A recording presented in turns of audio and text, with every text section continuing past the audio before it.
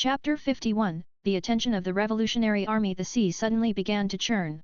Massive waves surged skyward, roaring with wild energy. Bang! The next moment, Lu Yu landed back on the deck, holding a massive fish over 10 meters long in one hand. Catching something of that size wasn't a problem for him.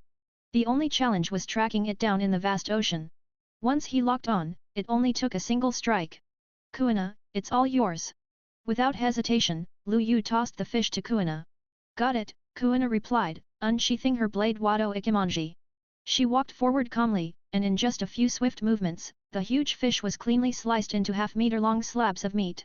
On the side, Susanoo and Tsukuyomi grabbed iron skewers and began threading the meat expertly. With a flick, they tossed them over to Ace. Yeah, that's right, when it comes to grilling, the flame fruit is unmatched. Ace fired up the skewers with precise bursts of flame, roasting the meat while Susanoo and Tsukuyomi handled the seasoning. Within minutes, the savory aroma spread across the entire ship. It's chow time, someone shouted. We should throw a banquet. Ace said, eyes sparkling. We've still got some wine left, right? You drank it all, Lu Yu replied flatly, covering his face in mild frustration. He never liked the rum from this world anyway, it lacked punch.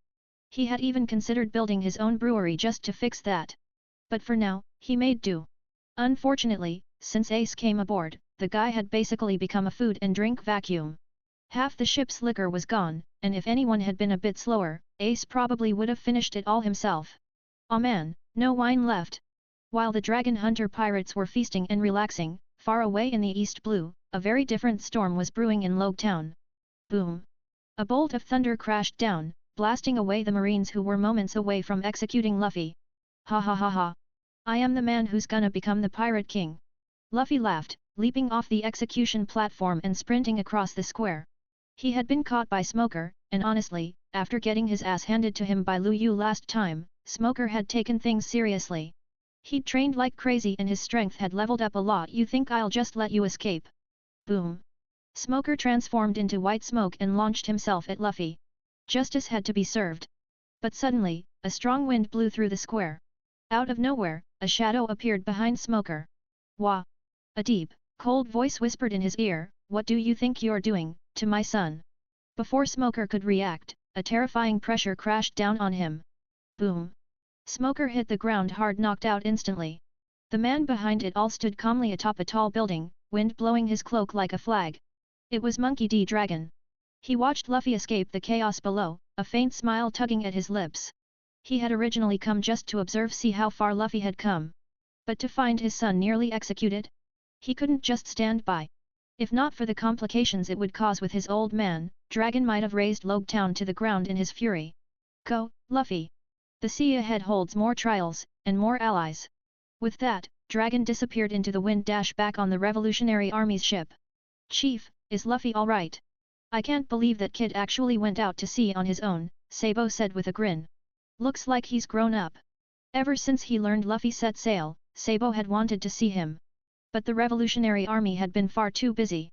If Dragon hadn't ended up in the East Blue for other missions, who knows when he'd get the chance. He's still green. Almost didn't make it today, Dragon said quietly. He glanced toward the horizon. By the way, this Lu Yu you mentioned. He's the same one leading the dragon hunter pirates, right? Sabo raised a brow. Brother Lu Yu. I'm not totally sure. He didn't show much talent in combat when we were younger, Sabo said, thinking it over. But it's not a common name in the East Blue. It's gotta be him. Contact him, Dragon said. Ace of the Whitebeard Pirates is already connected to him. I want to see if he's open to working with us. Understood, Sabo nodded. If he's really my childhood friend, I'd love to have him on our side. Plus, with Ace on Lu Yu's ship, it was the perfect excuse to visit. Sabo smirked to himself. He wondered how Ace would react when he found out he was still alive. Would he cry? That thought made Sabo chuckle. Soon after, Sabo set sail on a small boat of his own. Dragon watched him leave, silent. Then, he too prepared a lone vessel. He was heading out to meet someone. Someone he couldn't avoid any longer. His father. The hero of the Navy Monkey D. Garp. Back on the Dragon Hunter pirate's ship. After eating and drinking their fill, the crew collapsed onto the deck under the stars. Ace, if you don't pull your weight tomorrow, you're off the ship. Lu Yu's voice cut through the peaceful night. You're good at nothing but eating. I swear, at this rate, you're gonna eat the whole crew out of supplies. Ha ha ha ha. Ace laughed. Come on, big bro. What's wrong with a younger brother eating a little extra? He clearly didn't take it seriously. To him, freeloading off Lu Yu was only natural. But what none of them realized, was that they were being watched. Far away, in the shadow of the waves, a pirate ship lurked. Lord Hawkins, are we really going after the Dragon Hunter pirates? One of the crew asked hesitantly. They were part of the Hawkins pirates, led by Basil Hawkins the magician. Undefeated so far, they had a reputation for brutal efficiency in battle. But this time, facing off against a newcomer crew, Hawkins had hesitated. He'd changed his orders multiple times. Now, even his own men weren't sure what to expect. Do you want to read advanced chapters? Visit this link, patreon.com/fanficlord03change, check my discord, .gg/mntqcdprz9 Chapter 52, Battle, Hawkins. Chapter 52-52, Battle, Hawkins. Chapter 52, Battle, Hawkins. Hawkins was baffled. His divination was all over the place and that was a problem. Under normal circumstances, he'd retreat immediately when faced with uncertainty. No hesitation. That's how he'd survived and climbed the ranks, relying on his cards to guide every step. But this time? The readings fluctuated wildly between great fortune and disastrous death. Even more bizarre, this inconsistency occurred when he simply thought about attacking the Dragon Hunter pirates. That made him uneasy. How could a rookie pirate crew cause such chaotic interference in his predictions? The more Hawkins thought about it, the more curious he became. He found himself wanting to follow them, to see what made them tick. Just then, a crew member rushed up with an urgent report. Captain! We've confirmed the guy who took down the Birido pirates. It was Ace the Fire Fist. That handyman who looked like him on the Dragon Hunter ship? That was actually Ace. Hawkins' expression turned grim. The 2nd Division commander of the Whitebeard Pirates, working as a handyman on a no-name crew? It didn't make sense. None of this made sense. The erratic divinations, the bizarre revelations, the outrageous coincidences, everything about the Dragon Hunter pirates was unnatural. Captain, one of his men said nervously, maybe we should just back off. This crew is way too weird. Yeah, another added. They've got Ace as a handyman. If we go after them, we might end up scrubbing their deck too. They don't even show respect to Whitebeard. This guy's gotta have something huge backing him. Charging in sounds like suicide. A chorus of agreement followed. Hawkins stayed silent, frowning deeply. I don't need you to tell me what to do, he said coolly. Just take care of your own duties. The pirates exchanged uneasy glances but backed off, grumbling under their breath. Hawkins turned back to his cards. One more divination. He drew the result. Death. His eyes narrowed. What? I haven't even done anything yet. Captain, another pirate shouted. We've been spotted. The Dragon Hunter pirates are sailing straight toward us. Leading them is their so-called handyman Ace the Fire Fist. What do we do, Captain? Fight or retreat? More panicked reports flooded in. Hawkins' crew wasn't exactly top-tier. He'd taken them in because they were manageable and useful for basic tasks. Pirate crews had a ton of logistics to handle, and sailing alone unless you were a freak like Hawkeye just didn't work. Is this how I die? Hawkins muttered, staring at his cards. But just then, the reading flipped. Good fortune. His eyes widened. Wait, good luck. Did that mean they'd gain something if they fought? Then what about the death result earlier? The contradictions were maddening. For the first time, Hawkins truly doubted the cards he had always trusted. Still, he made his decision. We fight, he declared. We're pirates, damn it. What's the point of sailing if you run from every challenge? Counterattack. Defeat the Dragon Hunter pirates. Ace or not, we'll take them down. With that, Hawkins pulled out a handful of straw dolls and began fusing them into his body. One after another, over 100 scarecrows merged with him. Meanwhile, on the sea looks like it's Hawkins' crew, Ace grinned from the Dragon Hunter ship's deck. Not bad, guy's got some strength. And he's a devil fruit user too. Looks like we've got ourselves a fun one today. He turned to the others with a smirk. Take your time, boys. I'll go say hello. With that, he tossed his small boat overboard and leapt after it, propelling himself forward with a burst of flames. Hawkins' crew had 3 ships in total. The flagship held Hawkins himself, while the other 2 carried supplies and low-ranking crew members. That wasn't just logistics, it was strategic. Hawkins' powers depended on his subordinates. Every scarecrow he used transferred his damage to someone else. Poor Ghast Ace! Hawkins muttered. Demon subduing aspect. With a flash, a towering avatar emerged behind Hawkins, wielding a massive blade. Ace shot forward and landed directly on the giant sword's back. Whoa, whoa, whoa, he said with a grin. A sneak attack without even saying hi? That's rude, man. Sparks. Tiny glowing embers floated out from Ace's body and drifted toward Hawkins. Hawkins frowned, ordering the giant avatar to dodge. With a twist, the avatar flung Ace off the blade. You think you can take me down with that weak fire of yours? Fire fist Ace, your boom. A massive explosion erupted before Hawkins could finish his sentence. Flames engulfed the demon subduing aspect instantly. On one of the nearby ships, a subordinate suddenly burst into flames and screamed as he was consumed, one of Hawkins' substitutes. The avatar reappeared, lunging toward Ace again. But Hawkins didn't look as confident anymore. Just one strike. That's all it took for Ace to destroy his demon subduing aspect. Without the scarecrow, that would have taken him out of the fight entirely. Summoning it again would drain his stamina fast. Hawkins narrowed his eyes. This guy is seriously strong. Ace cracked his knuckles. Round 2. His arm turned into a raging inferno. Fire fist. A giant flaming fist launched toward Hawkins with terrifying speed.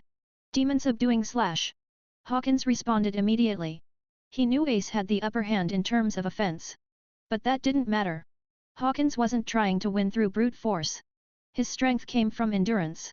His ability let him transfer damage, fatigue, and injuries to his crew. As long as his dolls held up, he could outlast anyone. That was the plan. Yet even as he clung to that strategy, his confidence wavered. Because no matter how strong Ace was, he was still just the handyman of the Dragon Hunter pirates. What the hell is going on with this crew? Do you want to read advanced chapters? Visit this link, patreon.com/fanficlord03change, check my discord.gg/mntqcdprz9 Chapter 53, A Sign of Great Death, The Handyman Hawkins. Chapter 53-53, A Sign of Great Death, The Handyman Hawkins. Chapter 53, A Sign of Great Death, The Handyman Hawkins. TL, changing Lu Yu name to Ryuanosuk, Hawkins had been lucky before, at least, according to his fortune-telling. But now, he probably understood why. Because it couldn't possibly get any worse. In other words, when you've hit rock bottom, the only place left to go is up, so the reading showed good luck. But it was all a lie, just a misleading illusion. The reality? Hawkins was already standing in death's shadow. Whether it was Ace standing in front of him or the looming ship of the Dragon Hunter pirates slowly approaching from the horizon, the signs were clear. He recalled the intel he had on the Dragon Hunter pirates. Other than the so-called handymen, every single crew member was a full-on combatant. In other words, if the main force of the Dragon Hunter pirates arrived, he was done for. Shit. Boom. Another massive blast of flame engulfed his demon-subduing face.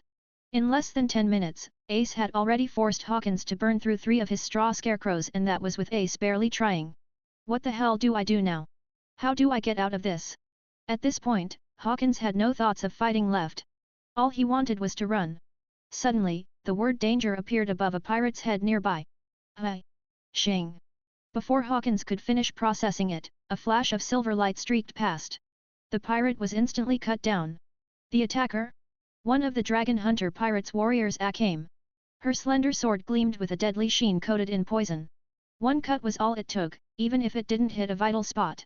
As long as you were touched by that sword, you were a goner. One hit kill, came. That was her nickname across the seas. Captain Hawkins, Akame said in a cheerful tone, lifting her skirt and offering a playful bow. We, the Dragon Hunter pirates, humbly greet you. Hawkins' brow twitched violently. Greet me? This is how you say hello?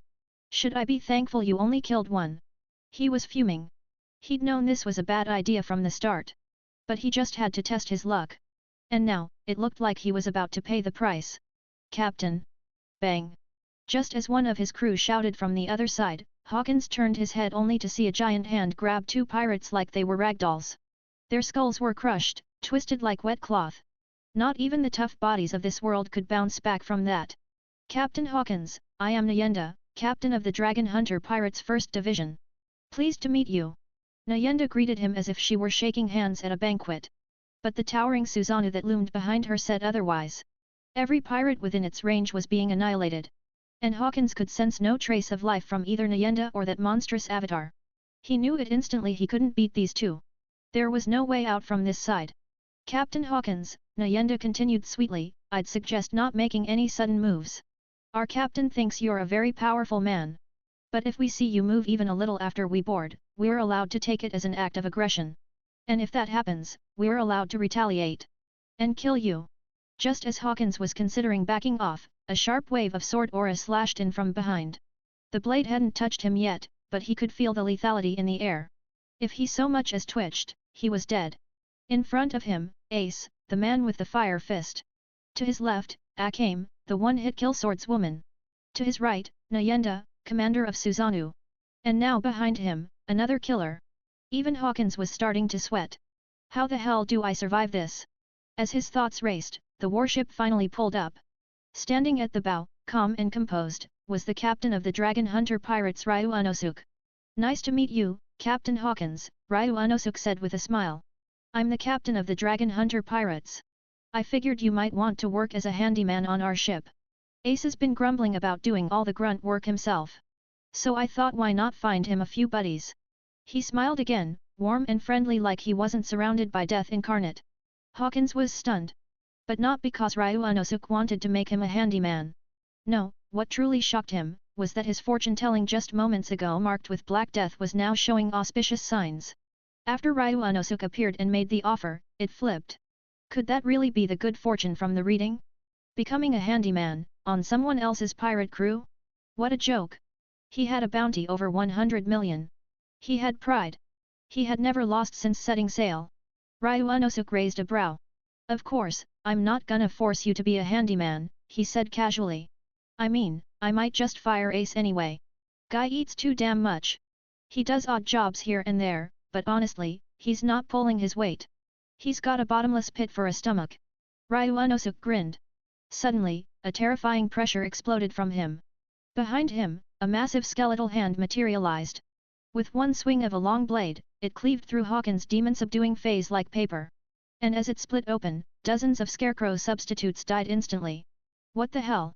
This guy, that was just one attack. Hawkins' panic exploded. Ryu Unosuk had only taken a single swing, but it had wiped out most of his life-saving cards.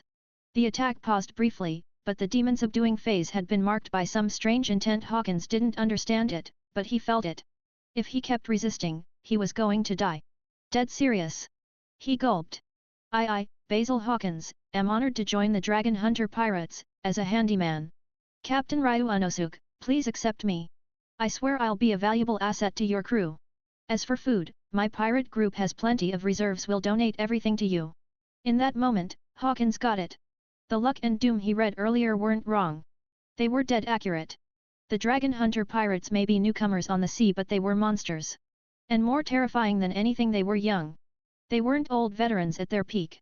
They were still growing. Still leveling up. In time, the Dragon Hunter pirates would rise to the top of the world. And being a handyman? Hawkins didn't care anymore. Because if Ace, someone as strong as he was, had no complaints doing grunt work, then maybe in this crew, being a handyman, didn't mean a damn thing. If you were on this ship, you were one of them. Well done, Ryu Unosuk said, nodding in approval. Welcome aboard. You'll be the captain of the 2nd Division Handyman. Keep your crew in line. He smiled once more. Conquering without bloodshed, now that was the kind of power that told the world, the Dragon Hunter pirates have arrived. Do you want to read advanced chapters? Visit this link, patreon.com/fanficlord03change, check my discord.gg/mntqcdprz9 Chapter 54, Even Odd Jobs Have Divisions? Chapter 54 to 54, Even Odd Jobs Have Divisions? Chapter 54, Even Odd Jobs Have Divisions? With the addition of the Hawkins pirates, the Dragon Hunter pirates' reputation soared once again. Dragon Hunter pirates' reputation equals the total sum of all reputation points earned by Ryu Unosuk. This value will never decrease. Furthermore, with Hawkins appointed as the captain of the Handyman Division's 2nd Squad, he brought along a solid group of his own. These pirates followed Hawkins and pledged their loyalty to the Dragon Hunter pirates, and more importantly, to Ryu Unosuk. Other pirates might scoff at such loyalty, but for Ryu Unosuk, it was gold. Each follower meant more reputation points. Right now, a crowd had gathered on the deck of the extremely evil battleship. Ryu Unosuk stood at the front, addressing the crew with a casual yet commanding air. Hawkins, first of all welcome to the Dragon Hunter Pirates. You're officially the captain of the 2nd Division Handymen. He turned and gestured to a nearby crew member. This is Roelke, the 1st Division captain of the Handymen and a core member of the crew. As for the rest, I'm sure you've already gotten their profiles. And I don't think I need to introduce our legendary handyman, Ace. Ryu Unosuk smirked. Now listen up, there's only one standard if you want to become a full-fledged Dragon Hunter pirate, you work. This ain't a charity cruise for lazy pirates. Anyone who just eats and slacks off? Not qualified. The message was clear, blunt, and absolute. Ace, who was nearby munching on an apple, immediately protested. Oi! Do you have to use me as the damn example every single time? He pouted. Ryu Unosuke, come on, I'm your little bro. Don't do me like this. Everyone chuckled. Ace, the former captain of the 2nd Division of the Whitebeard Pirates, was now reduced to being a literal handyman, and Ryu Unosuk kept dragging him into speeches like this. Stupid little bro, Ryu Unosuk muttered, smirking. Anyway, back to business. His gaze turned sharp as he locked eyes with Hawkins. Hawkins! Are you ready to be a part of this crew? Because if you're not committed, I'd rather kill you now. He said it with a smile, almost like a joke, but the weight behind his words was unmistakable. The Dragon Hunter Pirates have zero tolerance for betrayal. If you ever turn on us, trust me, you'll regret not dying when you had the chance. Everyone went quiet. Hawkins swallowed hard. He knew Ryu Unosuk wasn't bluffing. There was no threat in his tone, just cold, dangerous honesty. I understand. Hawkins stood tall, placing a hand over his chest. Captain. From this day forward, I'll give everything I've got to become a core crew member of the Dragon Hunter Pirates. I, Basil Hawkins, will treat the pride of this crew as my personal code from now on. He declared it solemnly, like an oath. And honestly, no one was surprised. First of all, he wanted to live. Refusing here would basically sign his death warrant.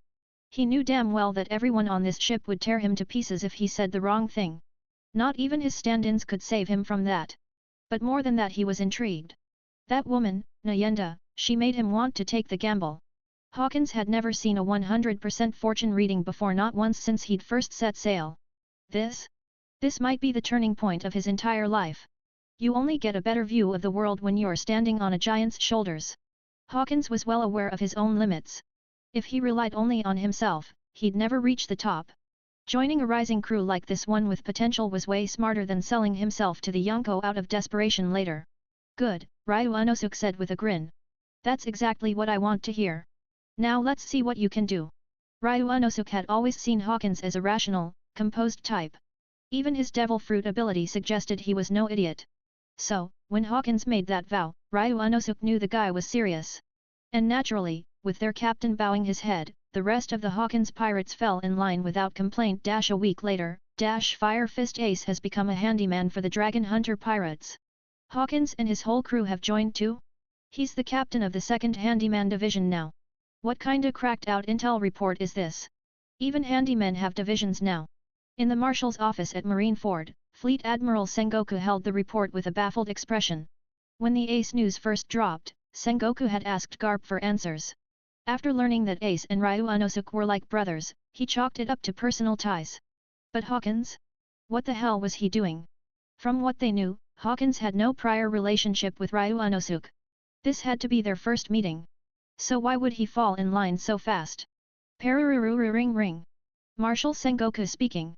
What's that? The Husky Pirates? Bounty of 87 million. Defeated by the Dragon Hunter Pirates. Who handled them? Hawkins. Got it. He hung up and stared blankly at the pile of intel. Was the sea losing its damn mind? Or was Sengoku just getting too old for this? Was this how the new generation rolled now? They're strong, a calm voice said from the corner.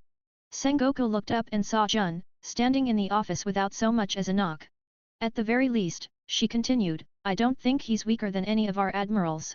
Jun. Sengoku raised a brow. Weren't you on vacation? Why're you here? He quickly and subtly gathered the files on his desk. He knew what she was here about. I want to go, she said bluntly. Kuzan's moving. I want to go with him. Being one of the Navy's inner circle, Jun naturally caught wind that Admiral Aokiji had been dispatched. No, Sengoku started. After what happened last time, you're not in the right if I don't go, she interrupted quietly, I'll never get better. Her voice was strained, her expression weary. After her humiliating defeat last time, she hadn't been able to let it go. Even during her so-called break, she'd been pushing herself relentless training, day after day. But no matter how hard she tried, the memory of Ryu Unosuk's mocking expression haunted her. That dismissive gaze, the smirk that said you're nothing, she couldn't shake it. It gnawed at her. And unless she faced him again, she knew it would keep eating away at her forever. Sengoku let out a long sigh. You. Fine. You can go. But take the Vice Admiral with you. And with Kuzan there, things shouldn't get too out of hand. He paused, then added with a frown, and take a Buster Call class warship. The Dragon Hunter pirates were getting out of control. If the Navy didn't step in soon, it'd be a goddamn embarrassment. But knowing Garp, and Kuzan's slacker attitude. If those two screwed around again, Sengoku was going to have a damn heart attack. Do you want to read advanced chapters? Visit this link, patreon.com/fanficlord03change, check my discord.gg/mntqcdprz9 Chapter 55, Eating for Free Chapter 55 to 55, Eating for Free Chapter 55, Eating for Free. After hearing what Sengoku said, Jun instantly perked up. She knew the significance.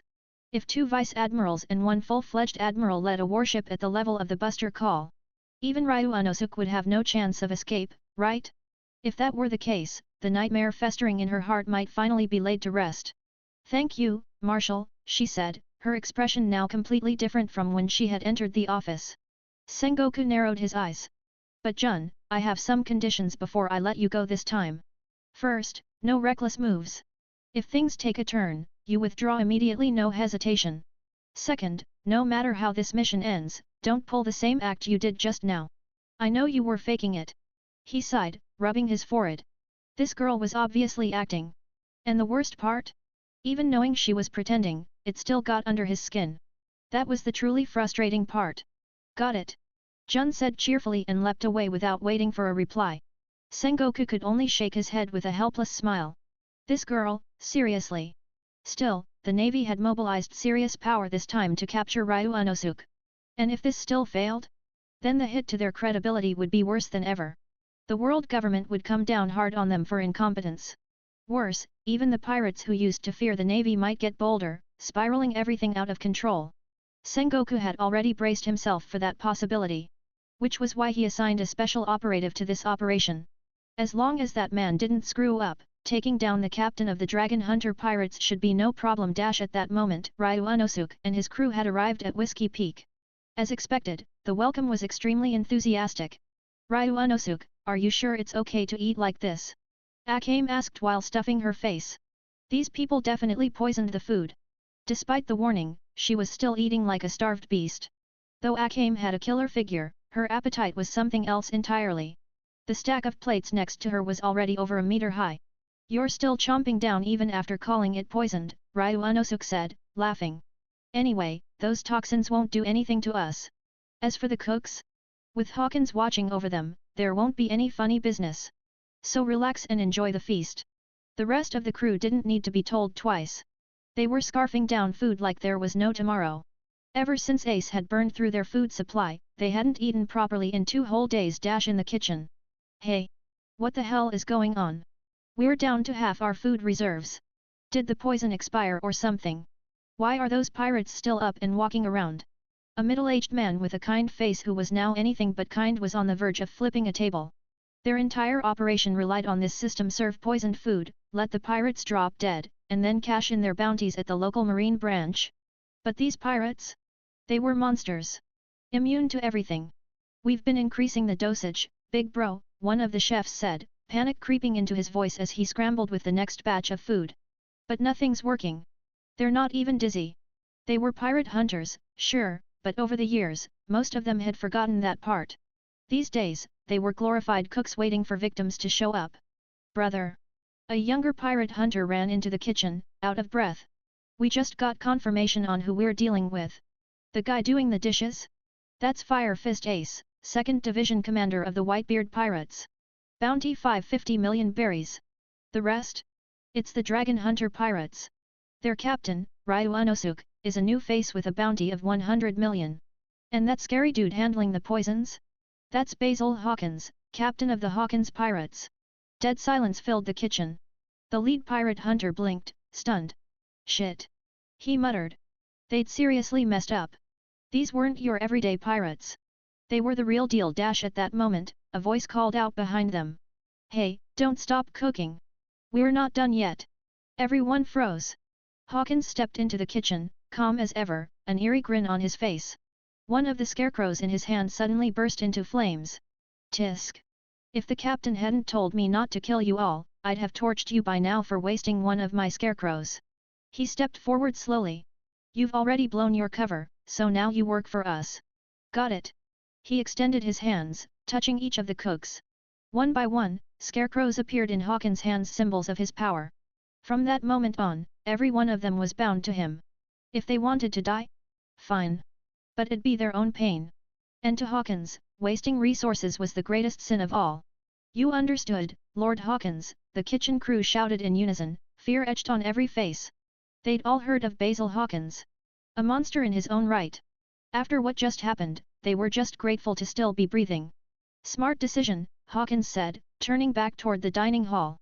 But let me be clear, you've already seen your death. Try anything stupid, and you will die.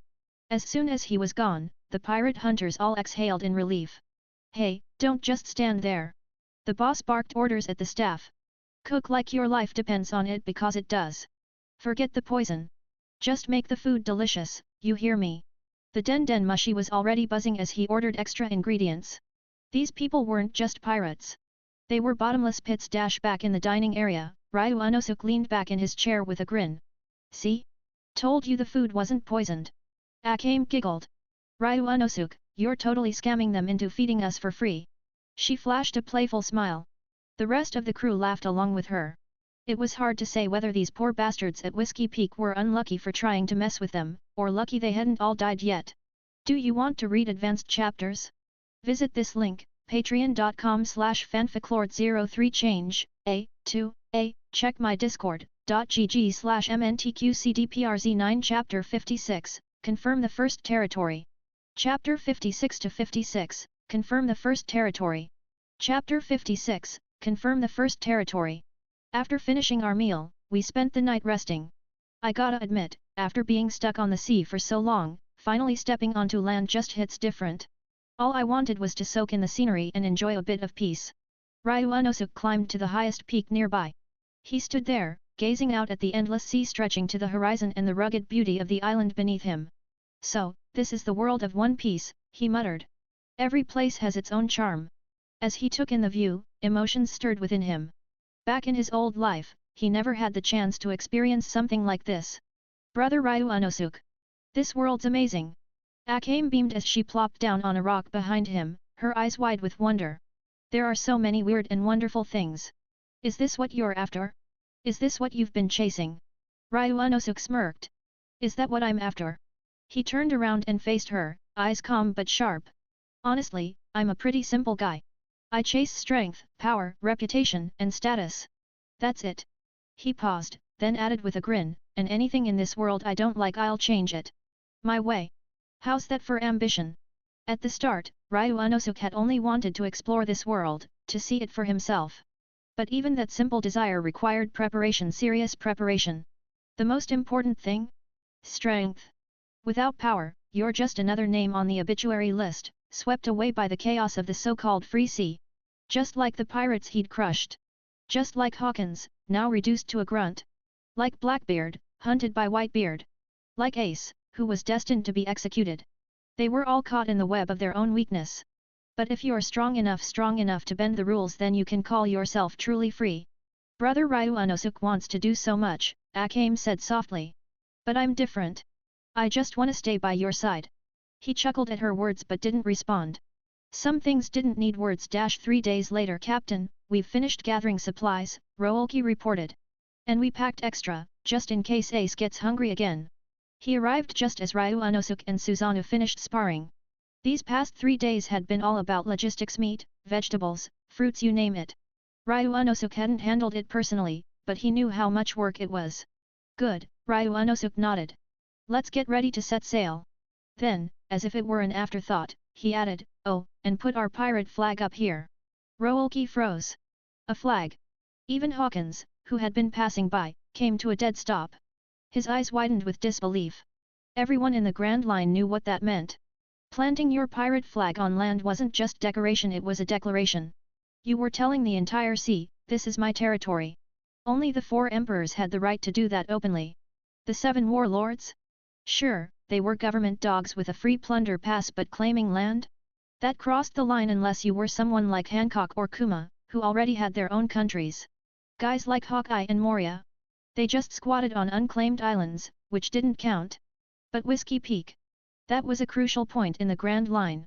Leaving their flag here meant issuing a challenge to every pirate out there. Do the people here even know what that means? Roolki asked hesitantly. They don't need to, Ryu Unosuk replied coolly. All they need to know is this Whiskey Peak now belongs to the Dragon Hunter Pirates. Ding! Congratulations! The Dragon Hunter Pirates have officially claimed their first territory. Plus 1,000 reputation points. Maintain control for 5 years to earn an additional 10,000 reputation points. A pirate flag materialized in Ryu Unosuk's hand, clearly a reward from the system. Roolki's expression turned serious. This wasn't just talk. The captain meant it. Why Ryu Unosuk had picked this place, Roolki didn't know. But what mattered was simple: Whiskey Peak was now theirs. Roolki. Yes, Captain. Gather everyone in Whiskey Peak. Right away. He slammed a fist to his chest, a salute from the heart. Nyenda had taught them that. To be in the Dragon Hunter Pirates meant more than just standing under a flag.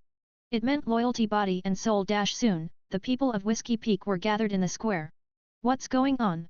Weren't they leaving? Wait, is that their captain, Ryu Unosuk? What's he doing with that flag? The crowd murmured nervously. Silence. Hawkins barked as he stepped forward. Everyone fell quiet instantly. Seeing Hawkins and Ace casually lying nearby reminded them of the terrifying reality they were dealing with: pirates worth hundreds of millions. Some folks began to panic. Was this about what happened a few days ago?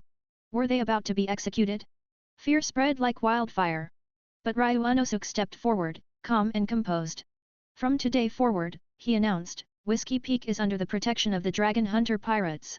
You were all pirate hunters before. That ends now.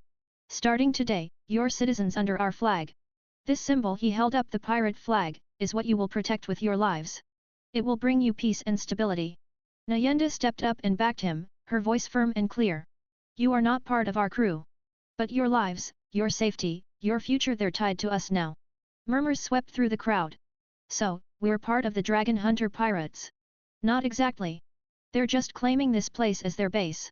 But they weren't dumb. They understood what this meant. Any objections? Ryu Unosuk's eyes flashed with a terrifying aura as he released his spirit pressure, instantly silencing the crowd. Everyone dropped to their knees under the overwhelming force. We're willing. We accept the Dragon Hunter Pirates as our lords. We'll serve as your vassals. One by one, voices rose until the entire crowd echoed the same words. Kneeling before Ryu Unosuk, the people of Whiskey Peak pledged themselves to their new rulers. Do you want to read advanced chapters? Visit this link, patreon.com/fanficlord03change, check my discord.gg/mntqcdprz9 Chapter 57, Ryu Unosuk's Purpose. Chapter 57-57, Ryu Unosuk's Purpose. Chapter 57, Ryu Unosuk's Purpose. Although the people here stay low-key, they often cross paths with pirates who come to resupply. When that happens, they put on a friendly face, serve them food laced with poison, then hand them over to the nearest navy branch in exchange for bounties. That's how they've been surviving. But after living like this for so long, it's hard to feel any sense of belonging. Worse, there's always the risk of encountering a powerful pirate crew that won't fall for their tricks and would rather wipe them all out instead. Just like this time, if Ryu Unosuk and his crew hadn't shown up, they'd be dead already. They're not idealists chasing dreams of revenge or justice. They're not out to conquer the world or chase fame. They just want to survive. But surviving on this sea? That's no easy feat now, with a powerful pirate crew offering them protection. It's like a miracle. They don't know what Ryu Unosuk sees in them, but for the first time, they feel like they have something to rely on. And really, what's wrong with that? Is the only alternative to beg the world government for protection? To build a nation just to pay that outrageous heavenly tribute? That kind of life sounds even worse than what they've got now. They don't care about rulers or power struggles. As ordinary folks just trying to get by, all they care about is whether the person offering them protection can actually keep them safe. And the Dragon Hunter pirates, Ryu Unosuk's crew, seem like the perfect choice. Despite being a relatively new force on the seas, their reputation is skyrocketing. Even more shocking is that the 2nd Division commander of the Whitebeard pirates is out here doing chores for them. No one in their right mind would believe that the Dragon Hunter pirates have nothing to do with Whitebeard. To outsiders, this looks like they're protected by not one but two powerhouses, the Dragon Hunter pirates and the Whitebeard pirates. Who in their right mind would attack territory under Whitebeard's protection? Let alone with Ryu Unosuk's rising fame. So when the Dragon Hunter pirates claimed this island as their territory, no one protested. No one even hesitated. Ryu Unosuk stood tall before the crowd and raised a flag. This is the banner of the Dragon Hunter pirates, he announced. Our very first planted flag. Take good care of it, it's your honor, and your protection. He gazed at the sea of people kneeling before him, a strange emotion swelling in his chest. He couldn't name it, but damn, it felt good. Then, with a firm motion, he stabbed the flagpole into the ground. In that instant, a stone platform rose from the earth, locking the flag firmly in place.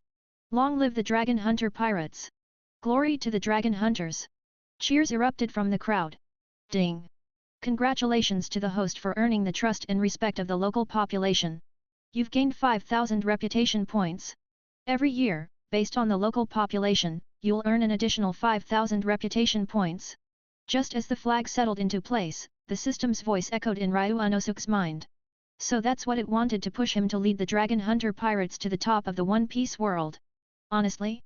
That didn't sound bad at all. If the system's backing it, why the hell not? He turned to the villagers. From now on, Whiskey Peak will build its identity around tavern culture. No more bounty schemes. No more poisoning visitors. Just run a damn good tavern. Open your doors to everyone. If you need funds, contact us. He pulled out a den mushi from his coat and handed it to the man standing at the front of the crowd. Thank you, Captain, the man said, visibly trembling with gratitude. What's your name? Ryu Unosuk asked, curious. After all, this guy would be in charge here, it felt wrong not to even know his name. Donald, sir, he replied excitedly. Having the captain of the Dragon Hunter pirates know his name, that alone was enough to make Donald's chest swell with pride. Donald, hi. Ryu Unosuk gave a slight nod. I'll remember you. Whiskey Peak is in your hands now. But don't forget, never do anything that would bring shame to the name of the Dragon Hunter pirates. With that, Ryu Unosuk turned and walked away, his coat fluttering in the wind. Nyenda, Akame, Kuina, and the rest of the crew followed closely behind. Donald watched their silhouettes fade into the distance, eyes full of admiration and fire. He believed he knew that Whiskey Peak would rise to glory under the banner of the Dragon Hunter pirates. Back aboard the extremely evil battleship. Captain, Nyenda began, why did we plant our flag in a place like this? I mean, it's not exactly a prime location, strategically or geographically. She wasn't questioning his decision, just genuinely curious. She knew better than to challenge Ryu Unosuk after he'd made up his mind. Still, she wanted to understand. Ryu Unosuk turned, calm and collected. Nyenda, we came here using the log pose. That means more pirates will come through here following the exact same path. This is one of the most traveled commercial routes in the Grand Line. If I can help it, I want every island and country along this path under our protection, our banner. Even if they're allies for now, I want them to become part of our territory eventually. Whiskey Peak, Little Garden, Drum Island, Alabasta, Jaya, even Sabayati Archipelago. All stops on the Grand Line. All hubs of activity. All crucial. Right now, he didn't have a business empire or industrial network. But laying the groundwork was the smart move. Unlike the four emperors, who seize land only when it benefits their own selfish goals, Ryu Unosuk was thinking long-term. He didn't just want land, he wanted value. Strategic locations. Trade hubs. Reputation boosters. Because growing reputation meant growing strength for the entire Dragon Hunter crew. And that, more than anything else, was what mattered. I see. Nyenda nodded slowly. You've really thought this through. But Captain, she added with a soft smile, next time you make a move like this, could you let us in on the plan? At least give us a heads up so we know what to prepare for. She wasn't mad, just teasing. Ryu Unosuk smiled. Yeah, you're right. We're partners. I trust you all completely. The only reason I didn't bring it up sooner is because it seemed simple, didn't think it'd need the whole crew mobilized. He looked at her seriously for a moment. This bond we share, it's not just a chain of command. We're beyond that. We're partners. And that was something no title or rank could replace. Do you want to read advanced chapters? Visit this link, patreon.com/fanficlord03change, check my discord.gg/mntqcdprz9 Chapter 58, The Admiral Meets Crollo. Chapter 58-58, The Admiral Meets Crollo. Chapter 58, The Admiral Meets Crollo. At the same time, a fleet was moving swiftly along the Grand Line. On the deck of the leading warship, sprawled out lazily, was none other than the Navy Headquarters Admiral Aokiji Kyuzan.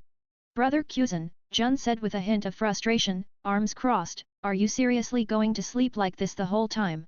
We're supposed to be hunting the dragon hunters, you know. They're no joke. They might not be as strong as you, sure, but if we keep cruising like this, how the hell are we supposed to catch up to them? Kyuzan shifted slightly, lifting his blindfold with a sigh. We haven't caught up to them yet, have we? I'm not the helmsman, navigator, or lookout, he added lazily. So tell me, Jun, should I be running around all anxious too? Asking why we haven't found them yet. Even Sengoku himself had to tread lightly around Jun's temper. And Kyuzan, as powerful as he was, wasn't immune either. Normally, Jun was composed and reserved around her subordinates. But when it came to them, her equals, she didn't hold back. But we can't just nap out in the open like this. Jun snapped. What if we're ambushed by pirates? Some of the nearby Navy crew stifled laughter as she made her point, clearly enjoying the show. Kyuzan just sighed again. Miss Jun. He muttered. Do you know who we are? He sat up slowly, a tired expression on his face. We're the Navy. But navies get attacked too. Jun shot back, hands on her hips. Just look at the dragon hunter pirates, they didn't hesitate to go head-to-head with my fleet. If we're not ready, we could get sucker-punched. Despite the logic in her words, Kyuzan just gave her a helpless look. Jun, come on. We've got a fleet led by an admiral. 3 warships at Buster Call order level. 6 standard warships. Who in their right mind would come looking for trouble? Sure, her argument was exaggerated, but Kyuzan still humored her. Any pirate with half a brain would run the moment they saw a fleet like this. Unless they were a stubborn idiot like Jack. That guy really was insane. I guess you're right. Jun murmured, then narrowed her eyes. Still. You shouldn't be sleeping. Their bickering would have gone on if not for a sudden shout from the lookout. Admiral Kyuzan. A group of pirate ships spotted dead ahead. Their route matches ours. They're headed straight for us. Kyuzan was about to respond to Jun when the news hit. I told you. Jun said triumphantly. Keep slacking off, and boom pirates. She didn't even look mad. In fact, she looked pleased. Like the arrival of this pirate group had just proven her right. If it wasn't for them, Kyuzan would have kept sleeping and she'd still be the uptight one. Pirate ships? Kyuzan asked, ignoring her. How many? There are 7 ships in total, the lookout replied. The fleet's not massive, but their flag, it's still too far to make out clearly. A second lookout rushed up. Admiral. It's the dragon hunter pirates. The distance had closed enough that they could now see the distinct pirate flag clearly. Kyuzan's eyes narrowed. The dragon hunters? That doesn't make sense, he muttered. Their ship's supposed to look different. The first lookout nodded. Yeah, the intel said nothing about them changing ships. And even the Hawkins pirates were recently taken down, no sign they engaged in any battles that would have required a new ship. That man. Jun cut in, lifting her telescope. That's Crollo Lucifer. He's standing right at the bow. He's the captain of the 2nd Division of the Dragon Hunter Pirates, she said, tone serious. Last time, he wiped out one of my fleets alone. Crollo stood confidently at the front of the pirate ship, facing down the imposing naval fleet without a shred of fear. Instead, he smiled. Calm. Confident. Dangerous. Was he insane? Sure, he was powerful, strong enough to beat Jun in a one-on-one. But still, this wasn't just a single warship he was facing. This was a damn armada. 2nd Division Captain? And he's this arrogant? Vice Admiral Momanga, also known as Hua Shaishan, stepped forward, frowning. In all his years serving the Navy, he'd never seen a pirate this bold. Even the cockiest ones had enough sense to turn tail when faced with this much firepower. Jun, Momanga, you two will handle interception, Kyuzan ordered, eyes still locked on the approaching fleet. Don't let them slip away. As for the real fight, I'll handle that. He'd already used his observation haki. And what he sensed from Krollo danger. Pure, undeniable danger. This wasn't even the captain of the Dragon Hunters. Just the second division. And yet he gave Admiral Kuzan a sense of threat. What kind of monstrous pirate crew was this? Could Garp have trained them? No. If that were the case, they wouldn't be pirates. After confirming what he needed, Kuzan leapt from the warship, landing on the sea with a sharp crack. Buzz! A burst of freezing power radiated from him, spreading outward like a tidal wave. Instantly, the ocean between them began to freeze, ice crawling rapidly across the waves. A world of frost and silence quickly formed, separating the Navy fleet from Krollo's crew. And in the distance, Krollo kept smiling. Like he was waiting for this. Do you want to read advanced chapters? Visit this link, patreon.com/fanficlord03change, check my discord.gg/mntqcdprz9 Chapter 59, Krollo's Fighting Style. Chapter 59-59, Krollo's Fighting Style. Chapter 59, Krollo's Fighting Style. 10 minutes earlier. Captain Krollo. We've spotted Navy warships ahead. A whole fleet, in fact. There are at least 3 Buster Call Order-level ships, plus several standard warships. We should change course. It'll be too dangerous to run into them head-on. One of the younger crew members rushed over, panicked and breathless. As pirates, they weren't exactly shy about fighting. They'd take on anyone who crossed their path at sea. But this was different. This wasn't just any fleet, it was a Buster Call Order-level Navy formation. That meant a Vice Admiral at the very least. Maybe even a full Admiral. Even though their captain was strong as hell, fighting the Navy's elite? That was a death wish. Navy warships, huh? Krollo tilted his head, thinking. A wicked grin tugged at the corners of his lips. Those ships look pretty damn valuable. He wasn't worried about danger. No, Krollo was thinking about profit. As the leader of the Phantom Troop, at his core, he was a thief. The kind who didn't hesitate to steal from anyone noble, pirate, or marine. Now, he had his eyes on a warship. If we managed to jack one of those Navy ships, we could sell it for a fortune, he muttered, his red eyes glinting with greed and madness. There's definitely a market for Navy ships, chimed in Cahunt, the former captain of the Greedy Pirates. The name Greedy wasn't just for show. Cahunt's obsession with treasure was straight-up psychotic. Krollo had respected that. Respected it so much that he killed everyone else on Cahunt's crew and kept him around as his #1 follower. If we can pull off stealing a Buster Call level ship. Cahunt grinned, practically drooling, we're talking tens of billions of berries. Easy. Tens of billions. Krollo's eyes lit up. That should be enough to trade for a devil fruit. I'm definitely interested. Without hesitation, Krollo decided to approach the fleet. Ka. A wave of frigid air suddenly surged across the sea. In an instant, the ocean around them froze solid. What the hell? Captain Krollo. That's Admiral Aokiji Kuzan. He's one of the Navy's 3 admirals. Ice fruit user. Insanely strong. The crew recognized the terrifying cold without question. Aokiji might not be as bloodthirsty as Akainu, but he was still a monster. Becoming one of the 3 admirals wasn't something you could fake. To the crew, fighting him was suicide. Well, excluding Krollo. No one really knew how strong he was yet. Krollo furrowed his brow. An admiral, huh? That complicates things. All I wanted was a warship. Just one. For some cash. He rubbed his temples like he had a headache. But it was clear he had no intention of backing down. Stay here, he ordered his crew. I'll handle this. He leapt from the ship, landing lightly on the frozen sea below. The sheer scale of the ice was impressive even to Krollo. It had frozen solid in mere seconds. This guy really is a monster. He walked across the ice toward the source of the overwhelming presence. He could feel it, the admiral was coming to meet him halfway. Neither of them wanted their subordinates caught in the crossfire. A chill wind blew, clearing the mist off the ice. They finally saw each other. Krollo stopped, looked at the towering figure across from him, and spoke first. Leader of the Phantom Troop, 2nd Division of the Dragon Hunter Pirates, Krollo Lucifer. I'm here to steal one of your warships. To be honest, I need it to trade for a devil fruit. If you're willing to give me one of those instead, I'll leave the ship alone. Kuzan blinked. Was this guy for real? Admiral of the Navy Headquarters, Kuzan, he responded with a calm voice. Currently tasked with hunting down all Dragon Hunter pirates. Since you've shown up, let's start with you. Without another word, Kyuzan conjured an ice blade in his hand and launched himself forward. Kyuzan wasn't just a devil fruit user, his hand-to-hand combat and swordsmanship were deadly too.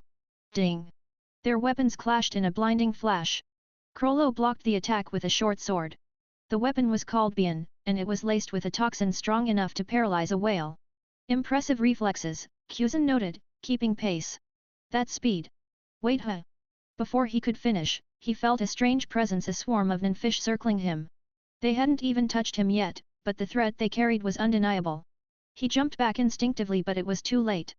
They were already gnawing at his legs. Chunks of flesh were gone before he even noticed. He'd been too focused on Krollo. Ka ka ka! Kyuzan unleashed a wave of freezing air, instantly encasing the ninfish in ice before shattering them. Nice reaction. Observation hacky, hi. Krollo said casually.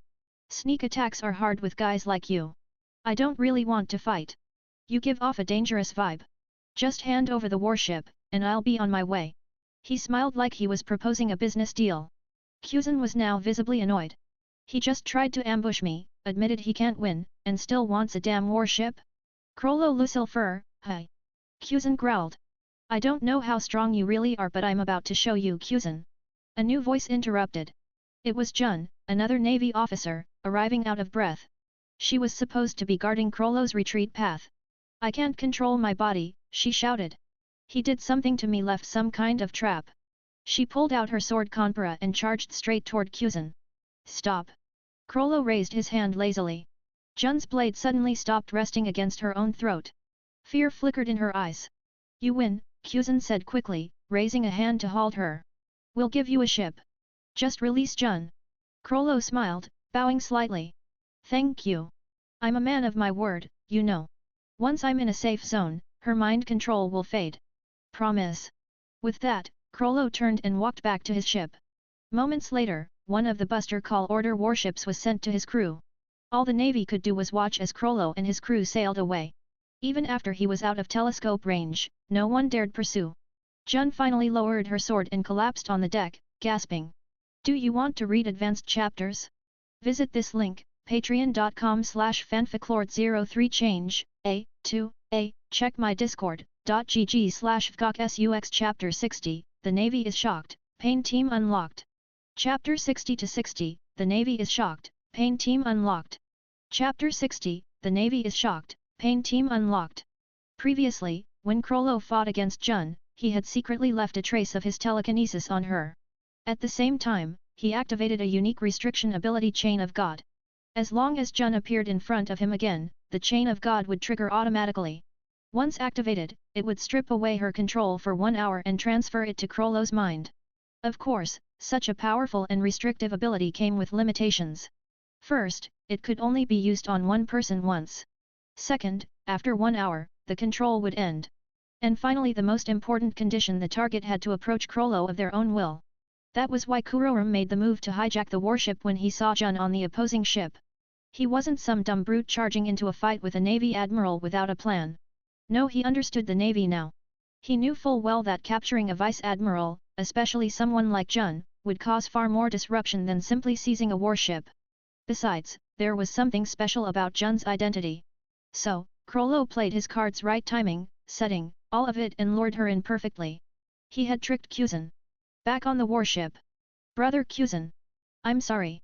The warship was taken because of me, Jun said, voice low with guilt. I'll get it back myself. This isn't your fault, Kyuzan replied calmly. That guy's dangerous, strong, composed, smart. Exactly the kind of pirate the Navy doesn't want running loose. He sighed. Let's report what happened here. Kyuzan felt frustrated, not because of a lack of strength, but because he'd underestimated Kurora. If he had just unleashed his full power Ice Blast right from the start, none of this would have happened. As the commanding officer, he had to take responsibility for the failure. When the report reached Marineford, Sengoku fell silent. Even Kyuzan got outplayed. If Sakazuki had been there instead, Jun might have been killed. And this was just the 2nd Division captain of the Dragon Hunter Pirates. What if they faced the entire crew? They couldn't treat these guys as rookies anymore. Not only were they powerful, they were cunning as hell. What are the chances we win if we go head-to-head with the Dragon Hunter Pirates? Sengoku asked after a pause. The 2nd Division Captain acts alone, Kyuzan replied. If we prioritize hunting the main crew now, I'm 80% confident we can take them down. 80%, huh? Sengoku nodded slowly. Alright. Continue with your plan. I'll handle the missing 20%. Then he hung up the Den Mushi and immediately made another call dash out at sea. What? You robbed Kuzan? Haha, I knew something wild was happening. Ryu Unosuk laughed out loud, nearly blurting out the secret behind his system's reputation points. Just moments ago, he'd received 10,000 reputation points out of nowhere, then Krollo called. Hearing Krollo had bested an admiral? That made his day. They were just a pirate crew with a total bounty of 100 million and now, they'd repelled a Navy HQ admiral and jacked one of their warships. That was a slap to the Navy's face. Captain, if possible, let Hisoka join us next time, Krollo said, finally making a request. He'd earned it after pulling this off. Hisoka. Ryu Unosuk checked the unlocked members list of the Phantom Troop. He's not even on here. Not a real member, huh? No. Krollo paused, then chuckled. Heh. That guy really is something else. Whatever, do what you want, Ryu Unosuk shrugged. You've earned it. Go sell the warship. Maybe trade it for some devil fruits. That'd be a hell of a haul. Krollo laughed. Got it, Captain. Time to go treasure hunting. Apparently, Krollo hadn't even realized Hisoka wasn't an official troop member when he brought him up. Ryu Unosuk opened his own system panel. Right now, he had 80,000 reputation points stored up. Over time, his rep had kept increasing non-stop. He could use one designated recruitment, and 8 random recruitments, but, he wasn't pulling the trigger just yet. He had something more important to unlock. System, Ryu Unosuk called, use 50,000 reputation points to activate the Pain Team. The moment he said it, the interface changed and a new list appeared under the Naruto world, Pain Team, Deva Path Pain not recruited, 50,000 reputation points Hell Path Pain not recruited, 50,000 reputation points Human Path Pain not recruited, 50,000 reputation points Animal Path Pain not recruited, 50,000 reputation points Azura Path Pain not recruited, 50,000 reputation points Preta Path Pain not recruited, 50,000 reputation points. This was the team he had unlocked after acquiring the Rin Egan last time, but back then, he didn't have enough rep to activate it. Now, though, the timing was perfect. The threat from the Navy was growing. After losing a Buster Call level warship, the Navy wouldn't just sit around. A counterattack was guaranteed. It wouldn't be long before Kuzan showed up again, and Ryu Unosuk wasn't confident he could win with his current lineup. Maybe it wouldn't be just Kuzan, either. So, he needed to prepare. As for Krollo's obsession with collecting rare items and devil fruits, let him enjoy himself. The more Krollo conquered other pirates, the more rep Ryu Unosuk would earn in return. That was a win-win.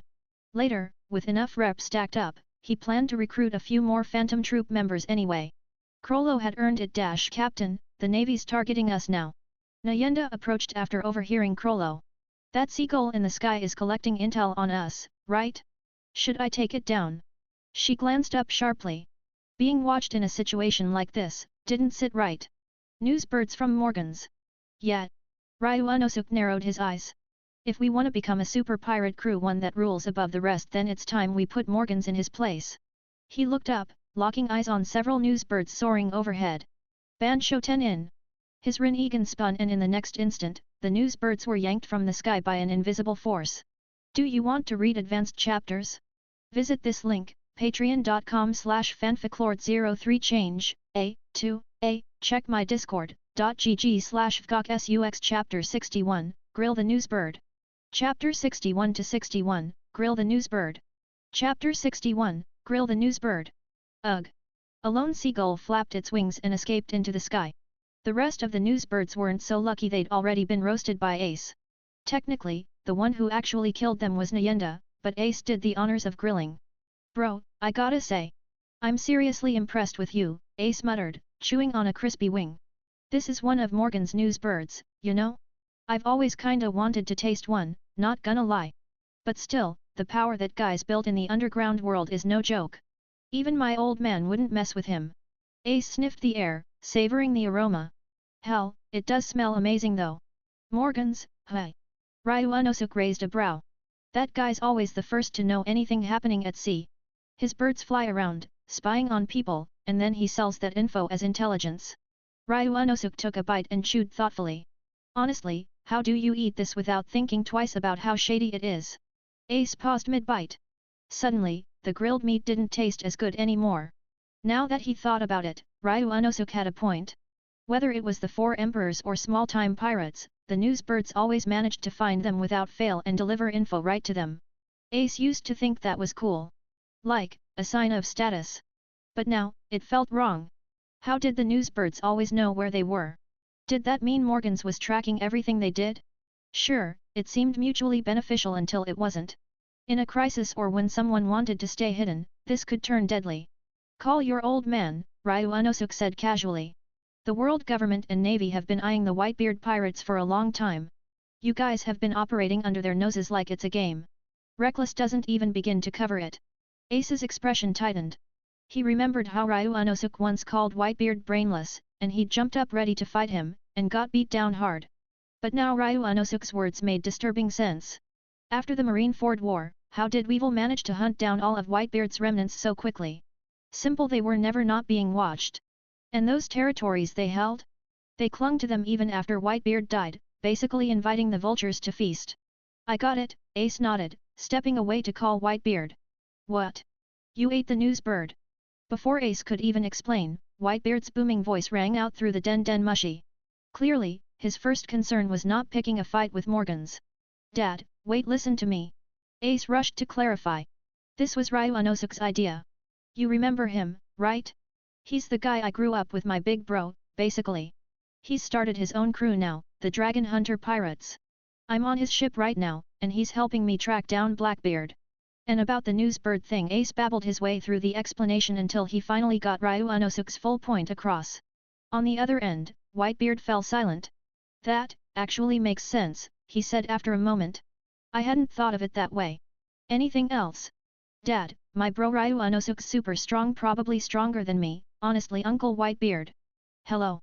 Before Ace could start gushing too much, Ryu Unosuke jumped in, snatching the snail phone. No way was he letting Ace go full fanboy on him. Ryu Unosuke, hi. Whitebeard chuckled. Young man, you've done well. You've already set sail on the Grand Line, haven't you? Maybe we'll cross paths one day. When we do, we'll share a drink aboard my ship. Thanks for looking out for Ace.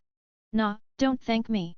Ace hasn't caused much trouble other than eating all my food and drinking all my booze, Ryu Unosuke joked.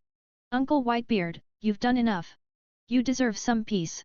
The two talked like old friends, casually and warmly. Meanwhile, Ace stood off to the side, completely ignored. Man, you should have seen Ace as a kid, Ryu Unosuke laughed. Little guy had a constant snot trail. Back then, hey. I'm still here, you know. Ace snatched the den mushy, face red. Do you have to air my embarrassing childhood stories like that? From the other side, the laughs of Marco, Jaws, and the rest of the crew echoed through the snail phone. So Ace was a little snotball, hi. Ha ha ha, Ace, you're done for. Ace wished the earth would swallow him whole. Anyway. I'm bringing Blackbeard back. Count on it. With that, he ended the call. I take back what I said earlier, Ryu Unosuke said, shaking his head. Uncle Whitebeard's pretty solid. Took all that in stride without even flinching. Yeah. Ace grinned. He's the best, right?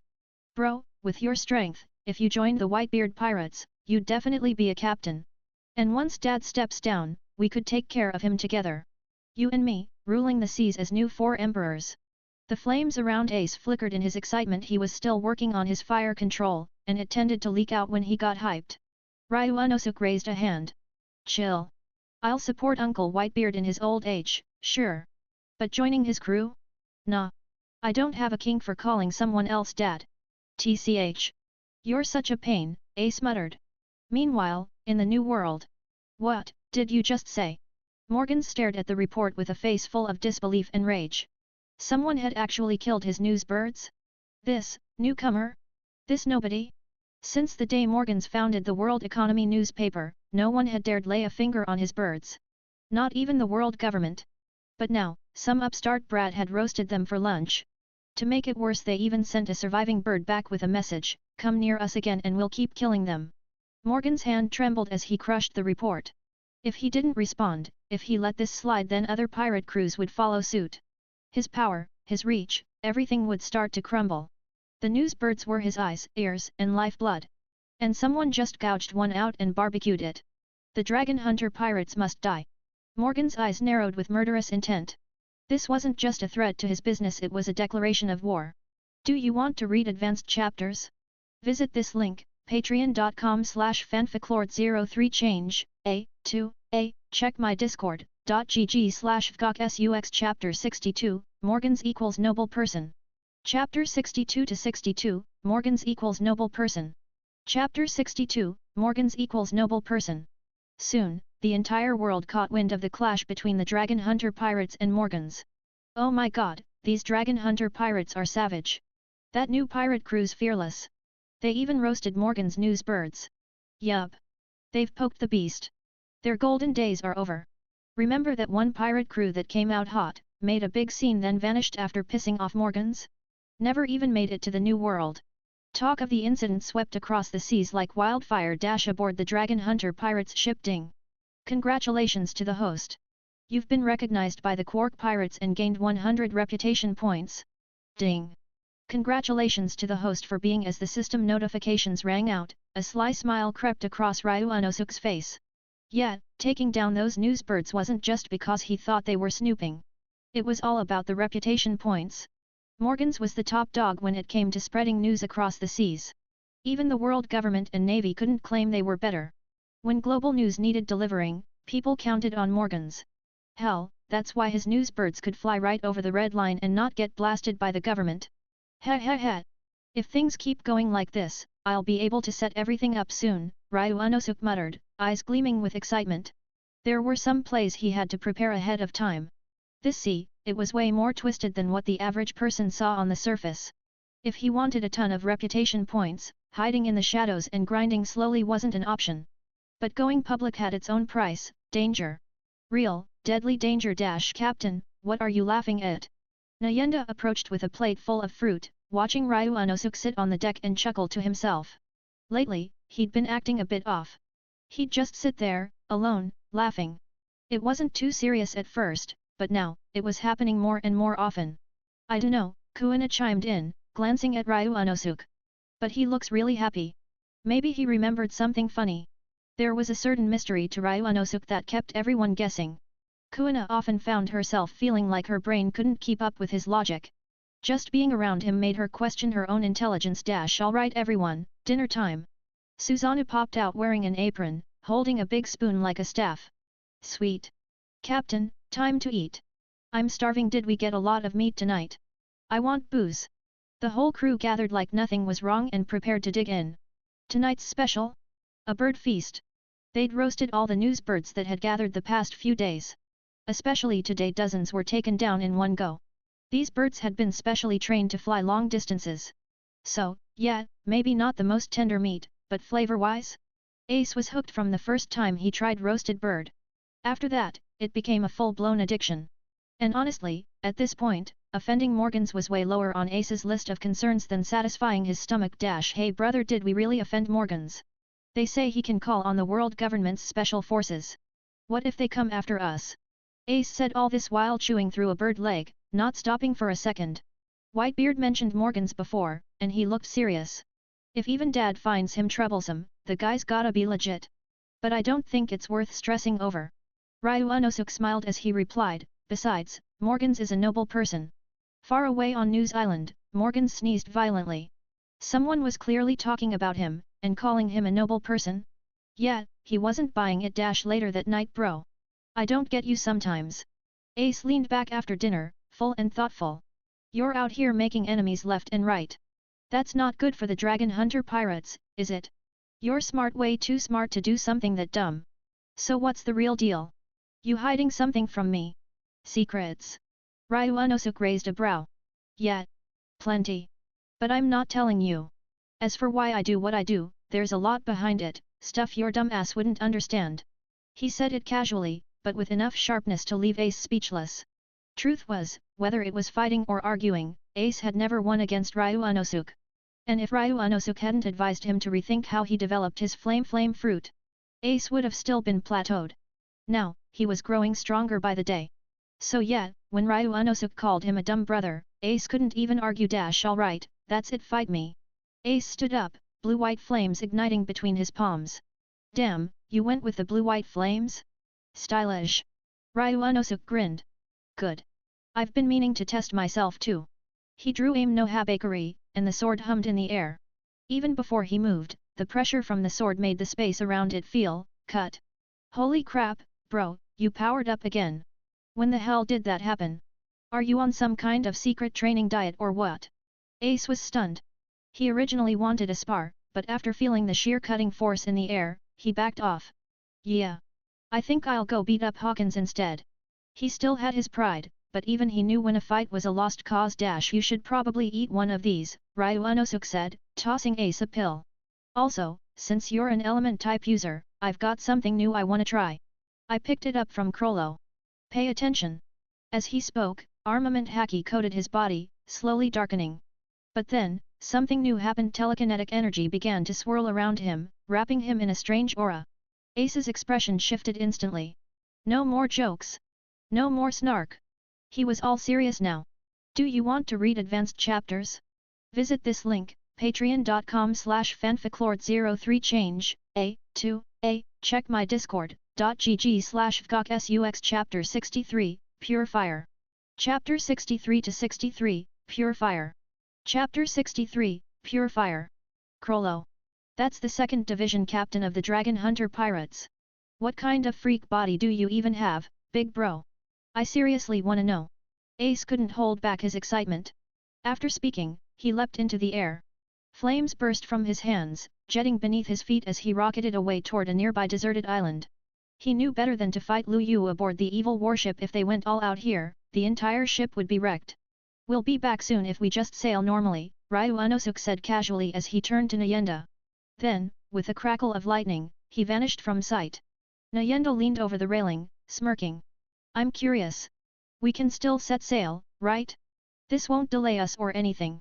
Every time Ryu Unosuk fought, it lit a spark in her. No matter how many battles she saw, she never got tired of it. His power seemed bottomless. Even now, after all the time she'd spent with him, Nyenda had never seen Ryu Unosuk go all out. What power! That lightning! Brother Ryu Unosuk's gotten stronger again. Akame raised her hand. Sparks flickered across her palm, tiny bolts of electricity dancing between her fingers. It wasn't much, and she couldn't control it nearly as well as Ryu Unosuk, but the lightning was real. And that made no sense. She had no training, no innate talent for this. So why? I've noticed it for a while now, Nyenda said with a knowing smile, raising her own hand. It's like everyone's growth is linked somehow. And more importantly, humanoid taiko seem to be evolving in this world. It was common knowledge that a taiko's strength was tied to its user. Most weapons were fixed in power unless the user broke through their own limits. But now, Susanoo seemed to be training, evolving, growing stronger on his own. The crew gathered on the deck, staring off toward the distant island, watching the sparks and fire on the horizon. Meanwhile, Hawkins began to divine the outcome of the battle. The result? Ace's chances of victory, 0%. On the deserted island, Ace stood opposite Ryu Unosuk. Lightning, hi. Ace smirked. Another flashy trick. But my flames now, no matter what you bring, can burn through everything. White flame, Azure Emperor. A wave of scorching blue-white fire erupted around Ace, enveloping his body in a blazing aura. The air warped around him. This wasn't just him controlling fire, it was pure heat radiating from the flame itself. The pressure was immense. The temperature alone altered the air's density, distorting the atmosphere. Ryu Unosuk, unfazed, smiled. It's stronger than before, sure, but still too focused on the flash. One day, when you stop limiting yourself to the shape of your flames, and instead focus all your will on the heat itself, that's when you'll truly be strong. Like this. Suddenly Ryu Unosuk's body surged with electricity. Pzzzzzzz. Arcs of lightning exploded from his hands. His hair stood on end, crackling with electric energy. A glowing aura of voltage encased his body. Bang! In a flash, he vanished. Boom! Before Ace could even react, Ryu Unosuk's punch slammed into him. He flew backward, flames trailing behind him. Some of Ace's white-blue fire clung to Ryu Unosuk's fist. Hi! These flames are pretty sticky, Ryu Unosuk muttered, shaking his hand. With a wave, he used telekinesis to strip the fire away and flung it to the ground. Then he vanished again. What followed wasn't a fight. It was a one-sided beatdown. Ace kept pushing himself, and his observation haki began to evolve under pressure. He started catching glimpses of Ryu Unosuk's movements, predicting them even. But it didn't matter. His body simply couldn't react fast enough. This was the first time Ace felt slow, weak, outclassed. He'd always been among the top 5 in close combat among the Whitebeard pirates. But now he felt like a punching bag. I give up. Ace dropped to the ground, breathing hard. You're not human, are you, bro? If it were a close match, if he'd even had a chance, he wouldn't have quit. But this wasn't even a contest. He couldn't do anything. No point in continuing. You've grown a lot, Ace. Your strength now, even Whitebeard might be impressed when you get back. But here, let me show you something. Watch carefully. I can't use this too many times. As he spoke, the lightning around Ryuanosuke faded. In its place, an orange-golden flame began to burn. It wasn't flashy, but it was intense. Behind Ryuanosuke, a giant fireball began to form, pure, condensed flame energy. It crackled with terrifying power. It wasn't just heat. It was wild, violent, alive. Even from a distance, Ace could tell it far surpassed the power of the flame fruit. Looks like the captain won again. Well duh, even if it's Ace the Fire Fist, he's still just the captain's goofy little brother. Honestly, I think our captain could take on Whitebeard next. Captain's too badass. On board the ship, the crew's resident hype squad started shouting again, chanting Ryuanosuke's praises like a pack of cheerleaders. Thanks to their powerful observation haki, both Ryuanosuke and Ace could hear every word. Ace ignored them. His attention was fixed on the flame. That fire, does it have a name? Ace asked, walking toward Ryuanosuke with awe in his eyes. As a flame user himself, he could feel it. Not fear in his heart, but fear in the fire within his body. His own flames were scared. Even his devil fruit felt afraid. Ryuanosuke smiled. This is the base form of pure fire. It can still evolve. I believe one day, your flames will surpass even this. Then, with a wave of his hand, the fireball vanished. This flame pure fire was a prize from the roulette system. A limited use power-up. Ryuanosuke had 3 chances to use it. And he thought this was the perfect time to inspire Ace. Ace nodded solemnly, and flew back to the ship. Do you want to read advanced chapters? Visit this link, patreon.com/fanficlord03change, check my discord.gg/vgokSUX Chapter 64, The Dragon Guards Are Coming. Chapter 64-64, The Dragon Guards Are Coming. Chapter 64, The Dragon Guards Are Coming.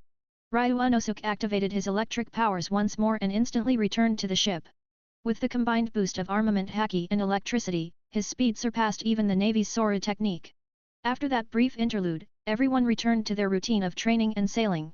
A week later, the crew arrived at the waters surrounding Little Garden. At the same time, a massive Navy fleet appeared on the opposite horizon. Admiral Kuzan, we've locked onto the Dragon Hunter pirates' location. Also, Crocodile has officially withdrawn from pursuing them. At our current pace, we should intercept them by tomorrow.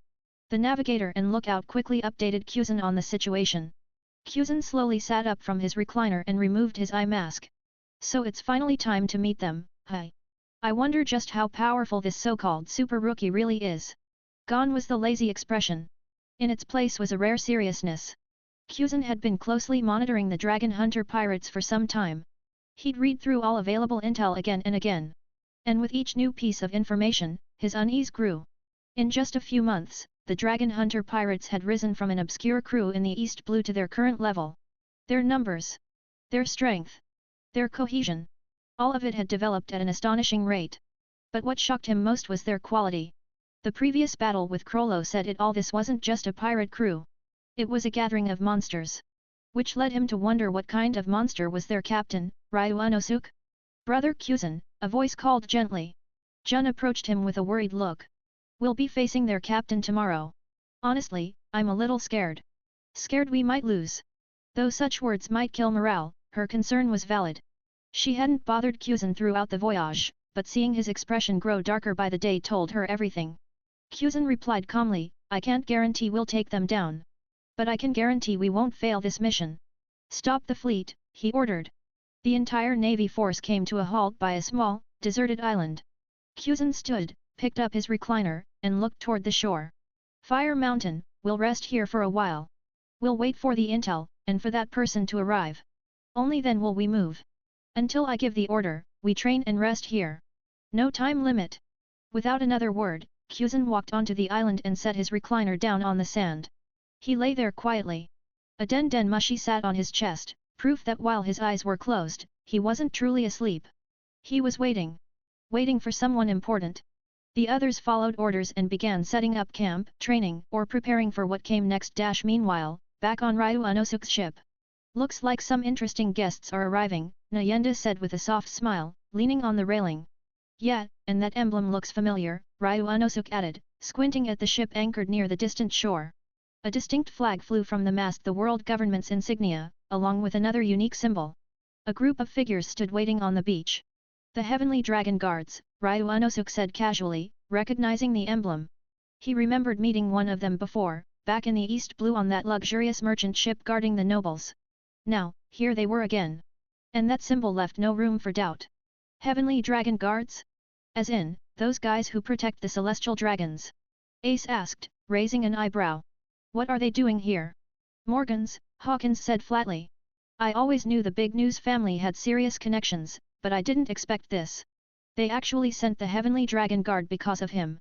Hawkins had done a divination earlier and only received one clue, a news bird. Which could only mean one thing: their current trouble likely stemmed from that recent incident with the news birds. Morgans, hey. Ryu Unosuk chuckled. That guy really is our biggest benefactor. Nayenda, Kuina, stay on the ship and guard the evil warship. The rest of us, let's go meet our guests. With that, Ryu Unosuk stepped off the ship. Behind him, Tsukuyomi, Akame, Ace, Hawkins, and the others silently followed, awaiting his signal. But interestingly, the Heavenly Dragon Guards didn't attack immediately. They simply waited on the beach. Soon, Ryu Unosuk reached the soft, sunlit shore. Captain Ryu Unosuk of the Dragon Hunter Pirates, he called out with a grin. I take it you're here for me. There was a gleam of anticipation in his eyes. This was the combat force of the world government. If he could defeat them here in broad daylight, then both the world government and the navy would recognize him as a genuine threat. And once Morgans spread the news, Lu Yu would go from being notorious to being legendary. He could almost see the reputation points raining down. And that made him smile. One of the guards stepped forward. I'm Morsky, captain of the 6th Squadron of the Heavenly Dragon Guard. I'm here to offer you a deal. Come with us quietly. It's the only way you might live a little longer. A heavy pressure radiated from his body as he spoke, his aura flaring. At the same time, his form began to shift. Ryu Unosuk tilted his head, still smiling. So, you already know my answer. Then let's not waste any more time. Lightning exploded from Ryu Unosuk's body as he dashed forward. Swish! But the moment he moved, chains shot out from the trees and wrapped tightly around his body. Gotcha! Morsky laughed triumphantly. Still a rookie at heart. Even if I don't know what your devil fruit is exactly, you're definitely a devil fruit user. And these chains? Specially made for people like you. Sea stone. Just for you. He stood proud, radiating arrogance. But Ryu Unosuk didn't weaken. Didn't collapse. Instead, he looked at Morsky like he was an idiot. Wait. Is that seriously the intel Morgans gave you? Ryu Unosuk asked, his tone dripping with mockery. Do you want to read advanced chapters? Visit this link, patreon.com/fanficlord03change, check my discord.gg/fgksux chapter 65, cleaning up the minor characters. Chapter 65 to 65, cleaning up the minor characters. Chapter 65, cleaning up the minor characters. Ryu Unosuk stood there, bound in sea stone chains, yet his expression remained calm, almost indifferent. There was even a faint smirk tugging at the corner of his mouth. That smug look only fueled the fire in Morsky's chest. This was supposed to be his moment to shine. Normally, no matter how strong a devil fruit user is, once they're chained with sea stone, they panic. Fear, despair, and begging for mercy were the usual reactions. But Ryu Unosuk was different. His calm defiance shattered Morsky's expectations. He hated losing control. You really think you're walking out of here alive? Morsky sneered. Let me remind you, the Celestial Dragon Guards have a very special way of dealing with pests. He took a step forward, pulling a slender steel needle from his coat pocket. You think torture is beneath us? Think again. The world government may authorize it, but we carry it out. Suddenly, a shadow emerged behind Morsky, dark, grayish-black, flickering ominously. Ryu Unosuk's eyes narrowed. So that's your devil fruit power, he muttered. Too bad. Tsukuyomi. In an instant, a spectral figure appeared behind Ryu Unosuke. Tsukuyomi grasped the aim no habakiri and, with a clean slash, shattered the sea stone chains. Hell cross shackles! Ryu Unosuke clapped his hands together, and a black crucifix burst from the ground, chains whipping out and wrapping around Morski, pinning him to the cross. The chains? The very sea stone ones that had just been cut. But now, they were infused with Tsukuyomi's special ability, amplifying Morski's senses dozens of times over. Is this what you call torture? Ryu Unosuke asked coldly. TCH. Just a dog of the celestial dragons, acting like you're someone important. If you love torture so much, then enjoy it. With that, he grabbed aim no habakiri from Tsukuyomi, then turned his gaze toward the remaining celestial dragon guards. The real fight hadn't even started yet, but Ryu Unosuke was already on full alert. He knew, arrogant as they might be, anyone qualified to serve as a celestial dragon guard couldn't be weak. Move. His voice was calm, but the air around him crackled with electricity. In a flash, he vanished. Ding! Just inches before aim no habakiri could sever a guard's neck, a long metal staff intercepted the blade. A mere pirate dares to act so arrogantly, a long-haired man sneered. You're not even a devil fruit user, are you? Then let me show you the true power of a celestial dragon guard. As he spoke, the staff twisted unnaturally, wrapping around Ryu Unosuke's sword. Then came a sharp kick, aimed straight at Ryu Unosuke's chest. Seeing the purple-black coating of armament haki around the attacker's foot, Ryu Unosuke's expression darkened. If that connected, it would definitely hurt. Bang! Their kicks collided, sending shockwaves through the air. Meanwhile, the Dragon Hunter Pirates crew clashed with the rest of the Celestial Dragon Guards. Though outnumbered, they fought fiercely, each one going toe-to-toe with a guard. At first, they held the advantage. But as more guards joined the fray, the tide began to turn. It became several on one, and tension began to rise on Akame's side. Not bad. Ryu Unosuke muttered, smirking. You guys aren't as useless as I thought. But the warm-up's over. Now it's hunting time. A strange aura began to build around Ryu Unosuke, growing heavier by the second. Then the Rinnegan opened. Bansho in. Before the guards could react, a powerful suction force yanked them forward. Seawater rushed in as well, pulled by the same gravitational force, slamming toward the battlefield like a tsunami. I don't know what kind of fruit ability you think I have, Ryu Unosuke said, raising his hand, but I do know this now, you die. A black sphere appeared in his palm. He threw it into the long-haired guard's mouth just as the sea engulfed him. The moment it entered his body, a crushing gravitational force erupted. The water held him in place, immobilizing him, while the pressure inside his body mounted. His limbs contorted, his torso twisted, until finally boom! A ball of blood mist exploded inside the water sphere. What the hell? Is that even human? Isn't he a devil fruit user? Why isn't the sea stone affecting him? He's controlling seawater? That's impossible. A monster, this guy's a monster. Fear took hold of the remaining guards. They were all devil fruit users, some stronger than others, but none could fight someone who could manipulate the sea itself. They knew the truth now. In front of Ryu Unosuke, they were helpless. Tisk. Burn. With the guards distracted, Akame drew Murasame and made a few clean slashes. Blood marks bloomed across the necks of several enemies. And then the curse struck. In an instant, those guards collapsed, cursed into death. Elsewhere, Hawkins and Ace handled the rest, while the minor crew members got to work cleaning the battlefield. Ace picked his nose lazily. So these were the Celestial Dragon Guards? Lame. They were strong, Hawkins said. If not for the captain, we wouldn't have made it out so easily. He looked over at Ryu Unosuke with calm admiration in his eyes. For someone who had once been unsure, Hawkins now felt nothing but respect. He was proud to be a part of the Dragon Hunter Pirates, even if he was just in charge of chores. He was still part of the crew. He still shared in their glory. Hey, Mr. Chores Captain, Ace suddenly said, turning to Hawkins. Didn't you say this place was dangerous? What happened to that? When we showed up, you said some bad omen crap, but we just mopped the floor with these losers. Danger. Hawkins frowned and pulled out his cards once more. He performed a quick divination and his expression darkened. 70% chance of death, he whispered. Captain. He looked at Ryu Unosuke. A probability that high, couldn't have come from these guards. Which meant we've been discovered. A new voice echoed out. I have to say you guys are impressively calm. Even in this situation, you can stay relaxed. Ryu Unosuke turned toward the island with a faint smile on his face. As his voice faded, 4 figures slowly emerged from the shadows, each one radiating an overwhelming aura. Do you want to read advanced chapters? Visit this link, patreon.com/fanficlord03change, check my discord.gg/vgoksux Chapter 66, Curse the Scarecrow. Chapter 66-66, Curse the Scarecrow. Chapter 66, Curse the Scarecrow. Unexpectedly, there were people secretly watching the area where the battle had just ended. Considering how sharp Ace and the others' observation haki was, this was unusual. None of them had noticed the presence of these 4 individuals until Hawkins' divination revealed it, and the group revealed themselves. If it weren't for that, Ryu Unosuke and his crew might still be unaware of their presence. The Dragon Hunter pirates live up to the legend, one of them sneered. Strong, and arrogant. He took a step forward with a mocking smirk. Allow me to introduce myself. I'm D. Rodner, a special class member of the Celestial Dragon Guards. Despite standing before one of the most infamous pirate crews on the sea, Rodner remained calm, almost relaxed, like he had the upper hand.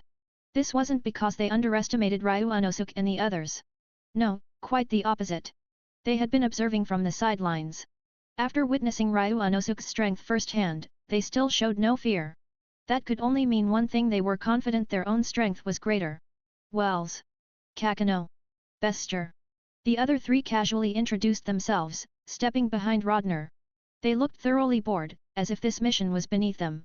Boss, can we finish this fast? Wells said with a frown. The air outside stinks.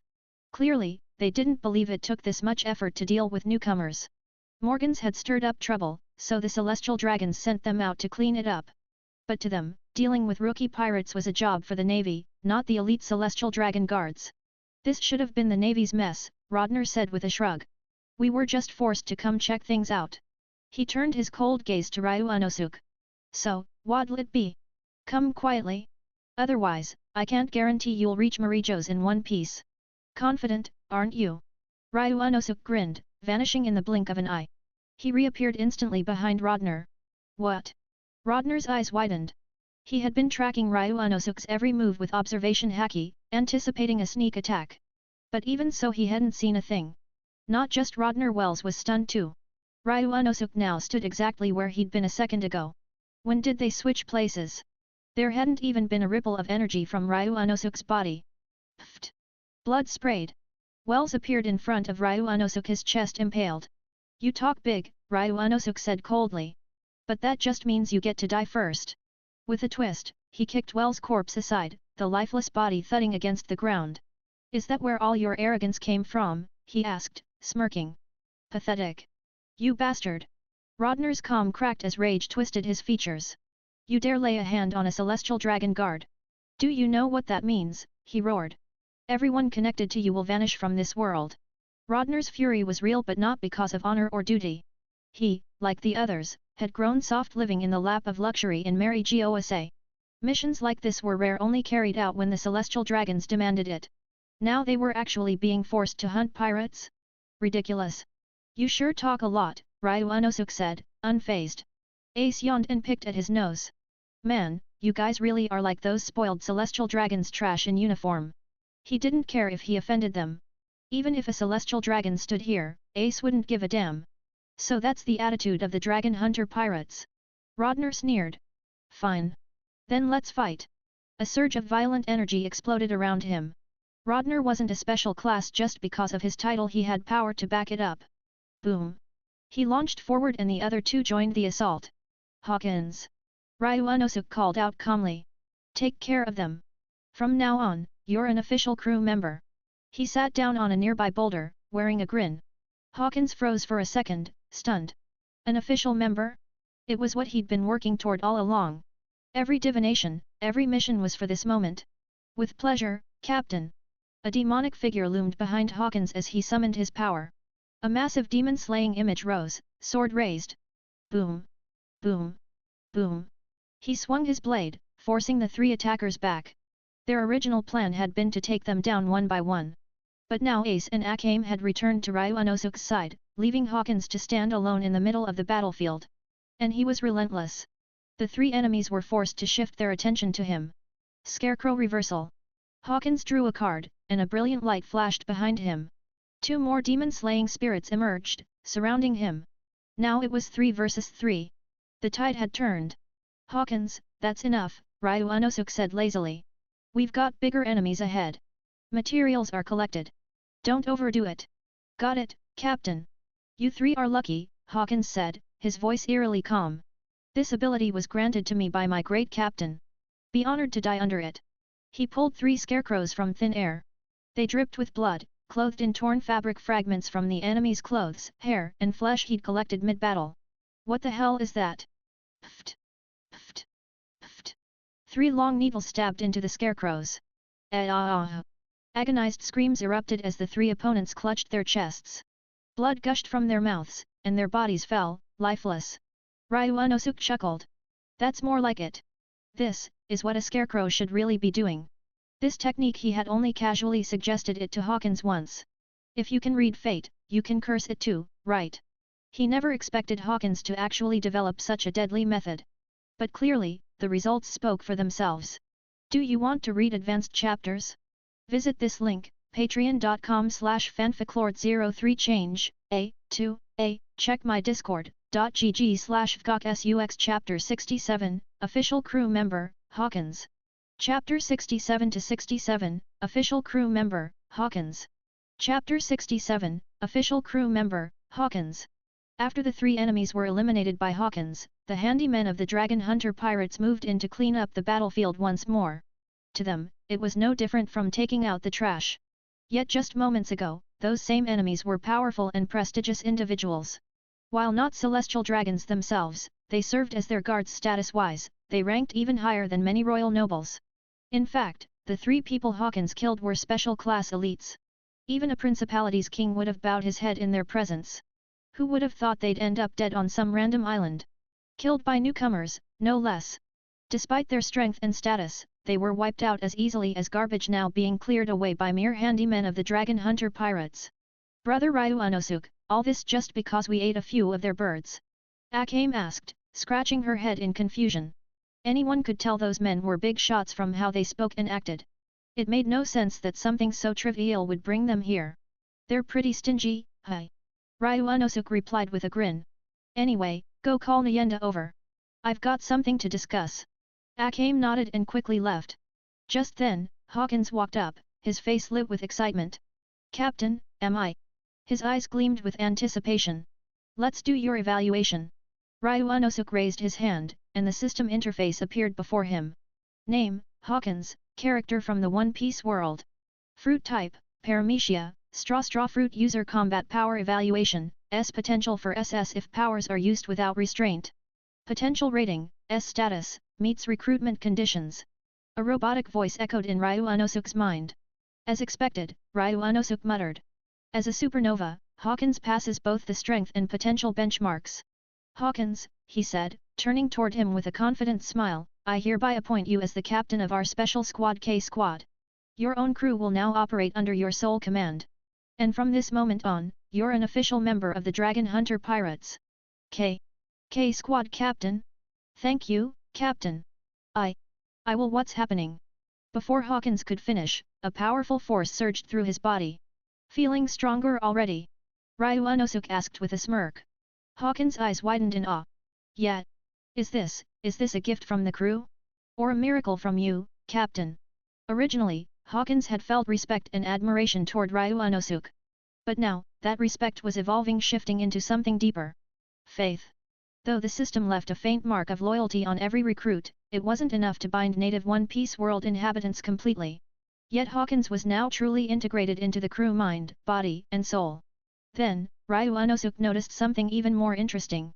Hawkins' power had grown not only because of his recruitment but also due to the halo of the evil battleship.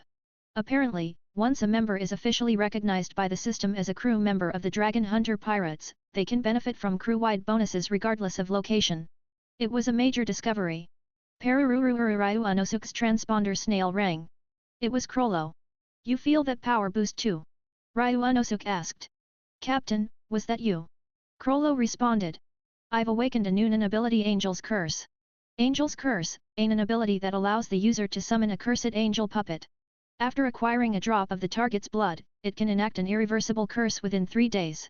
Crollo excitedly explained the details of the ability. What? Ryu Unosuk was stunned. That's the exact ability Hawkins just developed and activated. Yet now, Krollo had it too? He turned to Hawkins. Can you still use the curse you just used? Of course, Hawkins replied, a bit puzzled. Why do you ask, Captain? No reason, Ryu Unosuk muttered. I get it now. He returned to Krollo on the call. Krollo, use that power wisely. It might be a game changer in the future. Got it, Captain. Ryu Unosuk assigned him a task and ended the call. Then, he asked the system, hey, what's going on here? After extracting an ability, the system automatically distributes it to the most compatible crew member.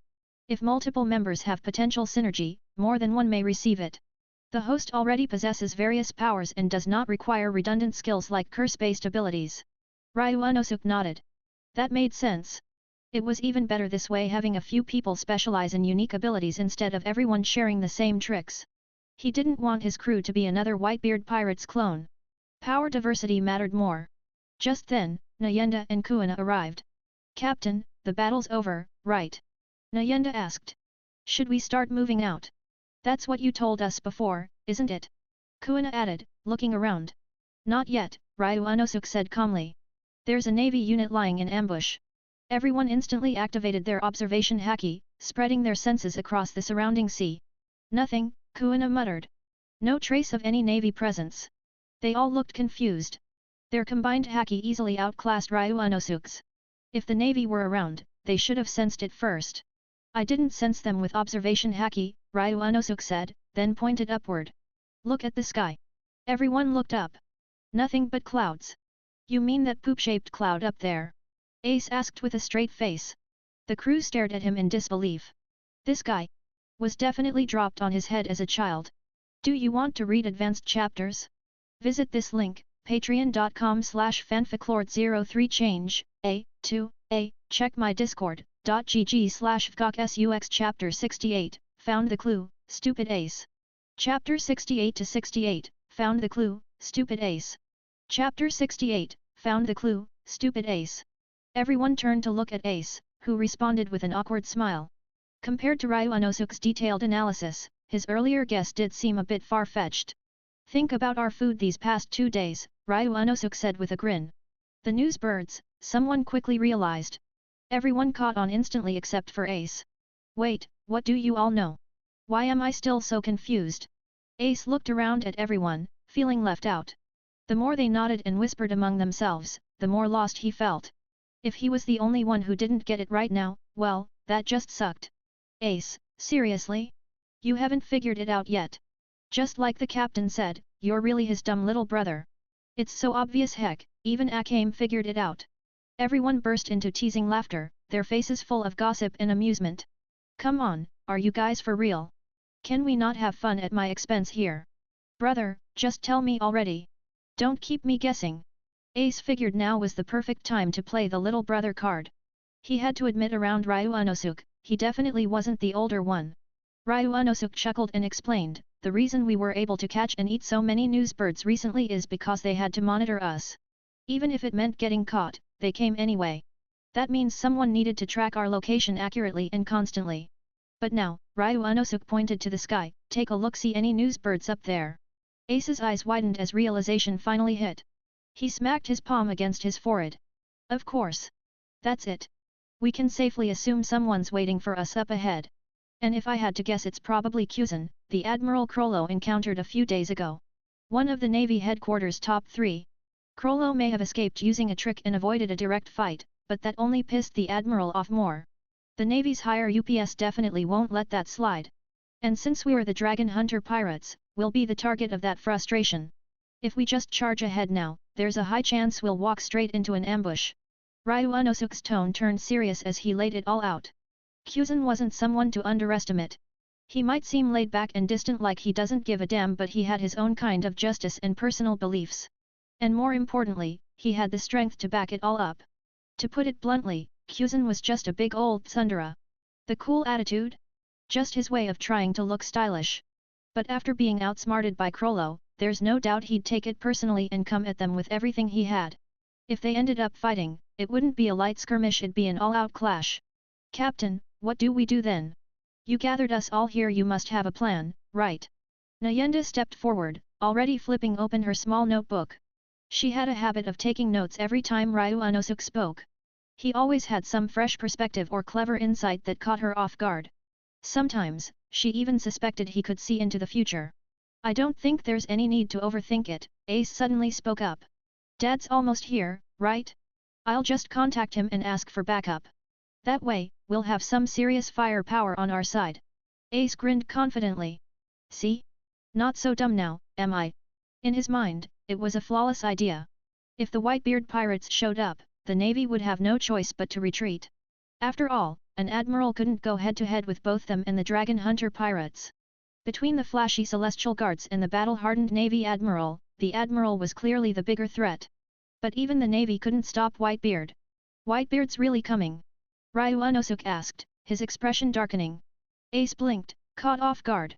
Probably in the next day or two, he answered nervously. Was that wrong?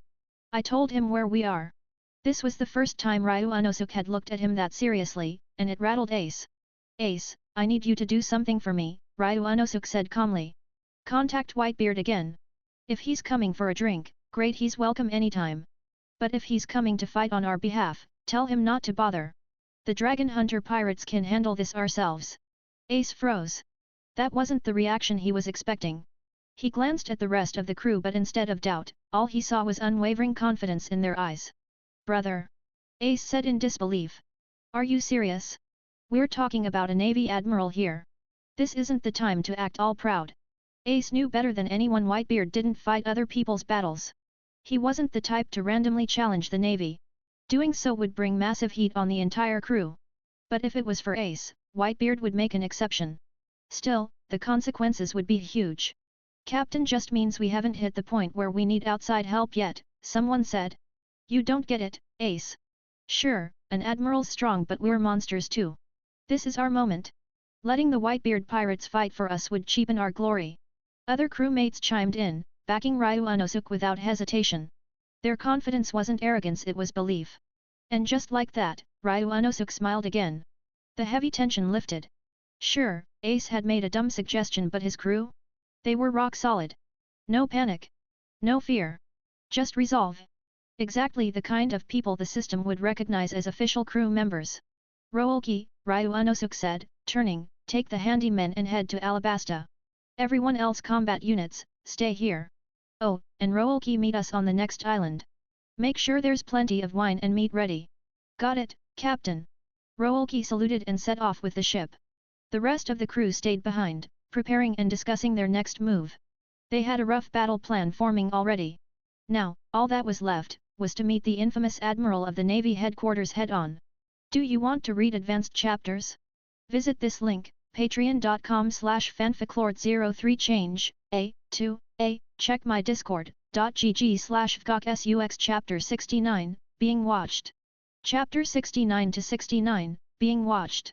Chapter 69, being watched. Before leaving, everyone gathered to prepare dinner on the spot. With Tsukuyomi and Susanoo present, there was no need to worry about food. Everything was handled with ease. Now, the crew's focus was training and internalizing the powers they had already mastered. Bit by bit, they'd build on their foundation, polishing the old and developing the new. But for Ryu Unosuk, development wasn't a priority right now. He already had too much on his plate, and integrating everything would take time. Lord Ryu Unosuk, dinner's ready, Tsukuyomi called softly as he was organizing his system panel. Got it. He closed the interface and joined the group by the fire. You nervous? Ryu Unosuk asked with a grin, scanning everyone's expressions. I mean, I'm about to fight a Marine Admiral, Hawkins muttered, his voice slightly shaky. It'd be a lie to say I'm not feeling a little tension, maybe even excitement. But hey, if I can get his blood and hair, even an admiral won't survive my curse. He looked up with a twisted confidence. And besides, I trust the Dragon Hunter pirates. Just an admiral? Please. Akame chimed in, cheerful and oblivious.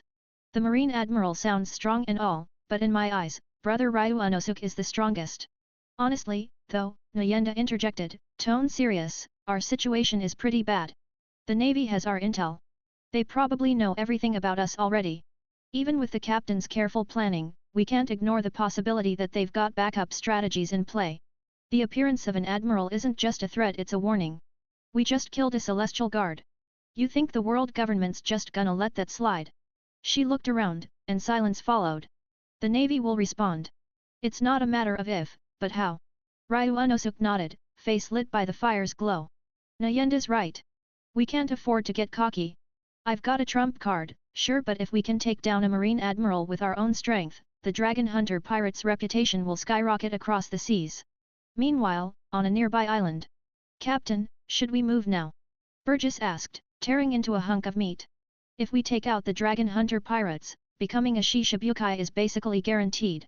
He was speaking to none other than Blackbeard Marshal D. Teach. The dragon hunter pirates. Teach mused, stroking his chin. Ace is on that ship now.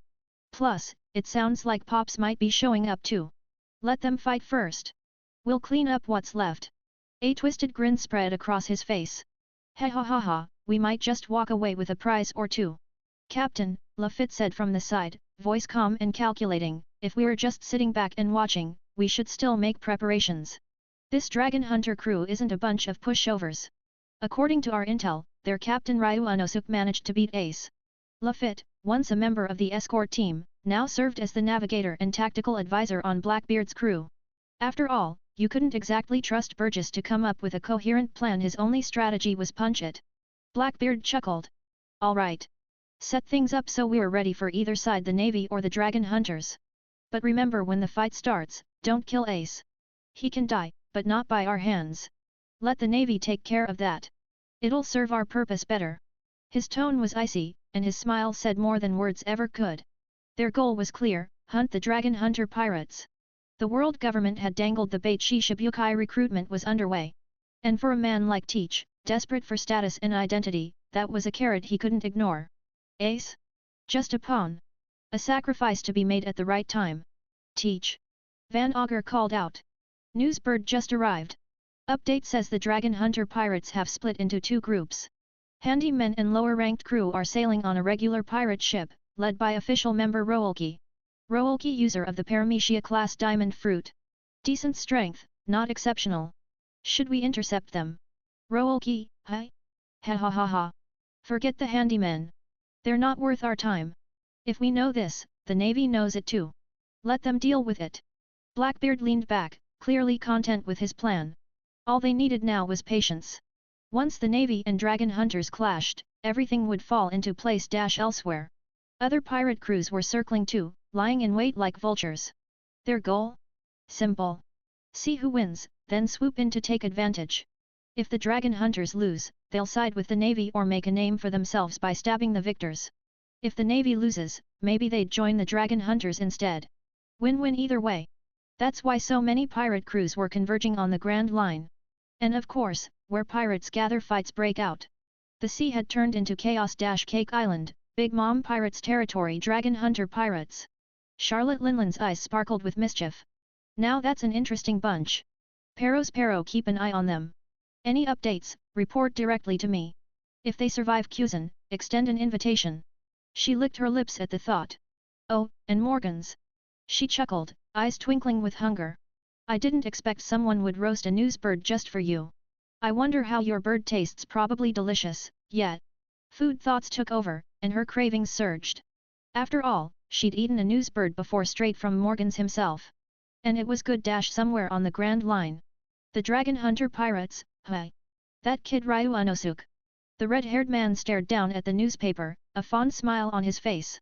Always causing trouble. He leaned back, remembering the boy who used to serve drinks at Makino's bar. It was hard to believe that same kid was now going head-to-head with a marine admiral and shaking up the whole damn sea in the process. Do you want to read advanced chapters? Visit this link, patreon.com/fanficlord03change, check my discord.gg/fgksux. Chapter 70, All Parties Take Action. Chapter 70-70, All Parties Take Action. Chapter 70, All Parties Take Action. Shanks, should we go help out? Whitebeard already made a move. That rookie, he's kind of connected to us, right? Shouldn't we at least try to contact him? Ben Beckman raised the question, frowning thoughtfully. Even though the four emperors ruled the seas like giants, their lives weren't any less dangerous than your average pirate. Hell, half the time, they were more dangerous. And that's exactly why they constantly needed fresh blood, newcomers with raw power and talent. Give them the right environment, let them grow under pressure, and they could become pillars of the crew. Given that Ryu Unosuk was already an old acquaintance of theirs, Beckman figured now was the right time to reach out. Whitebeard's not going anymore, Shanks said with a slight smile. Ace called him just now, told him not to bother. Said they've got things handled. If Ryu Unosuk was bold enough to turn down Whitebeard's help, there was no point in Shanks stepping in. He wouldn't gain anything from it, and worse, it'd put a big red target on his back from the Navy. Not that Shanks cared much about being labeled an enemy of the Navy headquarters, but it just wasn't necessary right now. This dragon hunter crew, there's something else, Beckman muttered, rubbing his chin. If they actually survive this siege, and show up at the final island. He didn't finish his thought, but both men knew what he meant. If Ryu Unosuk made it through all this, he wouldn't just be another name on a bounty poster, he'd be a problem. Ha! You were the one who said those kids didn't have what it took to become pirates, Shanks teased. What, changed your mind now? Ben Beckman didn't respond. He just turned to the sea, eyes narrowed. This world never ceased to surprise him.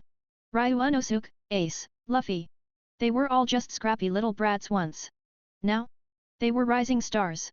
Threats elsewhere, the other four emperors had already made their moves except Kaido, who was still busy drowning in sake in Wano.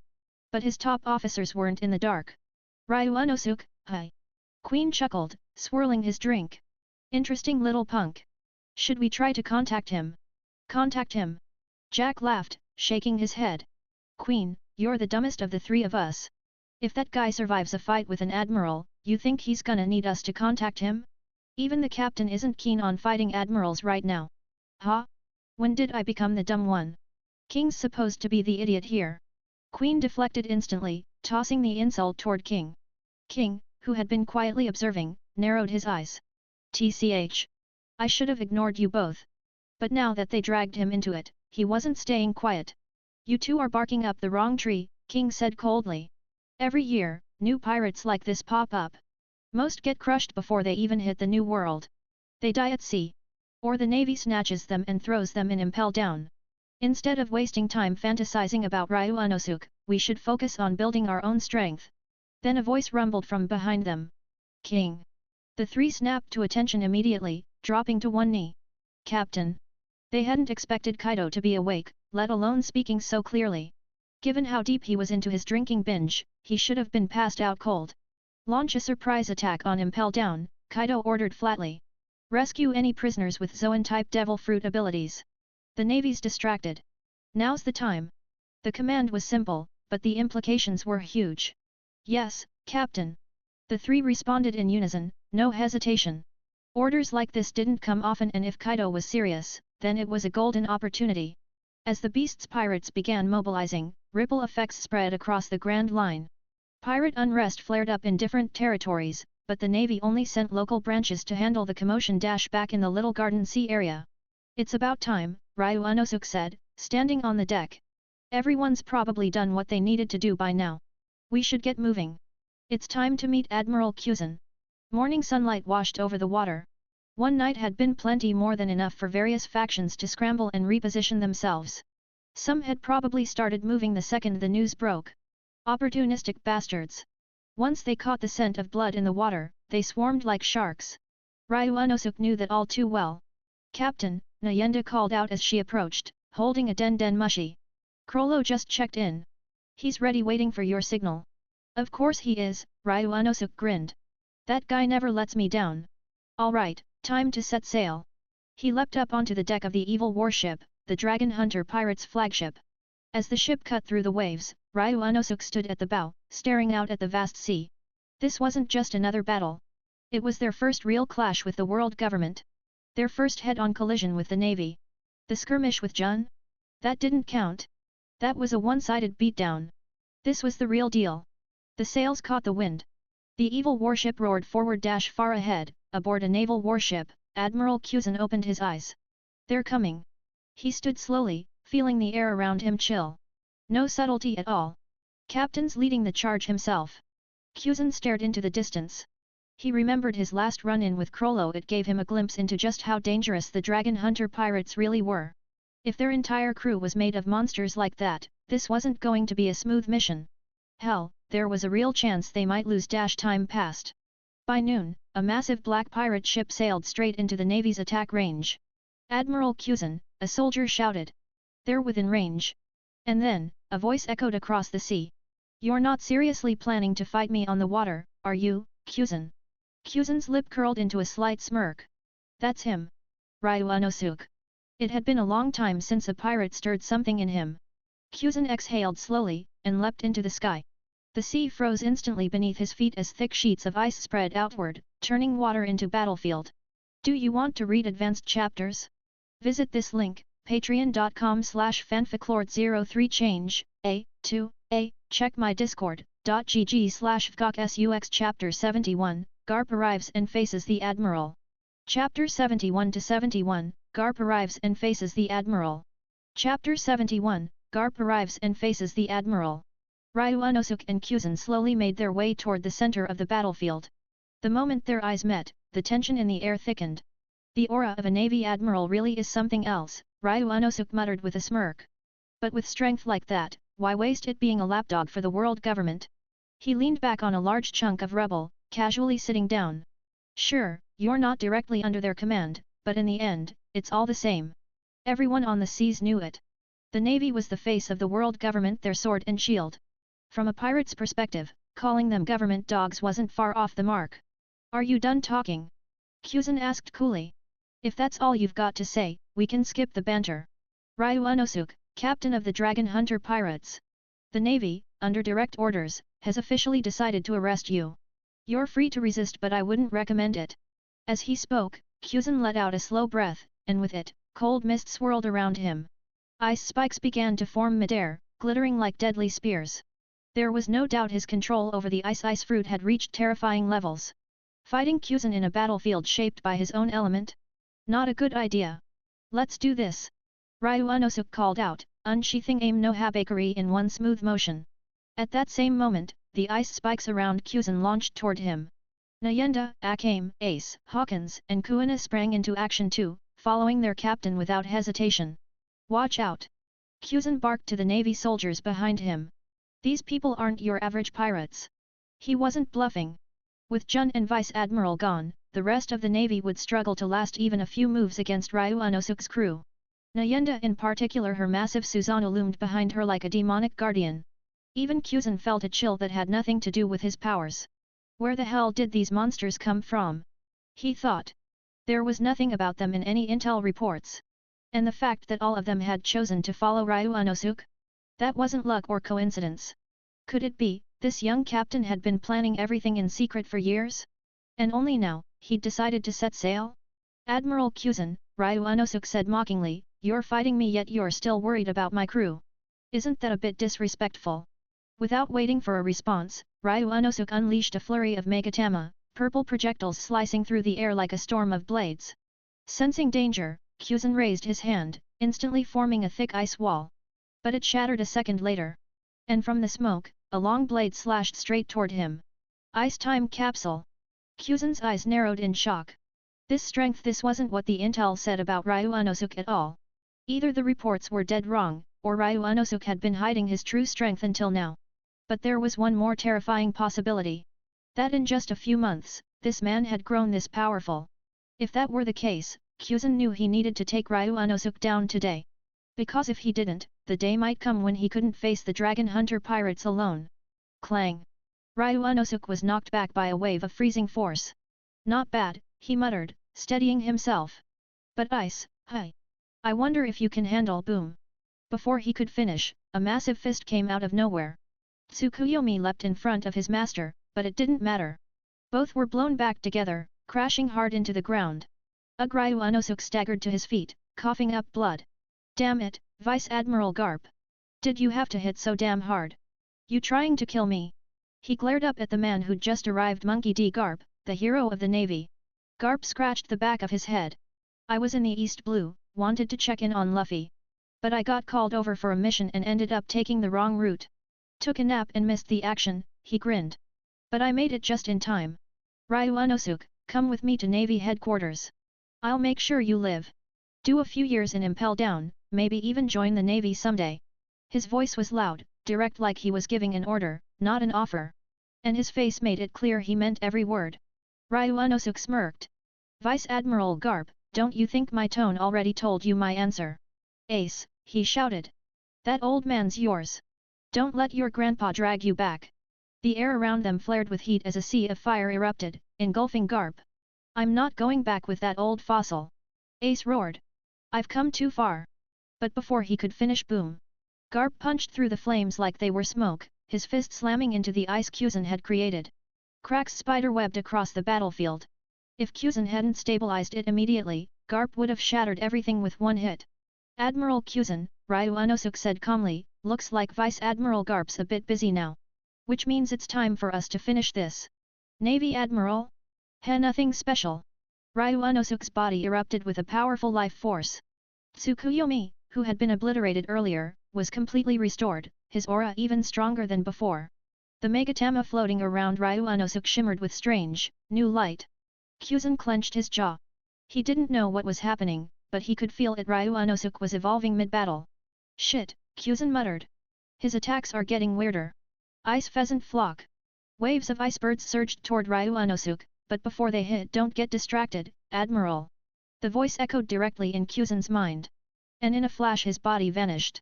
When he reappeared, he was locked in Tsukuyomi's arms. What the?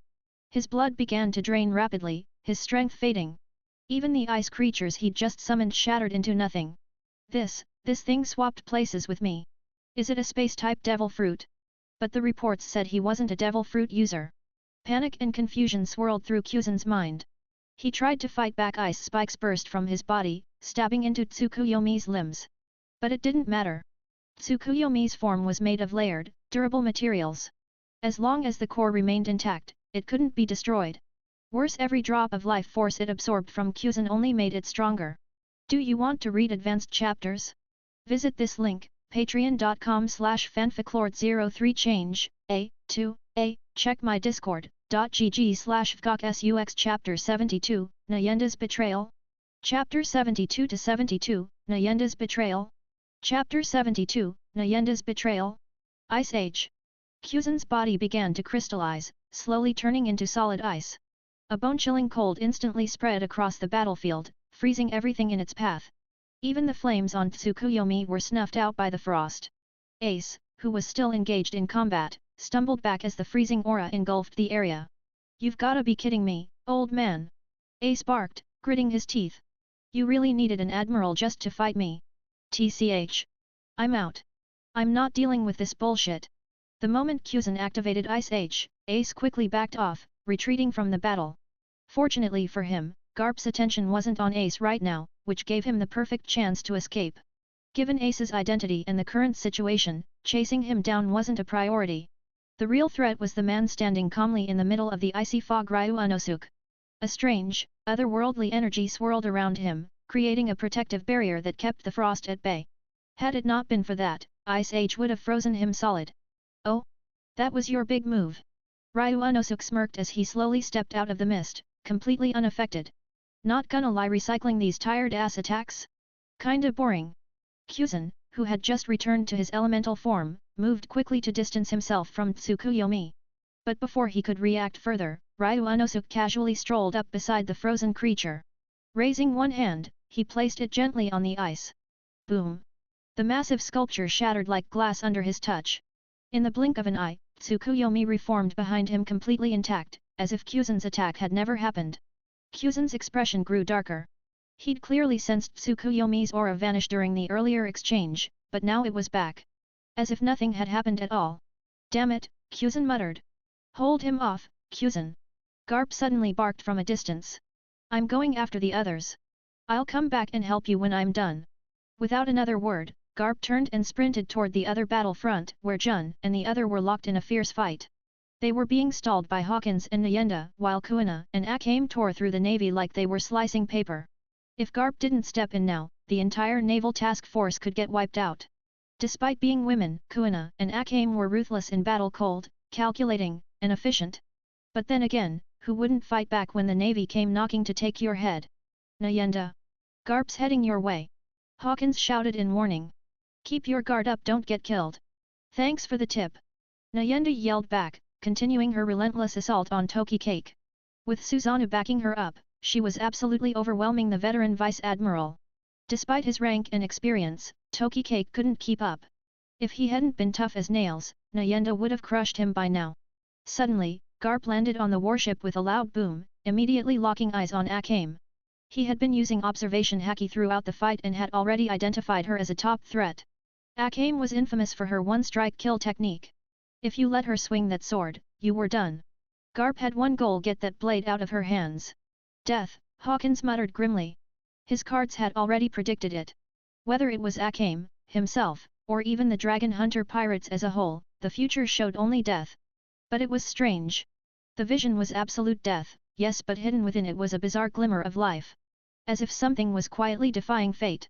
When Hawkins looked back at Ryu Unosuke, he noticed something strange. The man looked calm. Completely unbothered. For some reason, seeing that expression gave Hawkins a sense of peace. If Ryu Unosuke wasn't panicking, then maybe, just maybe, it wasn't over yet. Still, he turned back to face Jun. He had to keep her occupied, no matter what. She was strong, too strong for him to take lightly. Even after taking a hit from Krollo earlier, Jun's battle prowess remained terrifying. Right now, if the Dragon Hunter pirates had a weak link, it was Hawkins himself. This is it, little girl, Garp said, grabbing Akame's wrists with terrifying force. You're not a devil fruit user. This is the only way I can catch you. Crack. Without hesitation, he snapped her arms, then slapped sea stone cuffs onto her wrists. With the chain looped tightly, he tossed her aside like trash. One down, he said coldly. Next up Kuina. Though Kuina's swordsmanship was elite, she couldn't break through Garp's armament haki. His fists were like iron. Before long, she suffered the same fate, arms broken, chained up, and dumped on the deck. As Garp finished cuffing the second woman, Nayenda smiled faintly. Well then, she said, backing away from Hwashaishan. If I defect right now, do I still have a chance? Before anyone could respond, she teleported, reappearing instantly behind Hawkins. Susanoo materialized and seized him by the head. Thwack! With a sickening crunch, Hawkins collapsed, blood pooling beneath him. Everyone froze. Jun's eyes widened. Tokicake stood in stunned silence. What the hell just happened? You're betraying the Dragon Hunter pirates, hoping to cut a deal? Garp asked slowly, voice low and dangerous. His expression darkened. That was her partner murdered right in front of him. Not enough. Nayenda raised a brow. Then how about one more? Before anyone could react, Susanoo grabbed another figure ace. The poor bastard had barely escaped one fight, only to be captured again. This time, Nayenda bound him with a sea stone chain as well. Old man! What the hell? Ace shouted, panic creeping into his voice. Why is she betraying us now? He looked at Garp desperately. He'd spent enough time aboard Ryu Unosuke's ship to know everyone's personalities. Sure, they were all eccentric as hell, but loyal? They were die-hard loyal to Ryu Unosuke. So why now? Why was she doing this? He's just a pirate, Garp said, almost mechanically. Why do you crack? Before he could finish, Ace's head was crushed like a melon in Susanoo's hand. Blood sprayed across the deck. 2 kills. Both her own crewmates. If that's still not enough. Nayenda said, her eyes cold and empty, I'll kill my captain next, if that's what you want. Just then, Akame and Kuina reappeared in front of her, teleporting without a trace. No sound. No warning. Just cold silence. Do you want to read advanced chapters? Visit this link, patreon.com/fanficlord03change, check my discord.gg/fgokSUX Chapter 73, The Death of Members. Chapter 73 to 73, The Death of Members. Chapter 73, The Death of Members. Even Garp, a seasoned veteran who had witnessed countless brutal battles, was frozen in place. What just happened? Ace, his grandson in all but name, was dead. Killed by a pirate. Right in front of him. The man he raised. The man he loved like family. And that bastard dared to Vice Admiral Garp. What should we do? Tokicake asked, panic creeping into his voice. Everything had gone off the rails. The situation was a complete disaster. If someone that powerful had been fighting with them, maybe they could have taken down Ryu Unosuke. But instead, they were watching a massacre unfold. And this so-called ally? He just killed his own crewmates like flipping a switch. How the hell were they supposed to trust someone like that? I don't accept your surrender, Garp growled, teeth clenched. You killed Ace. Get ready to die. In an instant, a terrifying pressure exploded from Garp's body. Boom! Boom! Boom! Lower-ranking Marines collapsed on the spot. Even the wounded, who had been clinging to consciousness, fell like dominoes. Conqueror's Haki! Of course! He's Garp! The hero of the Marines! The face of the Navy! Having Conqueror's Haki is only natural. As Garp's overwhelming aura swept the battlefield, Nayenda didn't hesitate. She went straight for Akame and Kuina, killing both with precision and reclaiming their swords. But the moment they fell, Garp appeared in front of her like a ghost. Boom! One punch! Before Susanoo could even react, Nayenda was sent flying. Blood sprayed through the air. Susanoo lunged forward, catching her midair. Nayenda! I'm okay. Just be careful, be careful. Babe, it's already too late. Before she could finish her sentence, Garp was already there again. Another punch was coming fast. This time, Susanoo intercepted the blow. Is Vice Admiral Garp really this terrifying? Jun muttered, her eyes wide. To her, Garp had always been the goofy, unreliable type. She had trained under him when she was young, knew his lazy, joking demeanor all too well. He never got mad. Always chill, always patient, even when they screwed up during training. But this? This was a side of Garp she'd never seen before. He's back, someone whispered. Back then, Garp was the guy chasing the Pirate King all over the world, Toki Cake said, dragging his exhausted body over. Even compared to the current admirals, he's not much weaker. Hell, I doubt even the admirals would want to fight him head-on. Nayenda, who had just overpowered Toki Cake minutes ago, now looked completely helpless against Garp. So this is the gap between us and the Navy's top combat power. Jun whispered, gripping her weapon tighter. She had thought she was strong. She was already a vice admiral, after all. But now? She realized just how wide that gap still was. Why is that guy so calm? Toki Cake muttered. He glanced at Ryu Unosuke, still locked in combat with Kuzan. There was no fear on his face. No anger. No panic even after losing several crewmates. He was smiling. Still smiling. What the hell is this guy? A monster. This is the scariest pirate I've ever seen, Jun whispered. Most pirates, they at least feel something. But this guy, he has no emotions. Just minutes ago, they were actually fighting this crew. Kuzan, Ryu Unosuke called out casually, if this is all you've got, then the Navy's about to lose an admiral. Pure Yang Flame.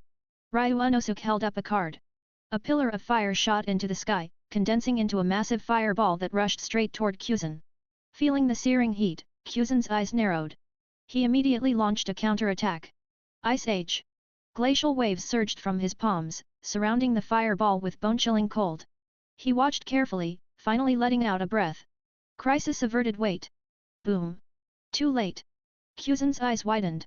He had taken his attention off Ryu Unosuke for a second and that's all it took. Bam. Tsukuyomi and Ryu Unosuke struck him in unison, sending Kuzan flying across the battlefield. Ryu Unosuke stood calmly on the ice. Because Garp was approaching. And in his grip was Nayenda limp, unconscious. Ryu Unosuke, Garp said coldly. What exactly are you trying to do? Ace was just killed by this woman. And your crew, she killed them too. Ryu Unosuke tilted his head. Ace is dead. Really? Old man, don't be mad. Weren't they all just pirates? Why are you, a naval hero, mourning pirates? Where's the justice you always talk about? His voice was light, mocking. But his words hit hard. Garp stopped in his tracks. His grip tightened. His jaw clenched. Justice. Yes, by the Navy's standards, everyone who had just died was a pirate. Criminals. There was no reason to mourn them. But still. They were his family. How could he not be angry? How could he not grieve? And worse, Ryu Unosuke, the one standing in front of him, now he'd changed. Garp didn't recognize this man anymore. Yo, old man. Are you sad for me? A voice cut through the air. Garp's eyes widened. Ace. He turned. There, standing beside Ryu Unosuke, was Ace. Grinning like an idiot. Come on, old man. I thought you didn't care when I died, Ace said, scratching his head. Thanks, but I'm still a pirate. Flames danced around his body as he smirked. He didn't hesitate. He stood right beside Ryu Unosuke. Brother Ryu Unosuke, that sucked, Ace muttered, dusting himself off. Let's not use that trick again unless we have to. Akame walked up next, her expression still shaken. Nayenda appeared beside her, holding out their swords. Here, Akame. Your sword. Kuana's too. Garp glanced down at the body he had been holding. Nayenda. Except now, it had already crumbled into dust. And standing before him, were all the crewmates he thought had been killed. Including Ace. What the hell just happened? Do you want to read advanced chapters? Visit this link, patreon.com/fanficlord03change, check my discord.gg/fgokSUX Chapter 74, Resurrection. Chapter 74-74, Resurrection. Chapter 74, Resurrection. Garp's observation Haki had clearly confirmed it, those people were dead. Even if Nayenda had pulled off some strange trick when killing them, she herself had definitely been beaten to death. Garp had held her lifeless body in his own hands just moments ago. And yet, there she was, standing right in front of him. The bizarre scene made even the experienced Garp hesitate in disbelief. Well, to be fair, Ryu Unosuk said with a calm smile, I don't think our dragon hunter pirates have really done anything that bad, right? In the East Blue, your navy came after us first. We just defended ourselves, plain and simple. Then your guys didn't fight back, and yet, they got killed. And Vice Admiral Jun? She came at us on her own. We didn't provoke her. In fact, we let her go out of respect. Didn't want any beef with the navy. And now you're here trying to block our path again. What, do you think we were easy pickings? From the day Ryu Unosuk and his crew set sail, they hadn't done anything particularly evil. Sure, they hit some merchant ships but only those tied to corrupt nobles. They even liberated a ship full of slaves. Hell, they'd done unpaid work for the navy. Helped them out and didn't get a single reward in return. Now that they were on the Grand Line, they hadn't even gotten a chance to stir up any real trouble, yet the navy was already coming after them. As for the situation with Morgan's well, the guy was a big shot in the underground world, not some government official. He didn't fall under world government or navy jurisdiction. Given all that, even Garp was starting to think Ryu Unosuk might not be as guilty as everyone assumed. If that's really the case, Garp asked, his voice calm, then why form a pirate crew at all? Ryu Unosuk, with your strength, if you came to Marineford, stop. Ryu Unosuk cut him off cold. Old man, I've got my own beliefs. My own path. I'm not gonna be some dog for the world government. That last word dog hung in the air. Garp let out a deep sigh. Yeah, that was how most people saw the navy these days. No matter how righteous they claimed to be, no matter how many pirates they captured, at the end of the day, they served the world government. That's also why Garp had never accepted a promotion to admiral. He didn't want to be some bureaucrat's puppet. But there were limits to how far he could go. If he pushed too hard, it wouldn't just be insubordination, it would be full-on rebellion. And his own sense of justice wouldn't let him take that step. In that case, Garp said, his tone now resolute, I'll do what I must. I'll bring you in using my own power. As soon as he said it, an overwhelming pressure erupted from his body, pure, unrelenting haki. Conqueror's haki, hi. Ryu Unosuk chuckled.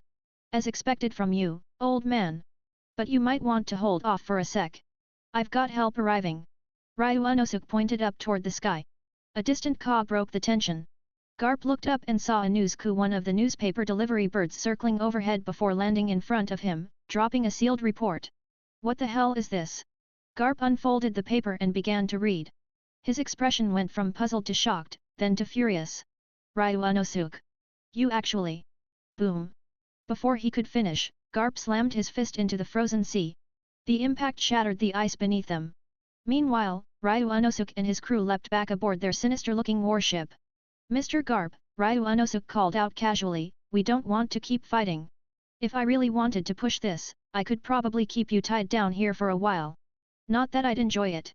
I mean, Ace is your dumbass grandson and Luffy's your idiot of a grandson too. So fighting you? Honestly, just a pain. You expect me to believe you'll leave this kingdom untouched? Garp demanded, ripping the paper in half, his fury unhidden. Ryu Unosuk gave a small nod. I give you my word.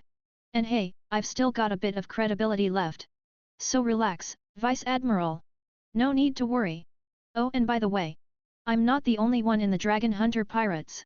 There are other monsters in my crew. So if the Navy ever wants to make another move, maybe think twice, yet. Just then, Ace stepped forward and launched a wave of scorching flames onto the ice, melting a path through the sea. Their warship set sail once more, slowly disappearing from view. Garp remained there, standing on a lone chunk of ice, still in shock. The sea had already begun to thaw from the heat of his attack. Vice Admiral Garp, Why? Kuzan approached cautiously, but before he could finish, Garp handed him the report. The kingdom of Baruto was being held hostage. Dragon Hunter Pirates. 2nd Division Captain. Crollo. Kuzan's expression shifted. Now he understood why Garp had let them go. If the fight had continued, the whole kingdom would have gone up in smoke. This makes sense now, Kuzan muttered. Vice Admiral Garp truly is the coolest man alive. Because truthfully, Garp could have taken them all out. But he didn't. He made the hard choice for the people. No. Garp said with a weary tone. Even if there weren't a kingdom at stake, it wouldn't be easy to bring them down. You saw it too, those dead crew members were resurrected. I don't know what ability that is, but judging by Ryu Unosuke's condition, there doesn't seem to be any real drawback. Garp sighed again. He didn't want to believe it, but it was true. And Ryu Unosuke, he was already at a level where he could go toe-to-toe with a Navy Admiral. His crewmates weren't far behind either, some of them might even be stronger than Ace. A pirate crew like that, it wouldn't be long before they ruled the seas. Maybe that man's prediction would come true after all. Garp stared out in the direction the ship had vanished, his thoughts spiraling. Peruru. Peru. His den mushi buzzed to life. Sengoku. Failed, hi. Come back, Sengoku said simply. Garp was surprised at how calm his voice was. But he understood. Sengoku already knew this was the only choice they had. Back to Marineford, then. Garp turned and walked back to the warship, then laid down with a heavy sigh, already half asleep. Do you want to read advanced chapters? Visit this link, patreon.com/fanficlord03change, check my discord.gg/fgokSUX Chapter 75, Squad 3, Pain Group. Chapter 75-75, Squad 3, Pain Group. Chapter 75, Squad 3, Pain Group. On the deck of the evil warship, the atmosphere buzzed with energy as a new face stepped forward. Let me introduce you all, Ryu Unosuke said, gesturing toward the quiet man behind him. This is our new 3rd Division member Jigakudo, Naraka Path. The actual captain of the 3rd Division is still on their way, he added, but for now, Jigakudo will be joining us directly under my orders. Ryu Unosuke turned back toward the others. His ability is called King of Hell. He pointed toward the eerie, gaping mouth of a massive King of Hell statue behind Jigakudo. If any of us stores our blood inside that thing's mouth, Jigakudo can bring us back to life when we die. Everyone's eyes widened in shock. And there's more. If we capture enemies alive and feed them to King of Hell, it'll extract all their intel. Ryu Unosuke grinned. He's the first practical support unit of the Dragon Hunter Pirates. Our ace in the hole. Jigakudo, originally part of Pain's squad in the Naruto world, revived and reborn as a new man after joining Ryu Unosuke's crew. Wait, so the reason we came back to life just now, was because of brother Jigakudo? Kuina asked, her eyes wide with curiosity. Yeah, although the whole thing was creepy as hell, Nayenda said, rubbing her head with a wry smile. Still, no real issues with the resurrection. But if I can help it, I'd rather not go through that again. This was part of a contingency plan Ryu Unosuke had laid out from the very start, one that only the Dragon Hunter Pirates could pull off. Each of them had left 5 drops of blood in the King of Hell's mouth. That meant every member could be revived 5 times. Those 5 lives bought enough time for Crollo to make his moves in the background. If Garp really didn't give a damn about the citizens of the kingdom, fine. Ryu Unosuke had a backup plan for that, too. He'd melt the ice covering the sea and force the Navy's hand. Jigakudo would retreat with the warship while the crew distracted the Navy, then resurrect everyone again if needed. It sounded dangerous, but Ryu Unosuke had accounted for everything. And the payoff? Just this one battle had earned Ryu Unosuke a cool 30,000 reputation points. And that was before the news of the fight with a Navy admiral even spread. Once word got out that Ryu Unosuke held his own against an admiral, his rep would skyrocket. At that point, he might even be considered on par with the Shishibukai or higher. With the Navy upping his bounty, and his name spreading across the seas, who knows? Maybe some wild fanboy like that freak Bartolomeo might try to join the crew. Reputation equals growth. The stronger their rep, the more fame and points Ryu Unosuke earned. And more points meant more power. It was a cycle, a damn good one. Captain, is there anything you want me to do? Jigakudo asked, stepping up. I mean, is there even anything I need to be doing here? In his old life, Jigakudo had been just another puppet, literally. Nagato's tool, without will, without freedom. Now he had a second shot. Ryu Unosuke had already explained what kind of world he'd landed in: pirates, chaos, the sea. But aside from being a backup during battles, Jigakudo wasn't sure where else he fit in. Ryu Unosuk paused, then nodded. Your job now is to get familiar with your powers. Adapt to your new abilities. Work on your physical training, too. You're our lifeline on the battlefield, Jigakudo. You're not allowed to die. I understand, Captain. Before Jigakudo could ask any more questions, Nyenda stepped forward. I'm Nyenda, Captain of the 1st Division. Since your own captain hasn't arrived yet, I'll be handling your training. She glanced at Ryu Unosuk. He's got bigger things to worry about right now. She was right. After that last battle, things were going to heat up. There'd be eyes on the dragon hunter pirates, powerful ones. Only Ryu Unosuk could handle the planning needed to deal with what was coming. He had access to information no one else did, intelligence that would give them the edge. A crew could be strong, but without strategy? Without intel? They'd be dead in the water. Got it, Jigakudo nodded, following Nyenda to begin his training and to learn about things like haki and the sea's rules of combat. Ryu Unosuk watched them go with a faint smile. It really was good to have reliable crew members. Then he glanced at Ace, currently face deep in a hunk of grilled meat, sauce all over his face. He sighed. Ace. Get your ass over here. Ace looked up, startled. He quickly wiped his greasy mouth and jogged over. What's up? He asked, blinking. Didn't we just finish the fight? I thought this was break time. Ace honestly didn't care too much about what the dragon hunters were doing. He was just a guest, tagging along for a bit. His real place was with Whitebeard's crew. Blackbeard's here, Ryu Unosuk said bluntly. Somewhere in this sea. And he's definitely watching us, waiting for the right time to strike. You seriously forgot what you came out here for? Ryu Unosuk gave him a tired look. What started as Ace's problem was slowly becoming his headache, too. Blackbeard? Nah, no way, Ace scoffed. He's a pirate now, same as us. He wouldn't dare show his face here. If he runs into Pops, he's screwed. Old man would beat him to a pulp. He paused. Though yeah, Pops is probably pissed as hell right now. Just thinking about Garp's furious expression made Ace's head throb. Back when they were kids, Garp used to beat them black and blue. Those memories weren't fun.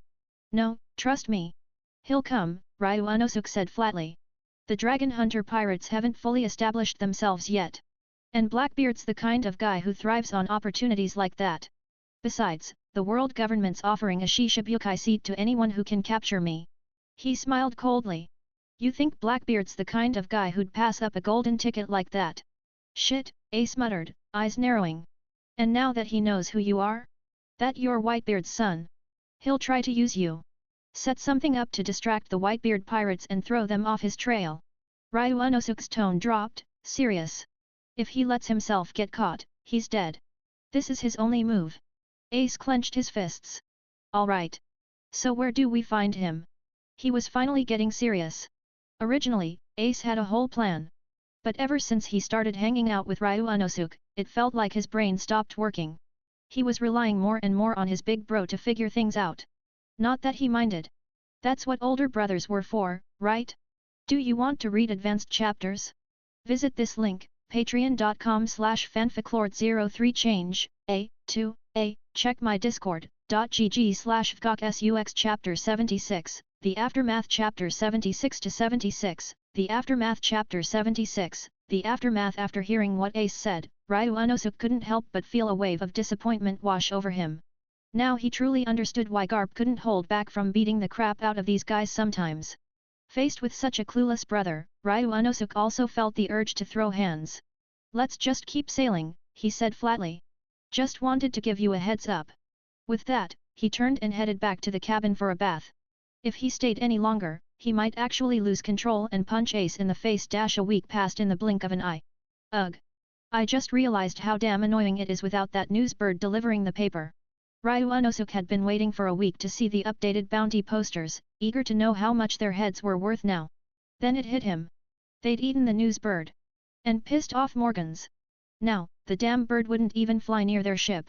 The moment it spotted the dragon hunter pirate's flag, it did a full U-turn and vanished. Can't blame it. No one wants to end up as bird stew. Peru Peru. At that moment, Krollo's call came through. Captain, I've seen the new bounty posters, Krollo said. I took a shot with the video den mushi and sent it over. Ryu Unosuk picked up the mushi and watched. Captain of the Dragon Hunter Pirates, the evil captain, Ryu Unosuk, bounty, 600 million berries. First Division Captain, Iron Hand Nyenda, bounty, 450 million berries.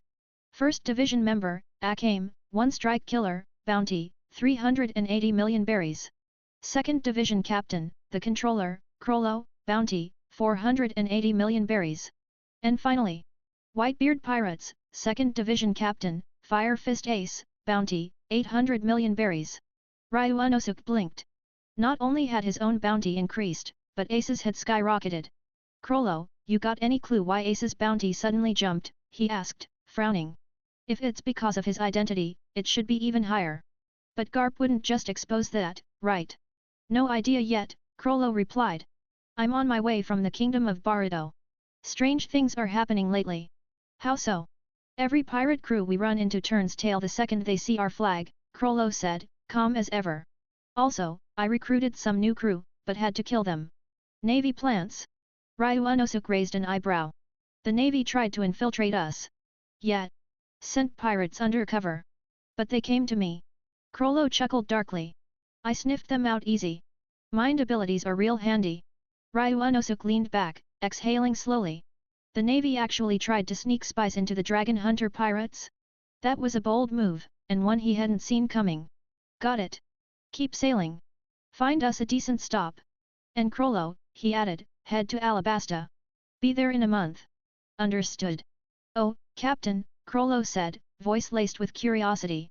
I've seen a lot of interesting things lately. If I like something, can I keep it? Ryu Unosuk narrowed his eyes. You mean devil fruits and ability users? Exactly. You can collect devil fruits, sure. But there's no need to keep the people. Their powers vanish when they die, and the fruits get reborn. I see. Still, forming a devil fruit unit could be useful. I'll look into it. Fine. Do as you please. Ryu Unosuk ended the call there. He glanced at Ace, who was fast asleep nearby. With a bounty of 800 million on his head, the idiot was still snoring like a baby. Elsewhere, on an island deep within the Grand Line. Teach, are you hesitating because you are not confident you can take down the Dragon Hunter pirates? Lafitte asked, his expression puzzled. He hadn't expected Blackbeard to change plans so suddenly. Take them down. Teach scoffed. Even Garp had to step in. You think I'm stupid? The government's been hiding their real strength. He shook his head. 600 million berries? Please. Their actual power might rival the 4 emperors. Lafitte's brow furrowed. So if we go after them now, we're just walking into death. Exactly, Teach said coldly. Back when I was on the run from Whitebeard's crew, things were already dicey. Now, with the Dragon Hunters in play, we're up against 2 monsters. He paused, fear flickering in his eyes. Most pirates can't see it yet, but I can. These guys are not to be messed with. So you want to go to the Navy headquarters? Lafitte asked. You really think they'll agree to team up with pirates? If something goes wrong, the Navy's the one that'll take the heat, Teach replied. And honestly, it's our safest bet. Burgess wandered over, scratching his head. You sure Pops would attack the Navy just to get you back? Not sure, Teach said with a shrug. But at least in the Navy's custody, I won't get stomped by Whitebeard. Doc Q walked over, smiling faintly. No complaints here. I actually respect your guts, Teach. Let's see how it plays out. The rest of the Blackbeard pirates nodded. Whether they fully agreed or not, they recognized Teach's leadership. Before heading to the Navy headquarters, though, Teach had one more thing to do, something that would prove his value to the Navy and ensure they took his offer seriously. Meanwhile, chaos erupted in the world once more. The Navy was in crisis. Kaido had taken advantage of their battle with the Dragon Hunter pirates to launch a sneak attack on Impel Down. He'd broken in and freed countless criminals before being stopped by Magellan. But even Magellan couldn't contain everything. The 3 calamities had overwhelmed the jailers, and many inmates had escaped in the chaos. Restoring Impel Down and hunting down the escapees became the Navy's top priority. For a time, the Grand Line descended into pure chaos, all thanks to the Dragon Hunter pirates. Do you want to read advanced chapters? Visit this link, patreon.com/fanficlord03change, check my discord.gg/fgksux Chapter 77, Arrival at Alabasta. Chapter 77-77, Arrival at Alabasta. Chapter 77, Arrival at Alabasta. Another week had passed. Ryu Unosuk and his crew finally arrived at the desert kingdom of Alabasta. For most people, it would be hard to understand how a place like this could become an ally of the world government, especially since it was originally established by one of the celestial dragons. But if you knew the secret this kingdom held the ancient weapon Pluto, it would make a whole lot more sense. Right now, though, Alabasta had practically become the private domain of Baroque works. It all started when Crocodile, one of the 7 warlords of the sea, used the infamous dancing powder incident to discredit and dethrone the king. After that, he set his sights on locating Pluto, hidden somewhere in this land. And yet, after all this time, the bastard still hadn't found a damn thing. Clearly, Crocodile's goal was Pluto. That much was obvious. But when Ryu Unosuk considered the years Baroque works had been in Alabasta without any progress, he couldn't help but feel a bit baffled. Weren't they supposed to be digging for clues all this time? Hey, bro, Ace suddenly said, squinting at the sun-scorched coastline ahead. Didn't you say Blackbeard was gonna meet up with us here? It's been days, where the hell is he? Ryu Unosuk shrugged, landing effortlessly on the port. If he hasn't shown up by now, then he's probably not coming. He must be working on something else. But don't worry, Blackbeard's not the type to just sit around. He'll move when he's ready. They had finally reached their destination. And since they were here, Ryu Unosuk figured it was time to pay Crocodile a little visit. After all, this was pirate territory, and in the pirate world, you always split things 50-50. Plus, they were running low on food again. Ace was a bottomless pit, and if Ryu Unosuk didn't handle their supply problem soon, the infamous dragon hunter pirates might end up starving out at sea. That'd be a hell of a joke. Captain. Roolki came running up, his face slightly flushed from the heat. He'd arrived in Alabasta ahead of the others to prepare supplies. Nearly a month had passed since their last major battle, and he'd been working non-stop to make sure the crew had what they needed. Ryu Unosuk gave him a nod. How's the situation? Anything we should keep an eye on? Roolki sighed. Yeah. This place doesn't even feel like a kingdom anymore. Baroque Works is running things from the shadows now. No pirate raids, sure, but the people are still being oppressed.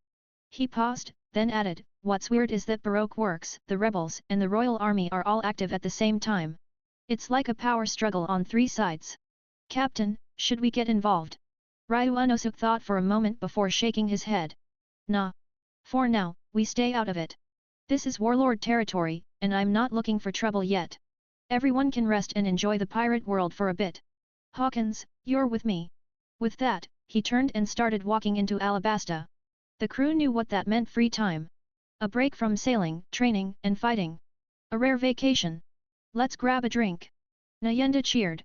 It's been forever since we had a real break. I heard there's a great casino in town, someone else said. And the desert animals here? Supposed to be delicious, Chigakudo added with a grin. And just like that, most of the crew split up to explore the city, leaving behind Roolki, the handyman, and Hawkins. As for Roolki, Nayenda claimed he'd already had his fun prepping for everyone else.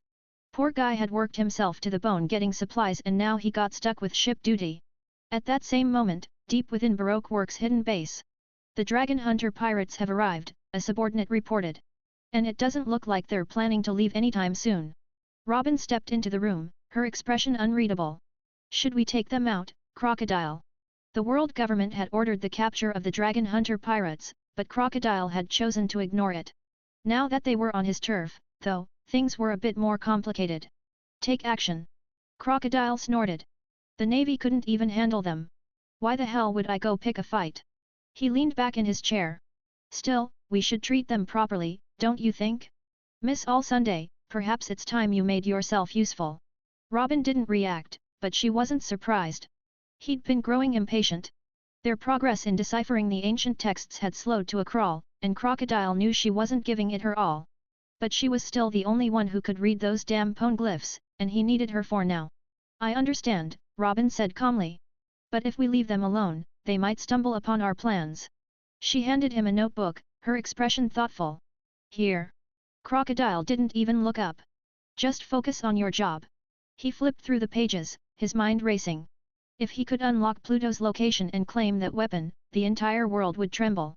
The 4 emperors, the Marines, even the world government itself, they'd all be nothing compared to him. At that point, the so-called Raftel and the Grand Treasure wouldn't even matter. He would be the one holding all the cards. That was Crocodile's dream. Robin quietly left the room and climbed to the top of a nearby tower. The wind tugged at her cloak as she gazed across the city. The dragon hunter pirates, hi. Her voice was barely a whisper, lost in the desert breeze. She needed to meet them.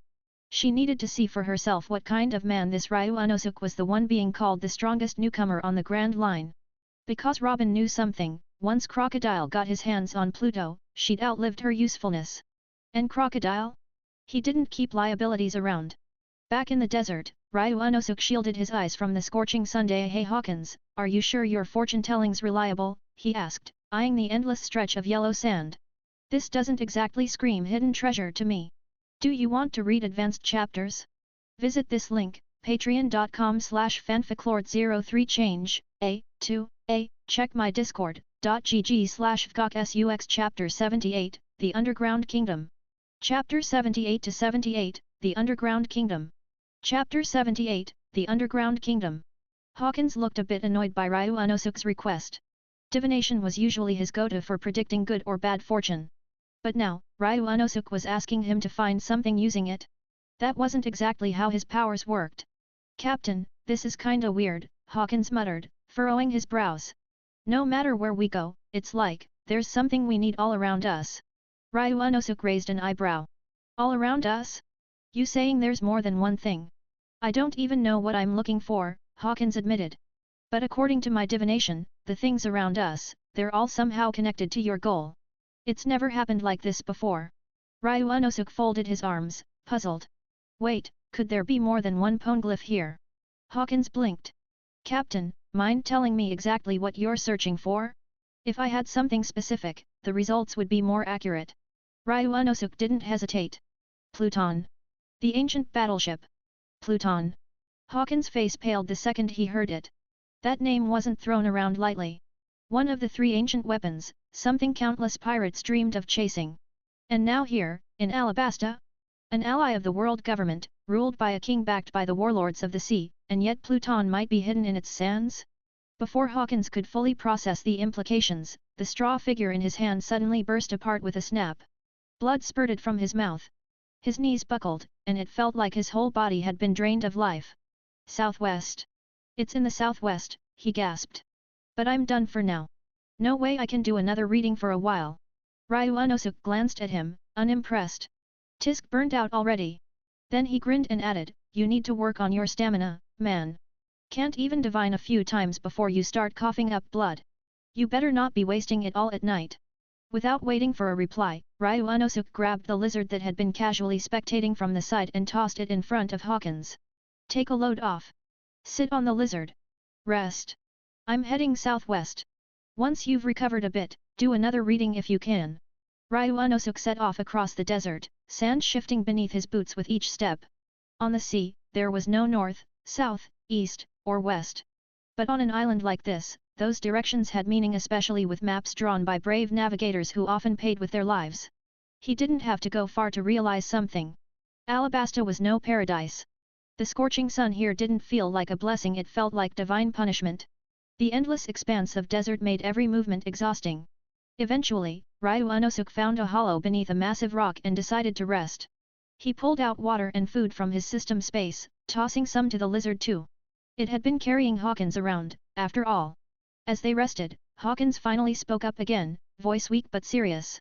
Captain, there is information about Pluton here. But it's dangerous.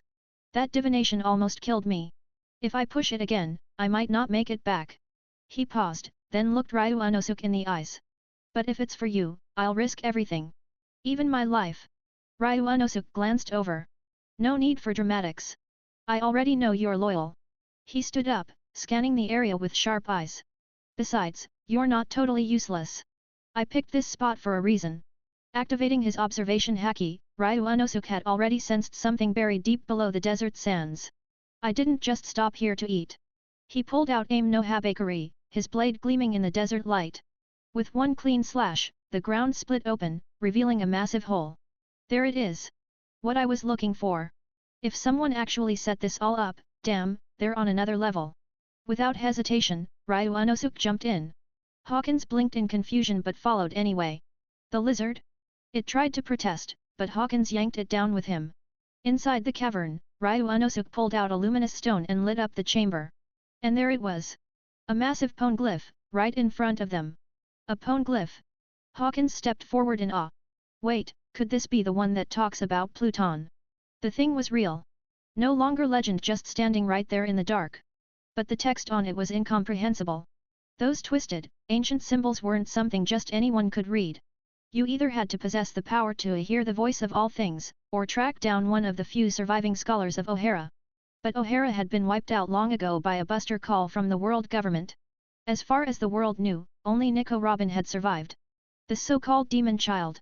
And she'd been off the radar for years.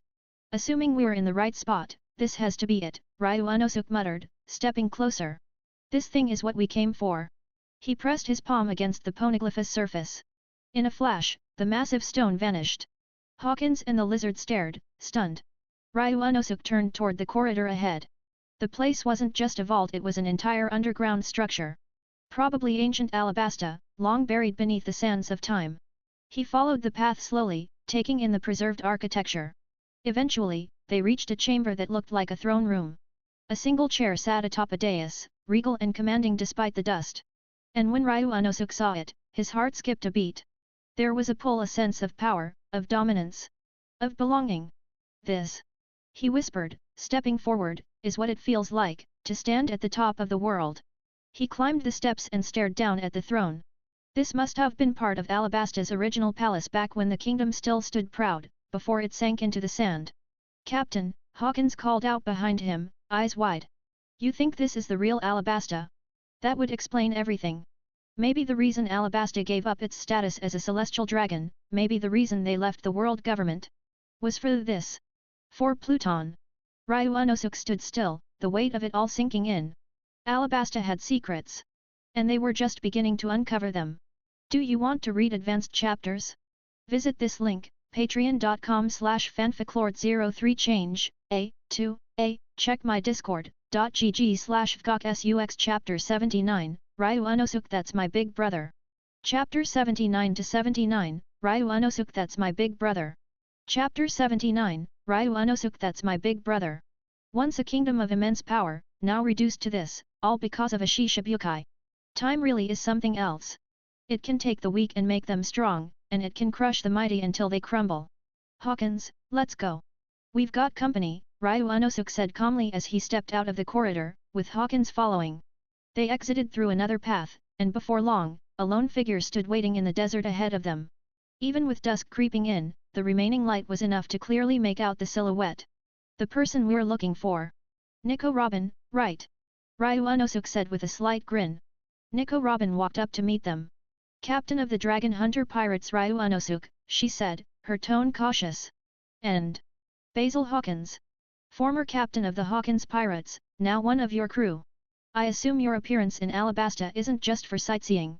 What exactly are you investigating? She asked, getting straight to the point.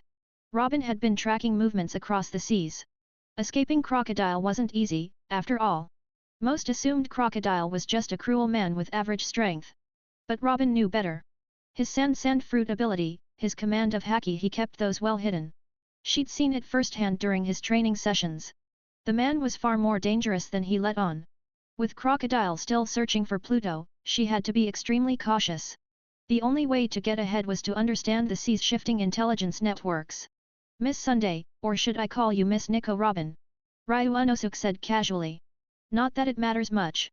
You've got knowledge about Pluto, don't you? I've got a poneglyph here. I was hoping you'd translate it for me. And just so you know, I can help make your dream come true too. He raised his hand and pulled out a massive poneglyph stone from his system space. You're also after Pluto? Robin asked warily. She stepped forward, then froze as her eyes fell on the poneglyph. This one, it doesn't talk about Pluto. It's Alabasta's historical record. Robin had meant to say more, but the content etched onto the stone completely stole her attention. This was a piece of lost history. Information never seen on any other poneglyph. In that moment, Nico Robin forgot about Ryu Unosuk, Hawkins, and even the desert lizard behind them. She was utterly consumed by the stone. She just ignored our captain. Hawkins muttered. Let her be, Ryu Unosuk said calmly, pulling out his blade, aim no habakiri, and starting his own training. Hawkins sighed and leaned back. He was still tired from his earlier fortune-telling session. After all, using devil fruit powers consumed a lot of stamina. If one's body wasn't up to par, overuse could leave you completely drained or worse, suffering side effects like kidney failure. So, Hawkins took the chance to rest. Time passed slowly. Meanwhile, elsewhere in Alabasta, Luffy's ship had just docked. He was starving. The kind of hunger where he couldn't even remember what life felt like anymore. Back at Whiskey Peak, he'd eaten like a monster, but his fight with Zoro had drained him badly. Add that to the lack of food during their sea voyage, and Luffy was in a full-blown emergency. The first thing he did upon hitting land? Find food. He burst into a restaurant, eyes wild and stomach growling like a beast. In doing so, he sent 2 men flying crashing through several walls in the process. The room went silent. The people eating stared, slack-jawed. After all, the ones he'd just knocked over were not nobodies. One was Porgas D. Ace, 2nd Division Commander of the Whitebeard Pirates. The other was Smoker, White Hunter from Navy HQ. Neither of them were the kind of people you wanted to mess with. But Luffy didn't care. He pounced on the food like a demon possessed, scarfing it down with zero regard for the worried shopkeeper. Ha! Luffy, a familiar voice laughed. Ace got up, brushing off some dust, and walked over with a grin. He'd been planning to meet Luffy earlier, but he'd run into Ryunosuke on the way. One thing led to another, and he ended up traveling with the Dragon Hunter pirates for a bit. Still, fate had brought the brothers together again. Ace! Luffy shouted joyfully, his mouth still full of food. Wait, aren't you with Ryunosuke? Huh? You came here alone? Seeing Ace meant Ryunosuke had to be nearby. And for Luffy, that was huge. Outside of his crew, only a few people mattered that much to him. Ace. Sabo. Ryunosuke. Garp didn't count, he was family, sure, but in a whole different category. Sabo had disappeared long ago, presumed dead. So seeing Ace and knowing Ryunosuke might be here too filled him with happiness. Yeah, Ryunosuke's here too, Ace nodded. Straw Hat, what's your connection to that damn Dragon Hunter captain? Smoker stepped into the room, still dusting himself off. His tone was sharp, and his eyes narrowed. The fear, the trauma of dealing with the Dragon Hunter pirates hadn't left him. The last time they crossed paths, Ryunosuke had stood toe-to-toe with Kuzan. Only the combined force of Vice Admiral Garp and Admiral Aokiji had managed to force Ryunosuke to retreat. Since then, Smoker knew better than to underestimate them. Ryunosuke. Luffy grinned, swallowing a chunk of meat. He's my big brother. Smoker's eyes widened, his expression darkening. Big brother. He came here to chase after Straw Hat, but now things had taken a sudden, dangerous turn. The Dragon Hunter pirates were here. And the situation just got a whole lot more complicated. Check my Patreon for advanced chapters, patreon.com/fanficlord03 change, A, Discord link here, .gg/fgok/sux chapter 80, Sister. Chapter 80 to 80, Sister. Chapter 80, Sister. While Smoker was busy pondering things, Luffy sat there looking just as confused. Wait a minute, isn't this the part where he's supposed to chase me like a madman? According to everything he knew, Smoker should have charged straight at him the moment he saw him. But instead, the guy was just standing there, spacing out? Whatever. Food first, problems later. With that thought, Luffy went right back to stuffing his face. Smoker finally snapped out of it. Sure, he couldn't beat Ryunosuke, but Luffy? That was a different story. Even with Fire Fist Ace nearby, Smoker had a plan. And Ace didn't seem too eager to fight anyway. But the real kicker? He had just received a new piece of intel. Luffy wasn't just Ace's little brother, he was also the younger brother of that menace, Ryunosuke. If he captured Luffy and handed him over to Marineford, there was no way those two wouldn't show up to rescue him. And with the right trap? They could wipe out both Ryunosuke and Ace in one move. Smoker's eyes narrowed. Straw Hat, I'm outta here, Smoker.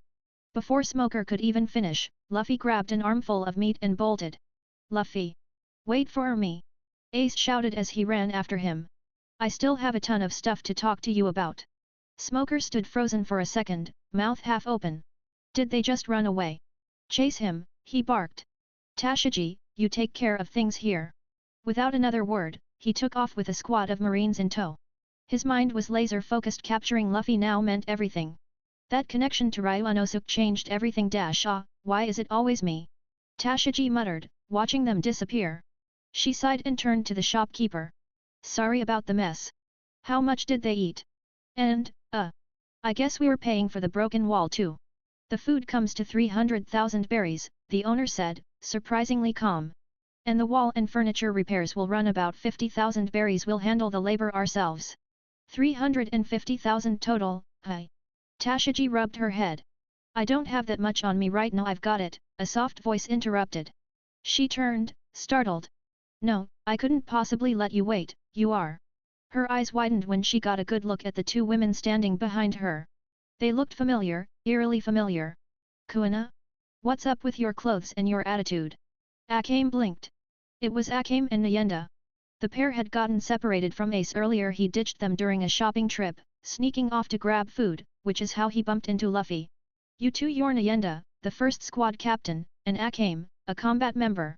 Tashiji had always been bothered by the rumors of a pirate who looked just like her. So when she heard that name, the pieces clicked instantly. Akame narrowed her eyes and drew her blade. You're not our Kuina, she muttered, her aura shifting dangerously. At that moment, a squad of navy officers rushed in and surrounded the place just as another figure stepped through the entrance. Kuina. Akame, don't, she said calmly. Let's go. Without another word, she pulled her two crewmates away and led them through the hole left behind by Ace and Smoker. Nyenda dropped a pouch of berries onto the counter on the way out. Back inside, Tashiji just stood there, still in a daze. They really do look alike. One marine mumbled. Are they sisters? But Tashiji-san never said she had a sister. More murmurs followed. After all, they had entered the building with Kuina earlier thinking she was Tashiji. If not for the real Tashiji being there, complete with her unique sword, they would have never known. Well, there was one difference. Kuina's chest was definitely bigger. Outside the town, the three Dragon Hunter members moved quickly. Sis Kuina, who was that chick? Akame asked while munching on a lollipop, clearly still irritated. Nyenda didn't ask out loud, but her eyes showed curiosity. The resemblance was impossible to ignore. She's my sister, Kuina said softly. She didn't elaborate. It's complicated. Then, changing the subject, she asked, by the way, have we heard from the captain? It's been almost 2 days. Shouldn't we check in? Nope, Nyenda replied. He said he'd find us when he was done. Besides, I think he's got something going on in Alabasta. Guess we just enjoy the downtime, then. Kuina smiled. She agreed Ryu Unosuke's strength gave their crew enough breathing room to take things slow. Meanwhile, after talking with Luffy and understanding his goal, Ace decided to stick with the Straw Hats for now. Since they were all heading after Crocodile, staying close to Luffy would eventually lead him to Ryu Unosuke as well. Plus, the three brothers hadn't met in ages. What better time than now? The Straw Hat crew, however, had mixed feelings. Ace was polite, strong, and composed, and Luffy? Well, he was Luffy. They could barely believe these two were brothers. They were like day and night. But still, Ace quickly became a favorite among the crew. His easygoing nature and strength were a big hit. Just as they set a new course to track down Crocodile, a small boat docked at the port. One of its passengers spotted the massive warship belonging to the Dragon Hunter pirates. He jumped on board, eyes gleaming. This is Ryu Unosuke's ship. It really is. Beep beep. Before he could even finish his sentence, a flash of silver light cut through the air. Metal projectiles shot toward him with deadly precision. Check my Patreon for advanced chapters. Patreon.com/fanficlord03 change, Discord link here, .gg/fgok/sux Chapter 81, Another Younger Brother. Chapter 81-81, Another Younger Brother. Chapter 81, Another Younger Brother. The man dodged the steel spikes with ease, then looked at his attacker with a calm, amused smile. Roolki stood opposite him, his stance guarded. After all, he had one job here to protect this place. Hey, hey, hey! Don't ask questions. If you're gonna make a move, just do it, the man teased with a grin. What's with all the Dragon Hunter pirates being so damn impatient? The man adjusted his hat casually. Roolki, right? Official crew member, captain of the handymen team. Roolki narrowed his eyes, sizing up the stranger. Who the hell are you? He could feel the pressure coming off this guy. It wasn't something to take lightly. Roolki might not be one of the stronger members, but he had enough self-awareness to recognize a gap in power. The man smiled wider. Ah, right. Forgot to introduce myself. My name's Sabo. I'm Ryu Unosuke's younger brother. He looked up, that same sunny smile spreading across his face. Roolki blinked, stunned. Younger brother. He already knew about Ace, the Fire Fist, being Ryu Unosuk's younger brother. Then came Luffy, the Straw Hat Kid also called Ryu Unosuk Big Bro. And now this guy, Sabo? How many damn younger brothers does his captain have? Sabo chuckled, like he could read the confusion right off Roolki's face. It's not that complicated, is it? Can you tell me where my big brother is? Or at least lend me your den mushi. Roolki stared at the guy for a moment longer, then sighed. The way he smiled, that dumb but confident energy, he looked exactly like Ace and Luffy. Yeah, this guy had to be their brother. I got a den mushi, Roolki finally said. I'll call the captain for you. Meanwhile, back with Ryu Unosuk. Nico Robin was still hunched over the ancient stone slab, deciphering its poneglyph script. A whole day and night had passed. To Ryu Unosuk, this kind of work was a nightmare. If he ever had to pick a career, archaeologist would be dead last. He'd rather be chased across the Grand Line by every admiral in the Navy than sit in a dusty room staring at stone. Captain, you think Robin's actually making any progress with that thing? Hawkins asked, arms crossed, voice skeptical. She hasn't moved in hours. This ain't like a fight, Ryu Unosuk shrugged. You can't just throw hands and get instant results. Deciphering that stuff, hell, I don't get it either. Then his expression hardened. But don't try changing the subject. Get back to your 500 sit UPS. Hawkins groaned. But I just finished the 500. Did I stutter? Ryu Unosuk shot back. With a frustrated sigh, Hawkins dropped down and resumed his training. He couldn't believe this was his life now.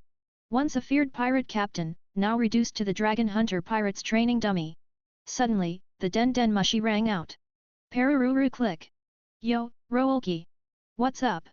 Ryu Unosuk asked, eyeing the snail's face. Brother Ryu Unosuk. Long time no see, a familiar voice responded. Ryu Unosuk's eyes narrowed. Sabo? You little bastard, you're still alive. His tone wasn't angry, just surprised. What are you doing here?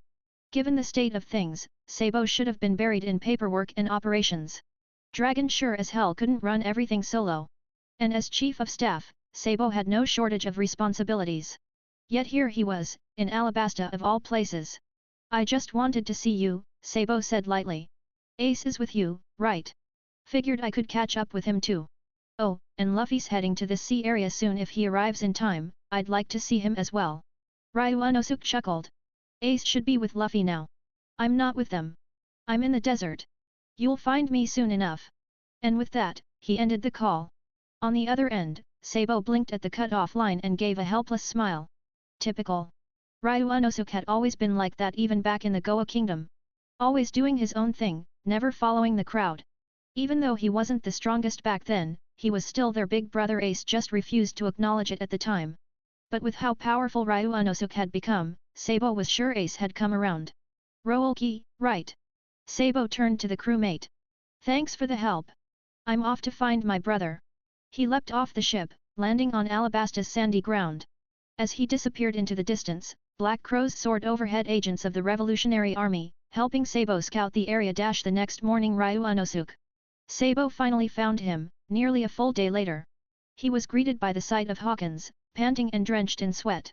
Was this their rest time? Damn, the dragon hunter pirates don't mess around. Ryu Unosuk stood, brushing off his pants as he approached Sabo. You come all this way to talk. Why the hell aren't you surprised? Sabo blurted. I'm alive, man. Didn't you all think I was dead? If it were Luffy, he'd be bawling right now. Ryu Unosuk raised an eyebrow. But you're clearly not dead, are you? He crossed his arms, smirking. Chief of Staff of the Revolutionary Army, Sabo. You think I wouldn't know? Sabo froze, then gave an awkward chuckle. Guess I underestimated you, big brother. Since you already know I'm with the Revolutionary Army, Sabo said, getting serious, then you probably have an idea why I'm here. Ryu Unosuk didn't say anything.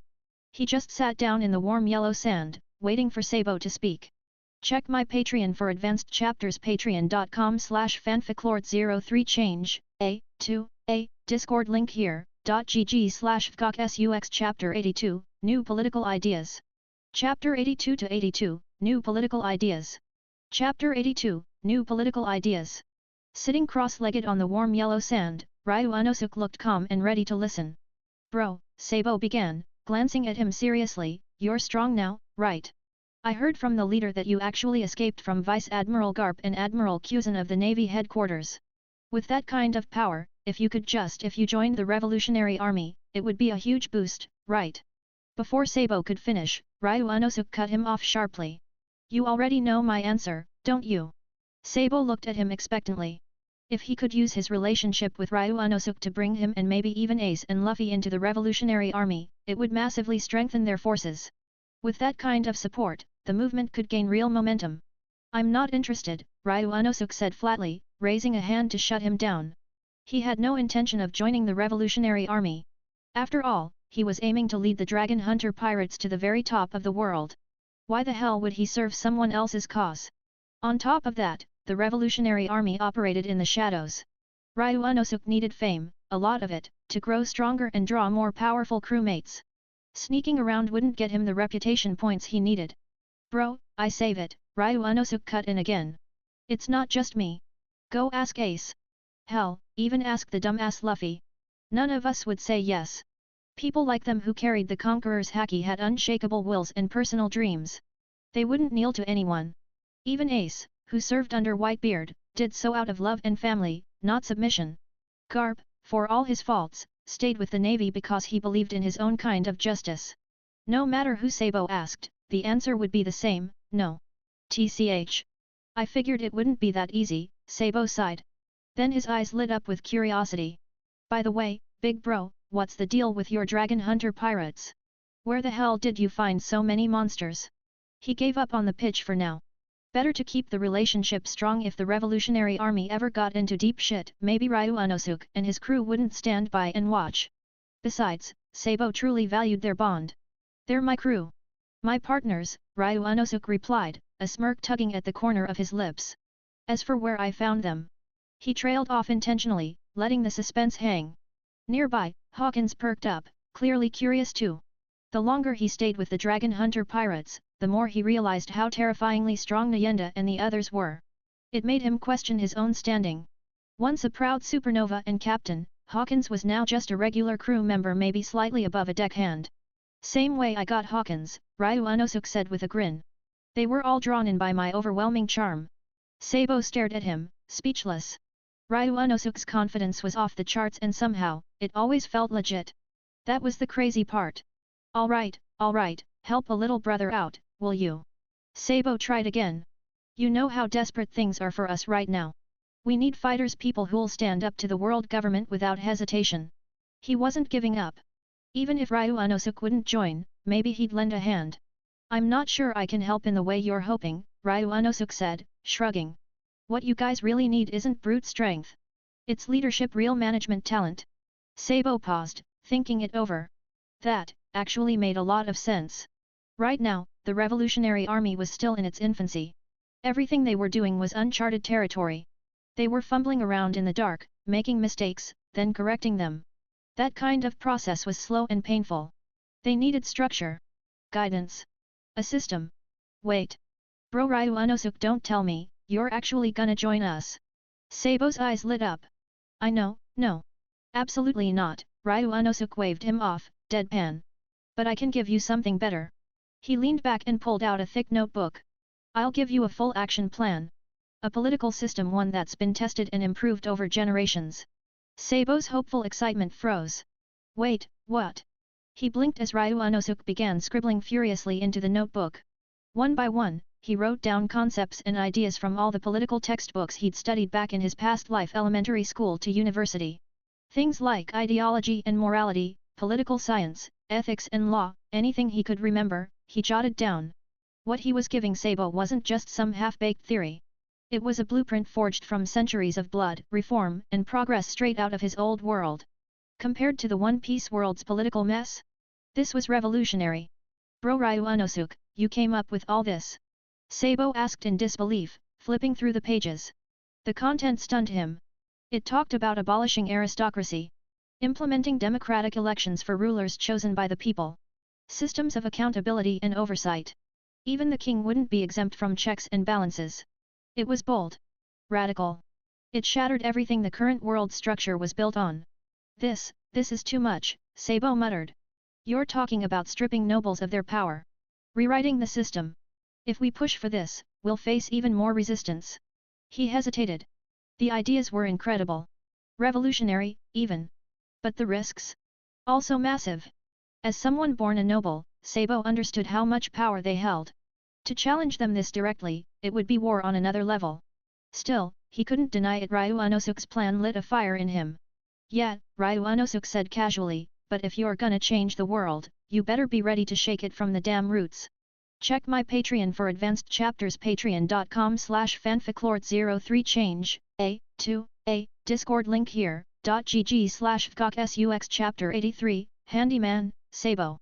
Chapter 83-83, Handyman, Sabo. Chapter 83, Handyman, Sabo, Ryu Unosuk didn't interrupt Sabo's train of thought. He just stood quietly by, giving him the space he needed. In Ryu Unosuk's eyes, Sabo was the most reasonable one among the three brothers. And the fact that Sabo had the courage to abandon his noble status? It meant he had the heart to accept what was coming. No destruction, no construction, Ryu Unosuk suddenly said, his voice steady. Hearing those words, Sabo shot up to his feet like he'd been struck by lightning. No destruction, no construction. Brother, you mean he didn't finish the sentence, but he didn't have to. The root of the world's problems was crystal clear. The world government was untouchable. The celestial dragons claimed to be descendants of gods. The nobles lived high above the common people.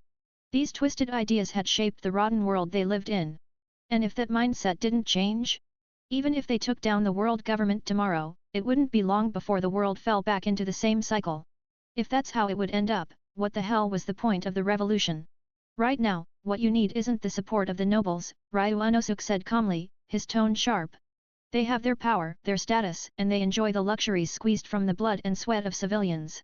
In that case, how many of them do you think would truly side with you for change? If you lean on the nobles, your revolution will be filled with obstacles before it even begins. He wasn't wrong. The Revolutionary Army didn't even have a true base yet, precisely because of this issue. No country dared openly accept them, not with the world government breathing down their necks, ready to crush them at the first sign of rebellion. So the path was clear, start from the bottom. Start with the civilians. Encircle the nobles. Assimilate those who could be turned, and eliminate those who couldn't. There was no such thing as a bloodless revolution. If you wanted to change the world, you had to be ready to spill blood. I finally get it, Sabo muttered, eyes burning.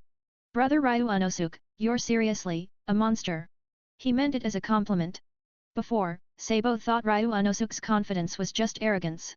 Now, he realized, he couldn't even begin to understand this man. It was like Ryu Unosuk didn't belong to this world, a literal glitch in the system. And honestly, Sabo wasn't that far from the truth. Ryu Unosuk was a bug in this world. Alright, Ryu Unosuk said with a grin, I've helped you figure out what you need to do. Now you've got a choice: stay here, or leave and get started. He didn't pressure Sabo. But if Sabo knew what was good for the Revolutionary Army, he'd head straight back to Dragon and hand over everything he'd learned. Plus, Ryu Unosuk was looking forward to raking in the reputation points from influencing the entire Revolutionary Army. The thought made him almost giddy. Of course, part of the reason he helped was emotional. But the other part? Yeah, he was chasing those sweet reputation points too. Dragon was the leader of the Revolutionary Army, the world government's biggest nightmare. If Ryu Unosuk could shape the ideology of the entire Revolutionary Army, he'd be swimming in reputation points. It was an absolute steal. I'll bring it back, Sabo said, determination flashing in his eyes. But brother Ryu Unosuk, let me stay on your ship for a while first. He raised his hand, and in a flurry of black feathers, a flock of crows swooped down and snatched the notebook from his grasp, carrying it off to Dragon. At the same time, Sabo pulled out a den mushi and started making a call. He explained everything to Dragon: the philosophy, the plan, Ryu Unosuk's insights. Dragon was immediately intrigued. When he heard that it was Ryu Unosuk's handiwork, he got even more interested. After all, in just a few short months, Ryu Unosuk had created legend after legend. The Dragon Hunter pirates had skyrocketed into the ranks of Grand Line's great powers. And unlike other crews that spent years crawling their way up, Ryu Unosuk's ship was stacked with monsters right from the start. This guy was an enigma, and Dragon knew it. And then, right on cue, ding! Congratulations! You have been recognized by Dragon, and he intends to use the host's plan as the Revolutionary Army's guiding principle. Reward, 20,000 reputation points. The system notification rang out. Hearing it, Ryu Unosuk grinned wider. Exactly as he'd predicted, with the Revolutionary Army shifting its approach, he'd keep stacking reputation points like crazy. Man, this was too good. The captain's laughing again, Hawkins said, shaking his head helplessly. Does he do that often? Nico Robin's voice floated over, teasing. She appeared beside Hawkins, a faint smile on her lips, although she looked exhausted. Not that often, only when he pulls something ridiculous, Hawkins replied. But... Nico Robin, are you done interpreting? Yet. But I need a break. Robin's voice was barely a whisper now. There were some pretty fascinating discoveries too. Before she could finish, she collapsed onto the floor, instantly falling asleep. She knocked out instantly. Hawkins blinked, stunned. Captain SHH, Ryu Unosuk cut him off. Let her rest. We've been waiting days already, another few hours won't kill us. Then he turned to Sabo with a grin. Sabo, since you're tagging along, go whip up some food and drinks. From now on, you're officially the handyman of the Dragon Hunter pirates. No freeloaders allowed on his ship. Got it, big bro? Sabo said without hesitation, saluting. He didn't even try to argue, he just dashed off, practically bouncing with excitement. Watching Sabo run off like a happy idiot, Ryu Unosuk chuckled softly. It was stupid, yet. But also, pretty damn warm. Alright, Hawkins, enough rest, Ryu Unosuk said, turning serious again. Back to your physical training. And don't forget what I told you about your devil fruit development. A curse isn't the end of it. There's more potential waiting. With that, Ryu Unosuk pulled out a deck of tarot cards, ready to guide Hawkins deeper into his training. Of course, he wasn't slacking off on his own training either. Check my Patreon for advanced chapters, patreon.com/fanficlord03change, Discord link here, .gg/fgok/sux Chapter 84, Historical Text Information God. Chapter 84-84, Historical Text Information God. Chapter 84, Historical Text Information God. It wasn't until evening that Nico Robin finally woke up. And she was awakened, by hunger. Robin, you're awake. Hawkins quickly moved toward her, arms full of food. Come on, eat something. Do you want meat, fruit, or vegetables? It's all ready for you. Robin, still groggy and starving, blinked at Hawkins in confusion. His sudden enthusiasm threw her off completely. Sure, she had shown interest in working with Ryu Unosuk and his crew, but they hadn't even officially cooperated yet. And even if they had, wasn't it supposed to be just a business relationship? Now this guy was treating her like royalty. What the hell was going on? Subconsciously, Robin shifted her questioning gaze toward Ryu Unosuk. As the captain of the Dragon Hunter pirates, he had to know what was happening.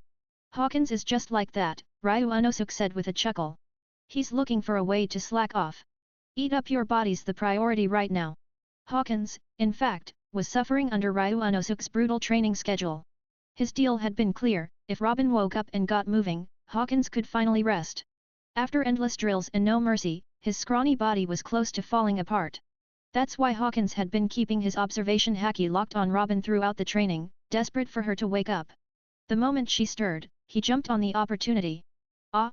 Oh, I see, Robin mumbled, still not fully understanding but too hungry to care. She sat up and quickly devoured everything Hawkins had prepared. Only after the last bite did she feel somewhat human again. Finally, Robin wiped her mouth and got down to business. Captain Ryu Unosuk, she began, her tone serious, this is indeed a historical text, it records the history of Alabasta. She paused, glancing at him. Specifically, it explains why the royal family chose to leave Marie Joyce and settle here. Can I share the details now? Of course, Ryu Unosuk said warmly. Sabo's my brother, and Hawkins is my crew. You can trust both of them absolutely. Absolute trust. Robin echoed in her mind, stunned. The words hit everyone present like a hammer. Hawkins felt a surge of pride. Being trusted so deeply by Ryu Unosuk? He would have thrown himself into a fire without hesitation. Sabo, meanwhile, felt a pang of guilt. After all, he'd initially approached Ryu Unosuk hoping to pull him into the Revolutionary Army. Hearing that trust so openly declared made him feel incredibly small. And Robin, poor Robin, didn't even know what trust really felt like. All her life, people had used her abilities or tried to sell her out for a bounty. She had never once been treated like this. An unfamiliar warmth swelled in her chest, mixing with envy, gratitude, and confusion. Why are you all staring at me like that? Ryu Unosuk asked, looking genuinely baffled. Did I grow a second head or something? The three snapped out of it, awkwardly laughing or turning away. It's nothing. Robin said quickly. I'll start explaining what I found. She took a deep breath and pushed away the emotions swirling inside her. The text says that the royal family of Alabasta left Marijoa, to prepare for the arrival of a true god. Ryuanosuk frowned. True god? What the hell does that mean? Are we talking about a person? Or is it some kind of event? He crossed his arms, thinking hard.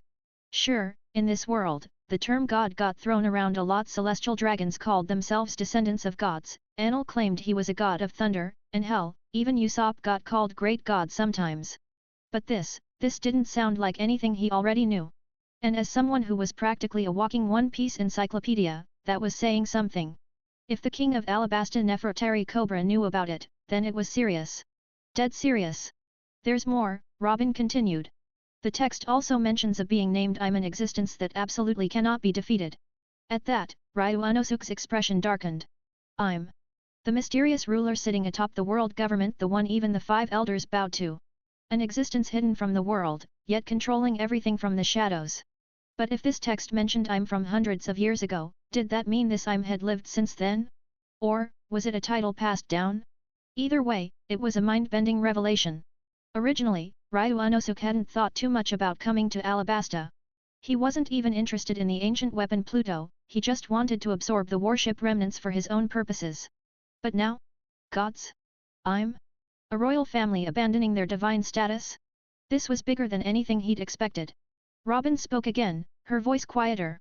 Captain Ryuanosuk, I think we need to start planning. Soon, the Straw Hat Pirates will arrive here. Before she could finish, Ryuanosuk cut her off. I know. Robin blinked, startled. Straw Hat Pirates, he said calmly. They'll beat Crocodile. He paused, then looked at her with a rare hint of warmth in his usually unreadable eyes. And you? He added, voice low but firm, you'll find what you're looking for if you join them. Robin couldn't help but stare at him in disbelief. Seriously? The Straw Hats, that little ragtag group taking down Crocodile? One of the 7 warlords of the sea? It sounded insane. From what she knew, they were strong for rookies, sure, but not on Crocodile's level. Facing him was basically suicide. And yet, Ryuanosuk spoke as if it were inevitable. Moreover, how did he know what she wanted? At this moment, Robin hadn't revealed anything about her true goals. But somehow, he already understood. You'll get the trust you're looking for on that guy's ship, Ryuanosuk said. And more than that, if you stay with them, you'll have a real chance to reach your dream. Don't worry. You'll end up as one of their crew members. Robin's heart trembled slightly. Dream. He chuckled lightly. Besides, Luffy, that idiot, he'll protect you. With his life if he has to. Leaving those words behind, Ryuanosuk turned and disappeared without another glance. Hawkins and Sabo quickly followed after him. The desert winds howled, sweeping yellow sand across the barren land. Robin brushed a few strands of hair behind her ear, gazing thoughtfully into the distance. The Straw Hat Pirates, hi. She smiled faintly. Guess I'll give it a shot. This guy, if he knows that what I want is trust, maybe there'll be a surprise waiting for me. Muttering to herself, Robin's figure slowly faded into the desert. Meanwhile, Ryuanosuk and his crew were on the move, searching for Nefertari Cobra. They needed to hear the truth straight from the king's mouth. The information they'd just uncovered could only be verified by him and might even lead to something far more valuable. As for Crocodile wouldn't just sit quietly if Ryuanosuk tried to contact Cobra. A clash was inevitable. And honestly, Ryuanosuk was looking forward to it. A 50-50 fight? He wanted to see just how strong Crocodile really was. Before long, Ryuanosuk and the others arrived at a bustling city. Bro, isn't this a casino? Sabo asked, tilting his head as he looked up at the towering building. Rain dinners, right? The palace is still a long way from here. You're planning to head straight for Crocodile. Sabo's face was full of confusion. According to their original plan, they should have been heading to Alyaburna, not the rain dinners. Ryuanosuk grinned. It's not like I don't want to go straight to the palace. But if we show up without a gift, do you really think the king's gonna believe a damn word we say? He scratched his head, looking a little embarrassed. I'm a pirate, after all. As proud as he was of that title, Ryuanosuk knew the reality, pirates didn't exactly inspire trust. If you wanted people to believe you, you had to show them something real, something they couldn't ignore. Right now, the biggest and flashiest gift in Alabasta was Crocodile himself. If Ryu Unosuk could bring Crocodile to Cobra, or at least deal with him, he'd instantly win the king's favor.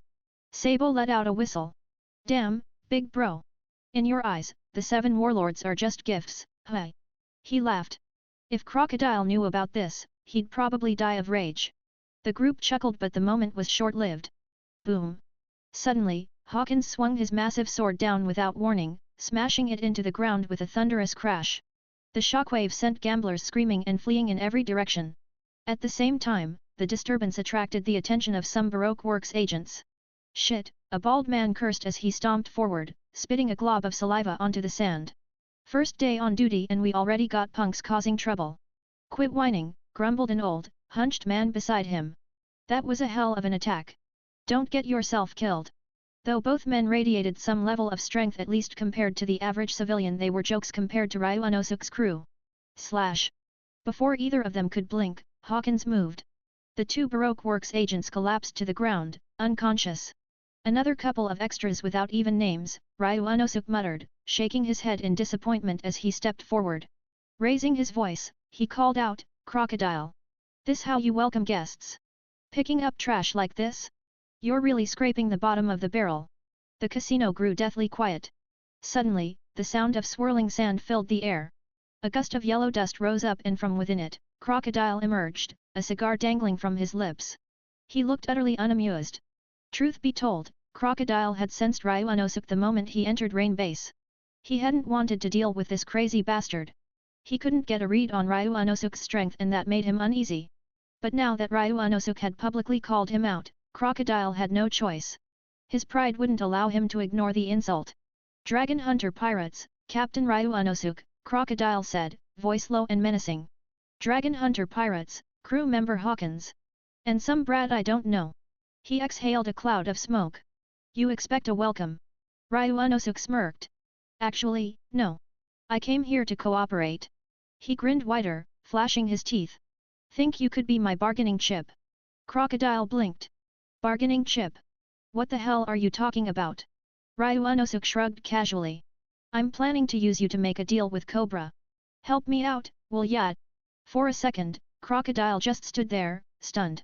Then his face twisted into a snarl. "You arrogant little shit!" he growled. "Do you even know why the Navy recognizes the 7 warlords? It's because they're afraid of our power. And you, a damn rookie, think you can use me like some pawn? You've got a death wish." As Crocodile's rage exploded, the desert winds surged.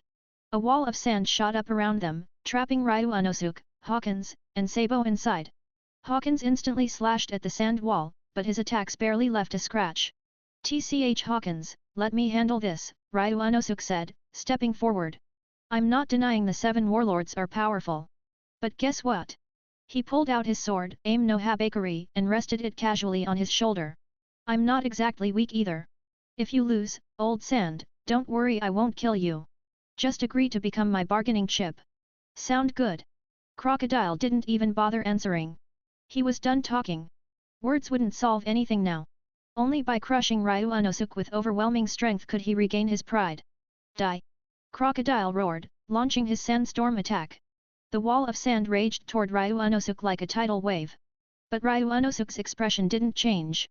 He lifted Aim no Habakiri high into the air, flames igniting along its blade. "Flame slash!" he shouted. The burning sword came down in a mighty arc boom. The sand wall shattered instantly, the flames vaporizing the sand and turning it into molten crystals. The sheer force of the slash lit up the battlefield, the heat distorting the very air around them. In one strike, Ryu Unosuk had wiped away Crocodile's attack and he hadn't even broken a sweat. Check my Patreon for advanced chapters, patreon.com/fanficlord03 change, Discord link here, .gg/fgok/sux Chapter 85, Crocodile is suppressed. Chapter 85-85, Crocodile is suppressed. Chapter 85, Crocodile is suppressed. As the sandstorm was sliced apart, Crocodile froze, stunned. In all the intelligence reports, there had been no mention of Ryu Unosuk possessing fire-based abilities. Wasn't Ace of the Fire Fist supposed to be the one who wielded fire? Yet, that slash just now, Crocodile could clearly feel the terrifying heat radiating from Ryu Unosuk's flames. It even felt hotter than Ace's fire. That unsettling realization made Crocodile instinctively more cautious. "Old sand, Ryu Unosuk said casually, wearing a playful grin, I'm telling you, this is almost over. Rather than getting your ass beat half to death and then used as my bargaining chip, why don't you just save yourself the trouble and agree now? Without waiting for a response, Ryu Unosuk raised the blade of aim no habakiri and swung it at Hawkins behind him. Puff! A heavy, muffled sound echoed, but the expected sight of blood splattering everywhere didn't appear. Instead, the crocodile that was supposed to be slashed crumbled into a ball of yellow sand and scattered across the ground. Already noticed, huh? Ryu Unosuk sighed dramatically. Man, intel really moves fast in this world, doesn't it? The truth was, when he swung at Hawkins just now, Ryu Unosuk had secretly activated his Rinnegan's Amenoda Jikara, swapping Hawkins and Crocodile's positions in an instant. Crocodile's eyes narrowed. What kind of ability is that? Now he understood why even the Navy was helpless against Ryu Unosuk. This guy had too many damn tricks up his sleeve. In just under a minute of fighting, Ryu Unosuk had shown off insane swordsmanship, terrifying fire abilities, and some bizarre space manipulating technique. Any one of those alone would make someone a force to be reckoned with. But Ryu Unosuk? He had all of them. How many insane opportunities had it taken to stack all those powers onto one guy? Old sand, Ryu Unosuk chuckled, his playful tone fading as his expression turned serious. Isn't it kinda dumb to be asking questions like that mid-fight? I'll ask you one last time, are you seriously planning to keep fighting me? The atmosphere shifted instantly. Even Sabo and Hawkins, just standing nearby, could feel the violent pressure pouring off Ryu Unosuk now. As for Crocodile, who was taking the brunt of it, it felt like the air around him was about to explode. Crocodile's face twisted, then hardened. Ryu Unosuk, bring it on. Desert Diamond Sword. Crocodile roared, slashing out four massive, shimmering blades of sand with deadly force. But Ryu Unosuk didn't even bother to dodge. The slashes veered off course before they could even touch him, repelled effortlessly. Old sand. I really tried to talk it out with you, Ryu Unosuk said, shaking his head. But since you wanna be stubborn, fine. He raised his head, and the terrifying pattern of the Rinnegan gleamed in his eyes. The Desert Diamond Sword? Completely neutralized by Shinra Tensei. And Ryu Unosuk knew Crocodile wasn't even going all out yet. Crocodile was no weakling. Forget the techniques, the man's stamina and endurance were on a whole different level compared to guys like Hawkins. He'd used multiple powerful attacks in quick succession, turned into sand over and over again, and was still standing without showing signs of fatigue. Clearly, Crocodile's basic physical abilities were terrifying. Ryu Unosuk couldn't help but think, why had Crocodile lost to Luffy again? Was he just holding back? Was it some conspiracy? Or maybe, just maybe like all those dumb theories online, Crocodile was secretly Luffy's mom? Ryu Unosuk smirked at the ridiculous thought, but quickly refocused. Right now, he had a fight to win. Desert, Reincarnation Burial. Crocodile slammed his palm into the ground. The earth dried up instantly, crumbling into sand, and then surged toward Ryu Unosuk like a tidal wave ready to swallow him whole. TCH, this move again. Ryu Unosuk was about to cast Shinra Tensei again, but bang! A figure suddenly appeared beside him and threw a heavy punch. Reflexively, Ryu Unosuk activated Shinra Tensei and swung his aim no habakiri, but even so, he was sent flying by the sheer force of the blow. Rolling to his feet, Ryu Unosuk laughed. Haha! Old sand, you really were hiding a few tricks. But it doesn't matter how many you've got. Today you're either gonna show me everything you've got and still lose. Or he lifted his hand toward the sky. Planetary devastation. At his command, the sand around them began swirling, condensing into a ball at an incredible speed. When Ryu Unosuk had been knocked away earlier, he had secretly planted a tiny black sphere at the center of the battlefield. That sphere now unleashed a monstrous gravitational pull. Even Crocodile's elemental form couldn't escape its grasp. Within seconds, a massive ball of sand floated high above, Crocodile trapped inside. Hey, Hawkins, Sabo said, still stunned, what kind of monster is my big bro? Hawkins gave him a sideways glance. Captain Ryu Unosuk is an extraordinary and admirable existence. And besides, isn't he your brother?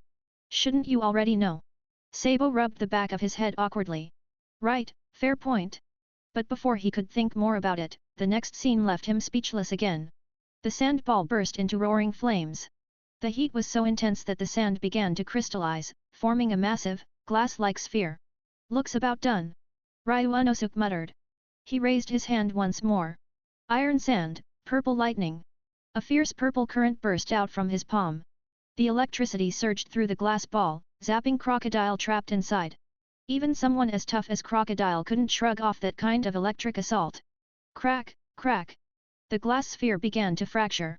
Inside, Crocodile's battered form appeared, coughing and staggering.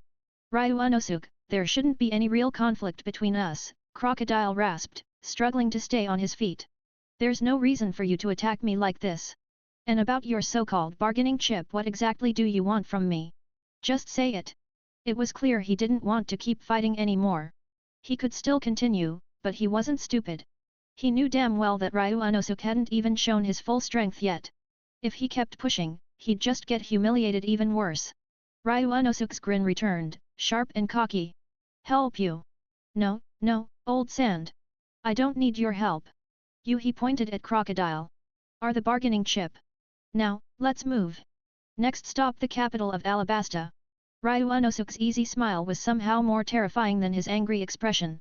Even Sabo, just standing nearby, couldn't help but shiver a little.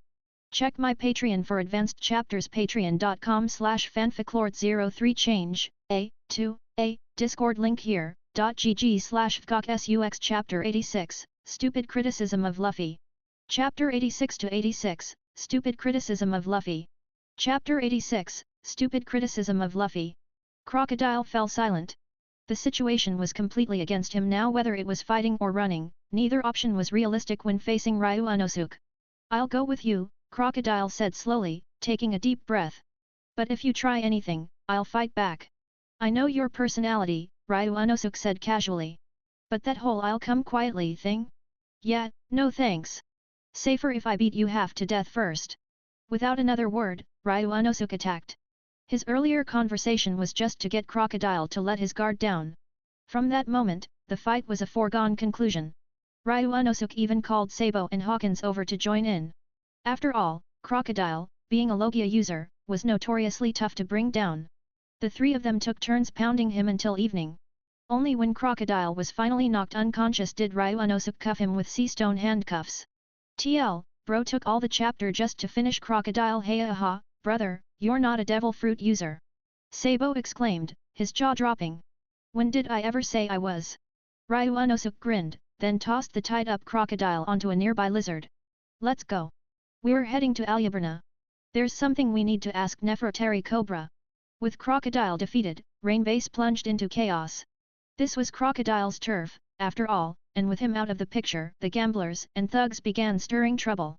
The Baroque Works agents, obviously, weren't going to just sit back and let it happen. At that moment, Nico Robin returned. Miss Sunday, a Baroque agent called out nervously. Something's happened to the boss, and now we handle the troublemakers, Robin interrupted calmly. They're just here for a quick buck.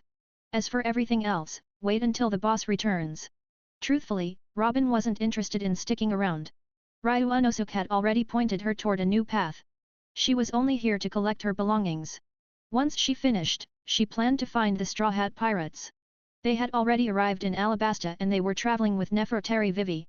If that was the case, she needed to act fast. Winning the trust of pirates wouldn't be easy, but Robin had no choice. Ryu Unosuke's method might be rough, but right now, it was her only option. After quickly gathering her records and supplies, Nico Robin left Rainbase without a hitch, no Crocodile to stop her dash. Meanwhile, with the Straw Hat Pirates. Brother Ryu Unosuke's here too. Luffy beamed, eyes wide with excitement. Ha ha ha. When I set out, Big Bro was still in Fuchsia Village. I can't believe he reached the Grand Line before me. He clenched his fists with determination. I bet I'm stronger than him now.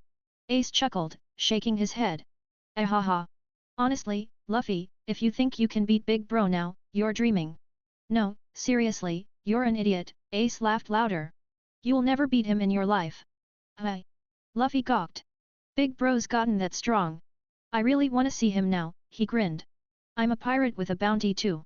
Ace couldn't help himself, he pulled out a thick stack of bounty posters. Here, take a look, he said, handing them over. Big Bro's a real monster now. Luffy grabbed them eagerly. Captain of the Dragon Hunter Pirates, Ryu Unosuke bounty, 600 million berries. First Division Captain, Iron Hand Nyenda 450 million.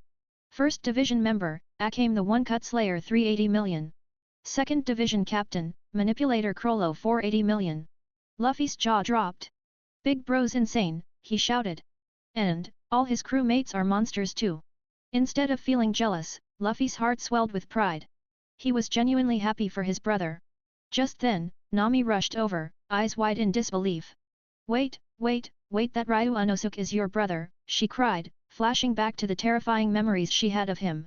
Although Ryu Unosuke never actually hurt her, just being near someone like him had left a lingering fear. Yet, Luffy said proudly. Big bro's here too. I'm gonna find him and kick his ass. Before Luffy could continue his dumb plan, Zoro walked over, eager and ready for a fight. Huh? You're gonna what? Nami panicked, slapping both of them repeatedly. You idiots! Do you want to get us all killed? Seriously? Why had she ever agreed to sail with these morons? Meanwhile, Ace casually pointed at his own bounty poster. And Luffy, take a look at this, my bounty's up to 800 million now. Whoa! Luffy's eyes sparkled. You're higher than all of us combined. Ha ha ha ha. My brothers are the best. Chopper, meanwhile, squatted in a corner, drawing sad little circles on the ground. He was a pirate too now. But he didn't even have a bounty. Poor Chopper. After things settled down a bit, Nami and Zoro explained their past encounters with Ryu Unosuke. So you guys know Big Bro too? Luffy said happily. Don't worry, he's a really good guy. He'd never hurt you. You're my nakama, he added confidently. Big Bro would never lay a hand on you. Luffy's face lit up in excitement. I can't wait to see him again. Meanwhile, hidden in the distance, someone was watching them. It was Nico Robin. She had hurried all the way from Rainbase and was now observing the Straw Hats from afar. When she spotted Ace among them, her suspicion was confirmed. This pirate crew was connected to the Dragon Hunter pirates. Otherwise, why would Fire Fist Ace be traveling so casually with them? Her next move was clear. Check my Patreon for advanced chapters. Patreon.com/fanficlord03 change, Discord link here, .gg/fgok/sux Chapter 87, Robin is on board, I'm a pirate. Chapter 87-87, Robin is on board, I'm a pirate. Chapter 87, Robin is on board, I'm a pirate. At that moment, Ace spotted someone in the distance. Nico Robin. Not a marine. Ace muttered as his observation haki locked onto her position. If you're already here, you might as well come out. He didn't recognize her, but being watched constantly wasn't exactly comfortable, especially in enemy territory. Robin stepped out calmly. Excuse me. Pardon the intrusion. Her eyes swept over the crew. So this is the Straw Hat Pirates. After a moment of hesitation, she decided not to beat around the bush. Ryu Unosuke's words echoed in her mind, if you want to gain someone's trust, you have to choose to trust them first. With that thought guiding her, she spoke clearly.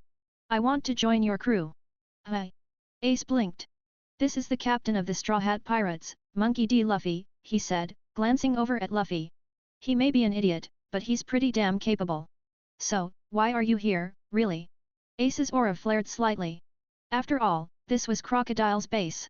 Enemies could show up at any time, even if the visitor was a woman. Her presence felt anything but harmless. I'd like to join the Straw Hat Pirates, if that's all right with you, Robin said without hesitation. This is. Welcome aboard, beautiful lady. Sanji shot forward in a whirl of hearts and joy, nearly bursting with excitement. Let me be the first to welcome you to the crew. Bang! Bang! Bang! Nami's fists came down hard, putting an immediate end to Sanji's hard-eyed rampage.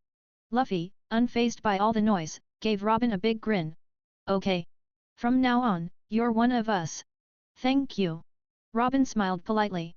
I'm an archaeologist. I enjoy reading and sleeping. My name is Nico Robin. I look forward to working with you all. She extended her hand. Luffy grabbed it without hesitation, still grinning like a fool. Welcome. Just like that, Nico Robin officially joined the Straw Hat Pirates. Hey! Nami hissed, pulling Luffy to the side. What's wrong with you? You didn't even ask who she is. What if she's dangerous? Hi. Luffy blinked. You don't even know her background. What if she's with Crocodile? What if she's trying to trick us? You can't just let someone join like that. Luffy shrugged. Nah. I don't think she's a bad person. You're trusting your feelings again. Nami groaned, exasperated. Ugh, this is hopeless. Luffy stretched his neck out toward Robin and asked bluntly, Robin. You're not a bad guy, right? Robin looked amused. Of course not. I'm your partner now. Her smile was warm, genuine, even. For the first time in a long time, She felt like she could lower her guard. Ryu Unosuk was right, she thought. These people might actually be worth trusting. Meanwhile, Nami watched the exchange and clutched her forehead in despair. He asked her directly, she thought. Even if she was a villain, she wouldn't admit it. And you're a pirate? What kind of captain asks a stranger if they're a bad guy? She looked to the sky, praying for some kind of logic to return to her life. Why did I end up with a captain like this, she thought miserably. Ace is smart. Ryu Unosuk is calm and calculated. But this little brother? This little idiot? He's so hopeless it hurts. And just like that, Nico Robin was officially part of the crew. Meanwhile, on the other side of Alabasta, Ryu Unosuk and Crocodile had arrived at the capital Alyaburna. So this is Alabasta's capital. Ryu Unosuk muttered. Looks deserted. Alabasta's been stuck in civil war for years now, Sabo replied. And their king supposedly used dancing powder to mess with the weather. That stirred up unrest. Now, the whole country's economy and morale are falling apart. As a member of the Revolutionary Army, Sabo knew quite a bit about the internal affairs of the kingdoms. While he didn't know the fine details, he understood the big picture. Yeah, that dancing powder incident was Crocodile's doing, Ryu Unosuk said with a smirk. That poor king got played hard. He looked out over the city. Honestly, any other kingdom would have collapsed by now. Crocodile took full advantage of his position as a warlord of the sea. The world government basically handed him permission to take over. Let's go talk to them, Ryu Unosuk said, turning toward the city gates. There's something I want to confirm. Can I come too? Sabo asked, eyes sparkling. I want to hear more about that thing you mentioned before. Sure. Let's go. With Crocodile unconscious and slung over the back of a desert lizard, they made their way into Alyaburna-halt. Who are you people? The city guards shouted, rushing forward. When they spotted Crocodile's unconscious body, panic spread instantly. That's Crocodile. He's been defeated. Everyone, be on alert. Anyone strong enough to beat Crocodile is a serious threat. Ryu Unosuk raised a hand in peace. Hey, chill. We came to negotiate. He motioned toward the unconscious warlord. This is our sincerity. Take us to see King Nefertari Cobra. But if you'd rather do things the hard way. He stepped forward, the weight of his presence pressing down on the guards. Then it won't be a negotiation. It'll be plunder. He paused. Name's Ryu Unosuk. Captain of the Dragon Hunter Pirates. The guards froze. The Dragon Hunter Pirates. The ones who fought a Navy Admiral and survived a battle with Vice Admiral Garp. Why the hell would he be here? They're monsters. Most of the guards were already regretting showing up to work that day. One of them tried to speak up. Why your majesty would never agree to meet with a pirate tch. Before he could finish, Ryu Unosuk drew his sword aim no habakiri and slashed. The massive arc of energy didn't hit them, but sliced clean through a distant sand dune. The shockwave blew past them like a warning shot. I'm a pirate, Ryu Unosuk said coldly. Don't forget that. You're not in a position to get righteous. I could kill every one of you in under a minute. The guards turned pale as ghosts, staring at the distant sand dune split in half. None of them dared to say another word. Check my Patreon for advanced chapters patreon.com/fanficlord03 change, a Discord link here, .gg/fgokSUX Chapter 88, Fake God. Chapter 88-88, Fake God. Chapter 88, Fake God. After witnessing Ryu Unosuk's power, the guards slowly lowered their weapons. They knew resistance was pointless. Hell, it wasn't even resistance, it was suicide. I need someone to take me to your king, Nefertari Cobra, Ryu Unosuk said, voice calm but commanding. Don't worry. If I wanted Cobra dead, I wouldn't be wasting my breath talking to you. He smirked mockingly, not out of contempt, but simple fact these people couldn't stop him even if they all charged at once. This world bows to power. Being weak is a curse. And Ryu Unosuk? He's a pirate, strong, dangerous, and unapologetically so. I'll take you, a guard captain suddenly spoke up. Just, don't kill us. This country still needs its soldiers. We don't want to die for nothing. Captain, one of the other guards objected. Shut it, the captain snapped. All of us dying won't change a thing. If His Majesty were here, he'd understand. He wasn't being cowardly, just realistic. If this man had taken down Crocodile and dragged him here unconscious, then finding the king's hiding place would be child's play. Better to cooperate than be wiped out. Finally, Ryu Unosuk muttered, eyes narrowing, someone with a bit of brain matter. He turned and started walking. Let's go. I've got places to be, reputations to spread, and I'm not wasting any more time here. They soon arrived at the palace. Inside, King Nefertari Cobra lay in bed, clearly unwell. The rebellion, Crocodile's manipulation and the recent chaos involving dance powder had worn him down to the bone. If he hadn't heard that Crocodile had been defeated and dragged here like trash, he probably wouldn't have bothered to get up. Nefertari Cobra. Ryu Unosuk scoffed when he saw him. You look pathetic. One crisis and you're in bed playing sick. You dare, the captain of the guard started to shout instinctively, but froze. He remembered who he was talking to and promptly shut up. He couldn't risk provoking Ryu Unosuk now, not with the king's life on the line. If you keep playing dead, forget guarding any secrets, Ryu Unosuk continued coldly. Crocodile will take this whole damn kingdom from you. He walked casually to a nearby chair and sat down, smirking. Are you really planning to throw the burden of your royal duty onto a girl like Vivi? What did you say? Cobra slowly sat up, eyes narrowing. He could ignore the insults to his character he'd heard worse, but Ryu Unosuk had said something that caught him completely off guard. The royal inheritance. That was something no outsider should have known. His father had passed it to him in secret. He had only recently decided to pass it on to Vivi. So how the hell did this pirate know about it? Who the hell are you? Cobra demanded, his voice hoarse but filled with urgency. I'm God, Ryu Unosuk said with a wry smile. Or at least, that's what some people might believe. I'm looking for certain individuals. Maybe your country holds their memories inside me. He was testing the waters. Ryu Unosuk didn't actually know what this god was supposed to be. If Cobra knew, he'd react. If he didn't, Ryu Unosuk could keep bluffing. God. Cobra whispered, eyes trembling. No, you can't be, but, maybe. Pluto is awakening. That god will return, guided by the Sea King. He began to mutter in confusion. And the door, it will open again. Ryu Unosuk furrowed his brows. Pluto? Sea King? A door? What the hell was this guy rambling about? Wait, Sea King? Wasn't Shirahoshi the Sea King? Then, could this god be someone tied to her? Luffy? He was the only one who came to mind. Shirahoshi had clung to him during the Fishman Island arc. Luffy had even nicknamed her the Cowardly Star. And Pluto wasn't that the ancient weapon linked to the Sunny, which Frankie had upgraded with Pluto's blueprints. Everything started pointing toward one person, Monkey D. Luffy. Ryu Unosuk chuckled to himself. If Luffy is the so-called god, he probably doesn't even know it yet. Hell, he'd freak out just hearing it.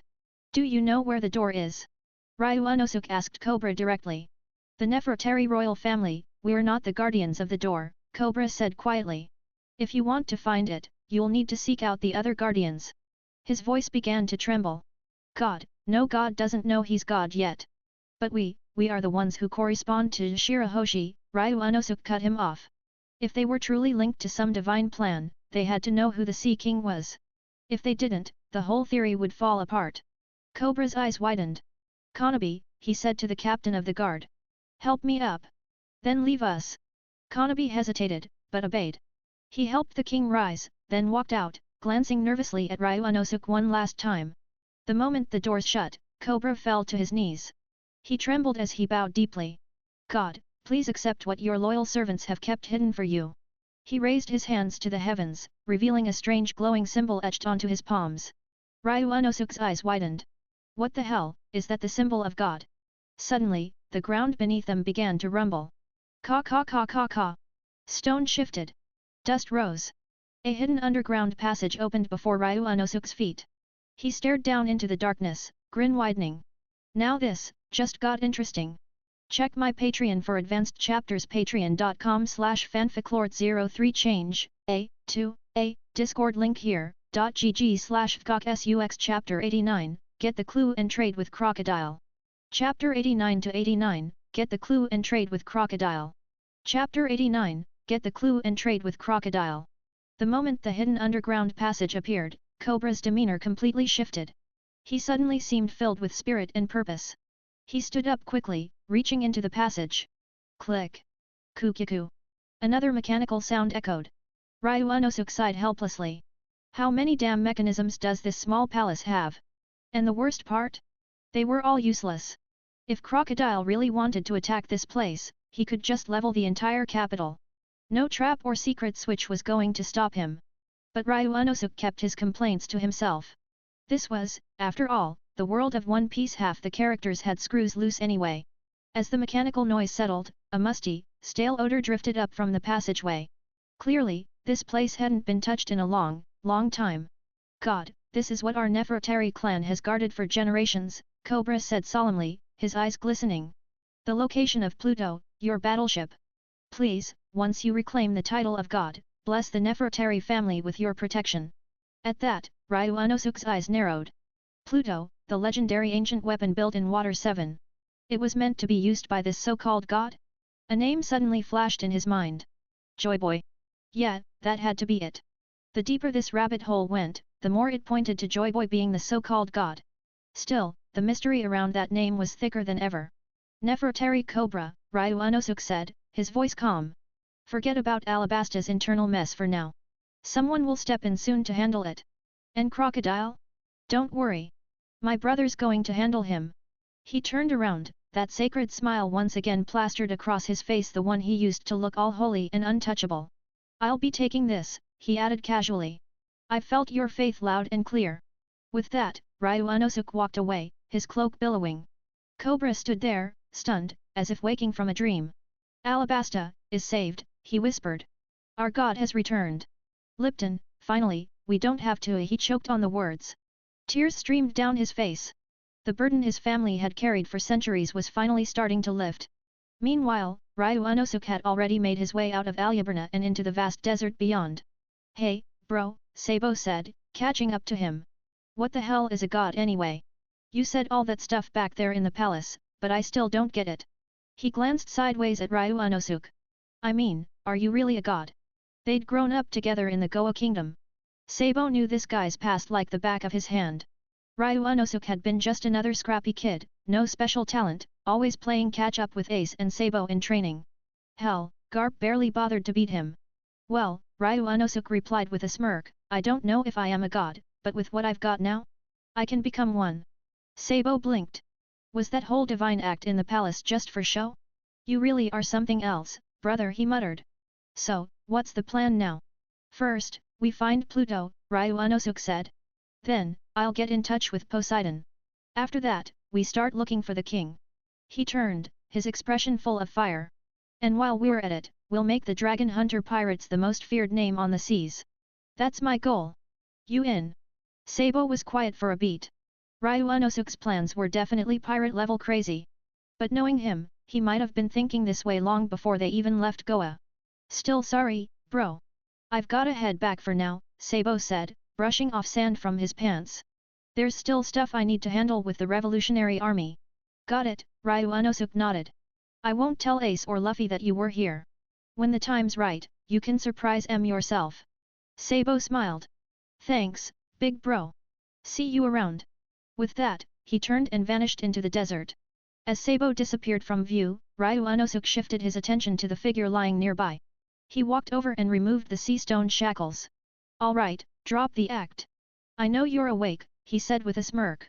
If I wanted you dead, you'd be 6 feet under by now. Crocodile's eyes snapped open. He slowly sat up, clearly annoyed. Ryu Unosuk, what the hell do you want? He was pissed. Years of digging through Alabasta for clues about Pluto, and just when he finally got somewhere, this bastard swooped in and stole it all. Now Ryu Unosuk held the key. There was no way Crocodile could beat him for it. He knew that. What do I want? Ryu Unosuk laughed. Now that's a boring question. I won't kill you, he added, his voice suddenly cold. But in exchange, you're not allowed to kill Luffy. In fact, I want you to lose to him in this fight. Crocodile stiffened. The calmer Ryu Unosuk sounded, the more terrifying he became. Crocodile knew one thing: if he refused, he wouldn't leave this desert alive. Fine, Crocodile muttered. I'll take the deal. But listen, Ryu Unosuk, he added, standing up and brushing the sand off his coat. You're being watched by the world government now. Don't get cocky. They won't sit back and let you grow. With that, his body turned to sand and vanished in the wind. Ryu Unosuk watched him go, eyes narrowed. He hadn't asked why Crocodile had been hiding his strength all this time. That wasn't important. What mattered was that the battle with Luffy was no longer in doubt. How Luffy handled it, that was up to him. Hawkins, Ryu Unosuk called out. Time to head back. Also, where the hell are we?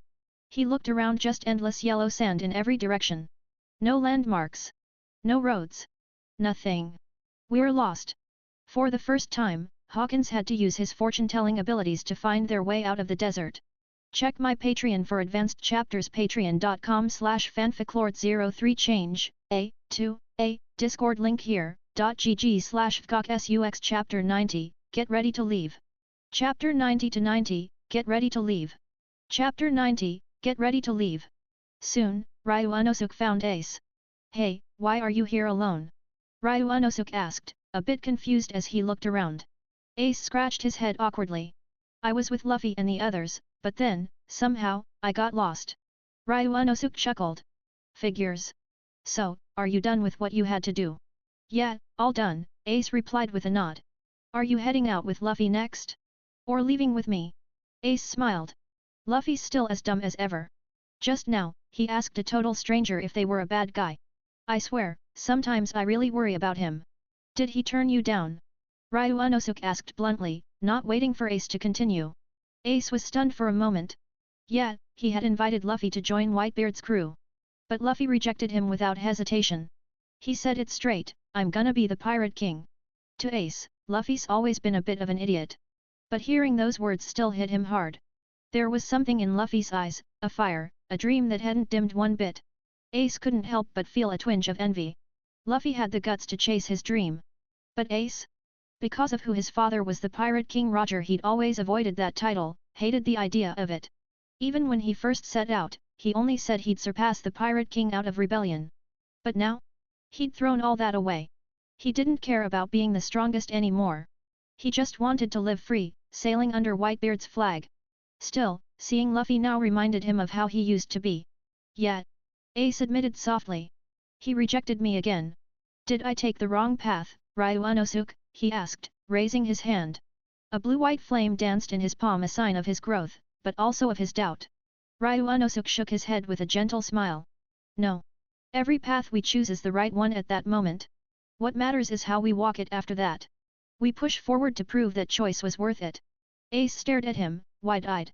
Every step we take is the right one, he repeated. Exactly, Ryu Unosuk said. We fight, we struggle, we grow because we believe in that first step. You just need to remember why you took it. Ace's eyes, once clouded, began to shine again. Yeah. I know what I want to do now.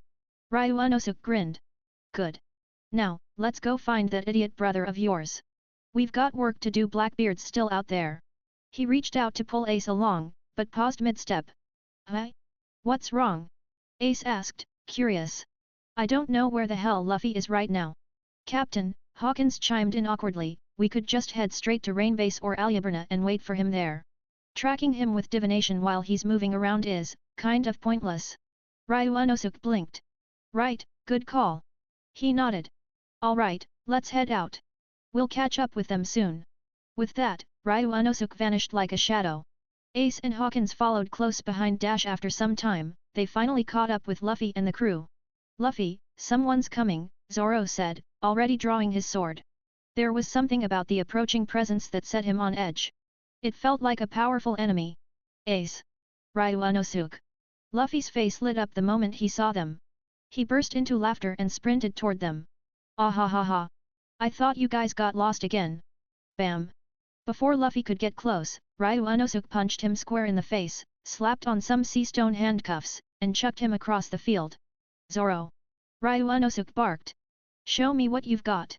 He unsheathed aim no habakiri, and his aura changed instantly fierce and deadly. The murderous intent rolling off him made everyone freeze. Are you nuts? Nami shouted in horror. The captain of the Dragon Hunter Pirates, it's him. He's gonna kill someone. Once that guy draws his sword, it's over. Nami, Chopper, and Usopp all panicked, their expressions warping into comic terror. But Zoro didn't flinch. Bring it on. The two clashed, swords ringing, dust flying. It was clear Zoro had gotten stronger, but the gap was still there. He was defeated again. You've improved, Ryu Unosuk said, sheathing his sword. But you're still not there. If you want to reach the top of this world, your swordsmanship has a long way to go. That said, your growth is faster than I expected. He turned away. Follow me. With that, he and Zoro walked off. The others quickly helped Luffy up and unlocked his handcuffs. Hey Ace, what's Ryu Unosuke doing with Zoro? Luffy asked, tilting his head, clearly unfazed by the beating. He's teaching your swordsman how to train, Ace replied. By the way, I'll be leaving soon. I've got to chase down Blackbeard. So I won't be sticking around. You're leaving? Luffy blinked, then nodded. Got it. As the others chatted, Luffy explained to the crew how he knew Ryu Unosuke. Their worries about the stranger quickly vanished.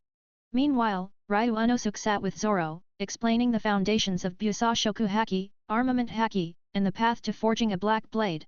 These were things Hawkeye should have taught Zoro later, but now that Ryu Unosuke had intervened in their fate, he figured it was fine to speed things up. Zoro, a swordsmanship prodigy, understood quickly. But mastery would take time and effort.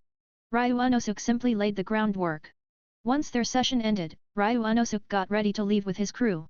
As for Kuina, he chose not to bring her up just yet. That bond between Zoro and Kuina was sacred, one of the driving forces behind his strength. Revealing the truth now would only cause confusion. And so, without a word about her, Ryu Unosuke disappeared once again.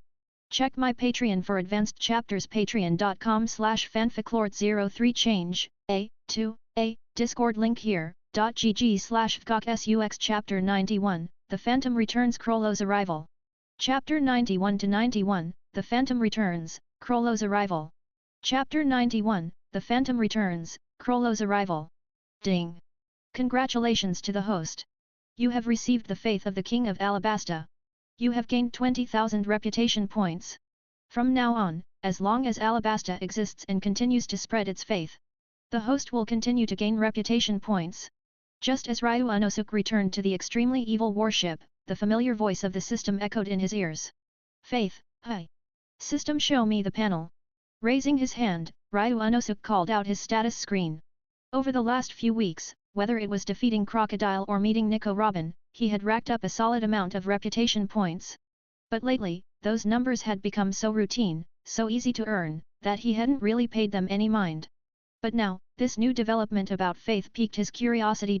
Host, Ryu Unosuke, 22 years old, abilities, advanced swordsmanship, advanced assassination techniques, intermediate armament Haki, basic observation Haki, Rin-Egan items, aim no Habakiri, reputation pack, reputation points, 116,000 crew, 1st Division Captain, Nayenda Akame Ga Kill, 1st Division Member, Akame Ga Kill, Night Raid Group Activation, recruitment conditions met, 2nd Division Captain, Crollo Hunter X. Hunter, Phantom Troop Group Activation, recruitment conditions met, 3rd Division Member, Jigakudo, Mukai Naruto, Naraka Path, Pain Group Activation, recruitment conditions met, Special Crew Members, Mario, Kuina, Roolgi, Hawkins. Place of Origin, Whiskey Peak 3219, Reputation Points created, Redeemable Place of Faith, Alabasta 18, Reputation Points created, Redeemable Title, Captain of the Dragon Hunter Pirates. Looking at the glowing, luxurious panel, Ryu Unosuke smirked in understanding. So this Place of Faith is something like a loyalty zone, except it generates reputation way faster than Origin places. He wasn't complaining. Reputation was reputation. At that moment, Nayenda walked up to him. Captain, are we heading to the next location? She tilted her head slightly, hands tucked behind her back. Or are we doing something else? We've been stuck here for a while. It was true. The short break had been nice, but pirates like them were born for the sea. Staying still for too long was like rust gathering on a sword. Plus, the navy was starting to show up more frequently in the area. And the fact that Ryu Unosuke hadn't ordered them to wipe out those pests was, frankly, out of character. We're heading to Jaya Island, Ryu Unosuke replied, stretching his back. There's someone there I want to meet. If things go right, I want him on our crew. Nayenda nodded with a half-smile. One guy, hi? Got it. Setting course for Jaya Island. She turned to issue the orders. Moments later, the massive and ominous evil warship roared back onto the open sea. Elsewhere, a lone seagull glided down and landed on a remote, deserted island. Blackbeard, Teach himself, was squatting beside a fire, grinning as he read the latest newspaper delivered by the bird.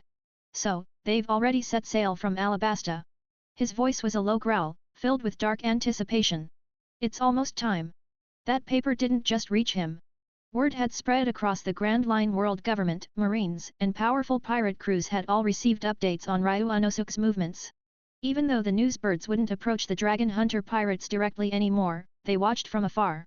The moment they spotted them, the info went straight to Morgans, who wasted no time distributing it. Of course, because of the last incident, Whitebeard's crew had been temporarily blacklisted. They had no idea any of this was happening. 3 days later. Brrrr.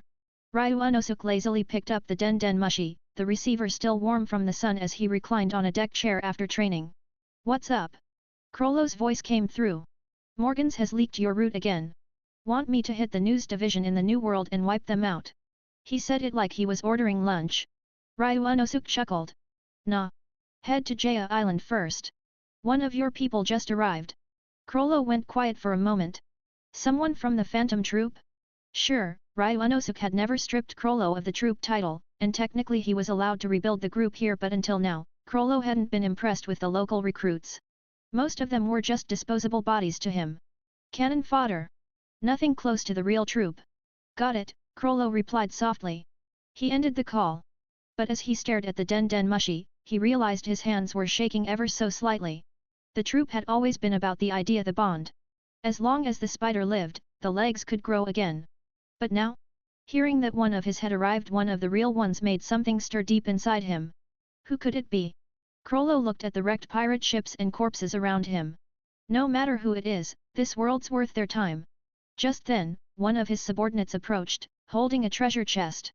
Boss, we found a Zoan-type devil fruit. Not sure what its powers are, though. Krollo glanced at the chest and nodded. Put it in the treasury. Tell the navigator head for Jaya Island. He wasn't wasting time. Life at sea had changed him.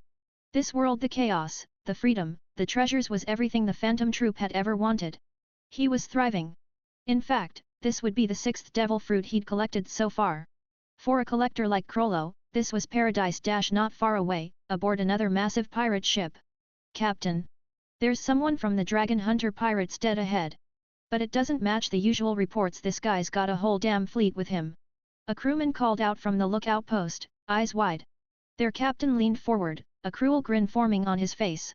Dragon Hunter or not, kill 'em all. Check my Patreon for advanced chapters. Patreon.com/fanficlord03 change, Discord link here, .gg/fcocsux chapter 92, 100 skills, Krollo. Chapter 92-92, 100 skills, Krollo. Chapter 92, 100 skills, Krollo. Captain, we are being chased by pirates. The lookout of the Phantom Troop rushed over to report to Krollo. Anyone who'd earned Krollo's favor wasn't weak, just a step behind the pursuers in noticing the tale. Chased. Krollo raised an eyebrow. A pirate ship. He stood up, pulled out a special telescope, and activated his Nin ability. Enhance. With the aid of Nin, the telescope's range and clarity extended dramatically. Through it, a massive pirate ship came into view. That's a big one, he muttered. I remember the captain liking this kind of ship. Change course, we are meeting them head on, he ordered without hesitation. Got it. Move it, turn the bow now. What are you standing around for? Didn't you hear the captain? Turn the damn bow. Move faster, don't make us look slow. The Phantom Troop moved as one, swiftly turning the ship toward the enemy. No one questioned Krollo's orders. Those who had before were long gone, likely digested in the bellies of sea kings. As their ship surged forward, the pirates on the other side were stunned. What the hell? A rookie pirate crew, charging straight at them? Have these little punks lost their minds? They clearly don't know who they're dealing with. The opposing crew had just returned from the New World to the Grand Line. Their captain stood confidently at the bow, smirking. Looks like the Grand Line's forgotten the fear we once inspired, he said coldly. Let's remind them. I am Captain Frode of the Frode Pirates. The Frode Pirates, one of Krollo's men muttered. Doesn't sound too impressive. Before Frode could continue his introduction, Krollo appeared calmly at the bow of their ship. Frode Bounty, 230 million berries. Who the hell are you? Captain, that's Krollo. Captain of the 2nd Division of the Dragon Hunter Pirates, one of Frode's men whispered urgently. At once, the crew raised their Mauser rifles, aiming them straight at Krollo, ready to fire at Frode's command. Krollo didn't flinch. I'll make this simple, he said. You have two options, die here, or become my underling. He glanced over the ship with a smirk. Nice ship, by the way. Looks fast. Good offensive and defensive design. I'll be taking it either way. Frode's calm demeanor cracked, fury twisting his face. He'd thought the dragon hunter pirates were just thugs who bullied small-time crews and ambushed a few marines, just a bunch of lunatics looking to make a name for themselves. But now he realized they were actual lunatics. Fire! But the moment he gave the command, something horrifying happened. All of Frode's own men turned their guns not on Krollo but on him. Ka, what the hell are you doing? I'm your captain. You bastards, wake up! Frode panicked, but Krollo just smiled and stepped back. You guys handle this. I trust your strength. Clean up your own mess. He seemed more interested in the ship than the mutiny.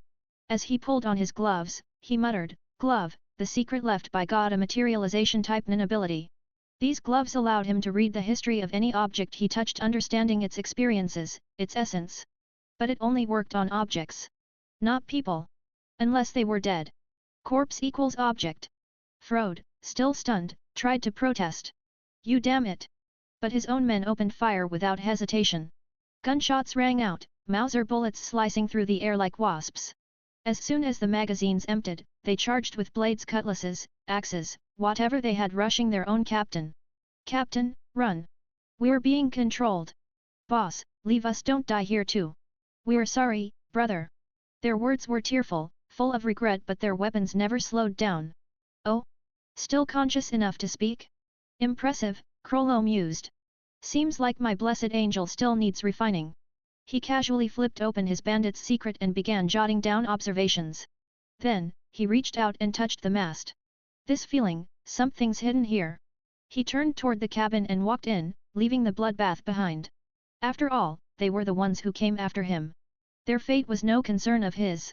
Ryunosuke had told him that much. Inside, guided by subtle hints in the wood and walls, Krollo eventually found a small treasure chamber. It was filled with riches. A pirate with a 230 million bounty wasn't exactly poor. Then, something caught his eye. A box. No, more like a handle embedded into the ship itself. Is this what I sensed earlier? He whispered. He tried to open it, but it wouldn't budge. Locked? Needs a key. Krollo examined the groove carefully. A faint glow pulsed as he used materialized nin to recreate the key. Click, hee hee hee. A deep rumble vibrated through the floor as a hidden staircase slowly revealed itself.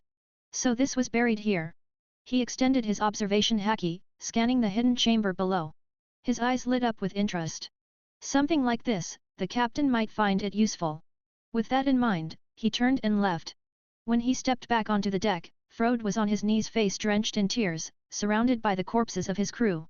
You really chose your life over theirs, huh? Krollo said coldly. Couldn't even die with honor so your men might live. He sighed. Forget it. You wouldn't understand even if I explained it. This ship's mine now. You. Bang. Frode lunged suddenly, haki swirling around his fists and feet. But before he could even touch Krollo, clap. The massive angel floating silently above Krollo brought its hands together with crushing force.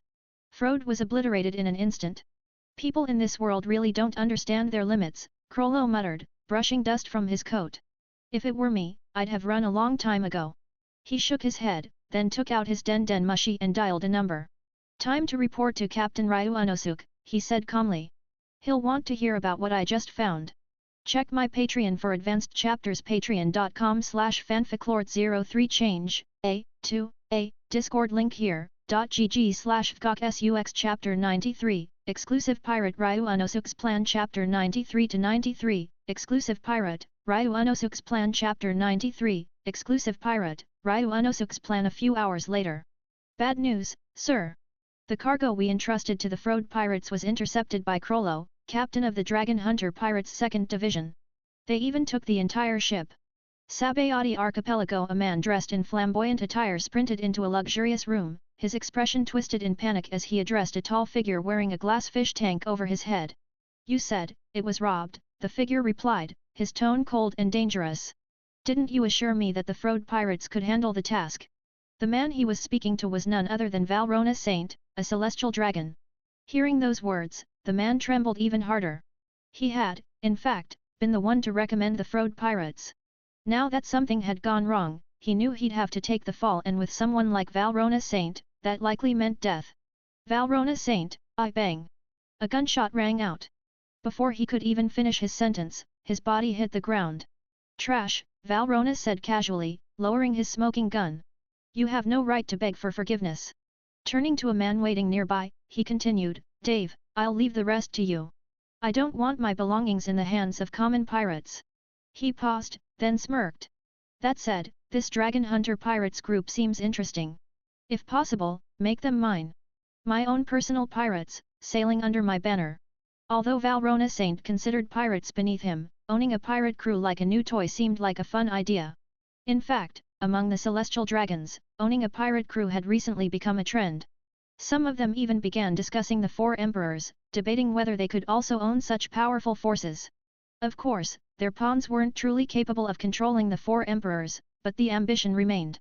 As strange as it sounded, there was now an unofficial competition among the celestial dragons, who could acquire the strongest pirate crew.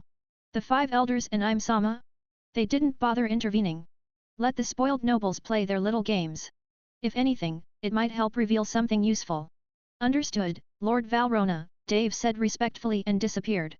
Valrona chuckled to himself. The Dragon Hunter Pirates, huh? If I can make them mine, who in this world could stand against me?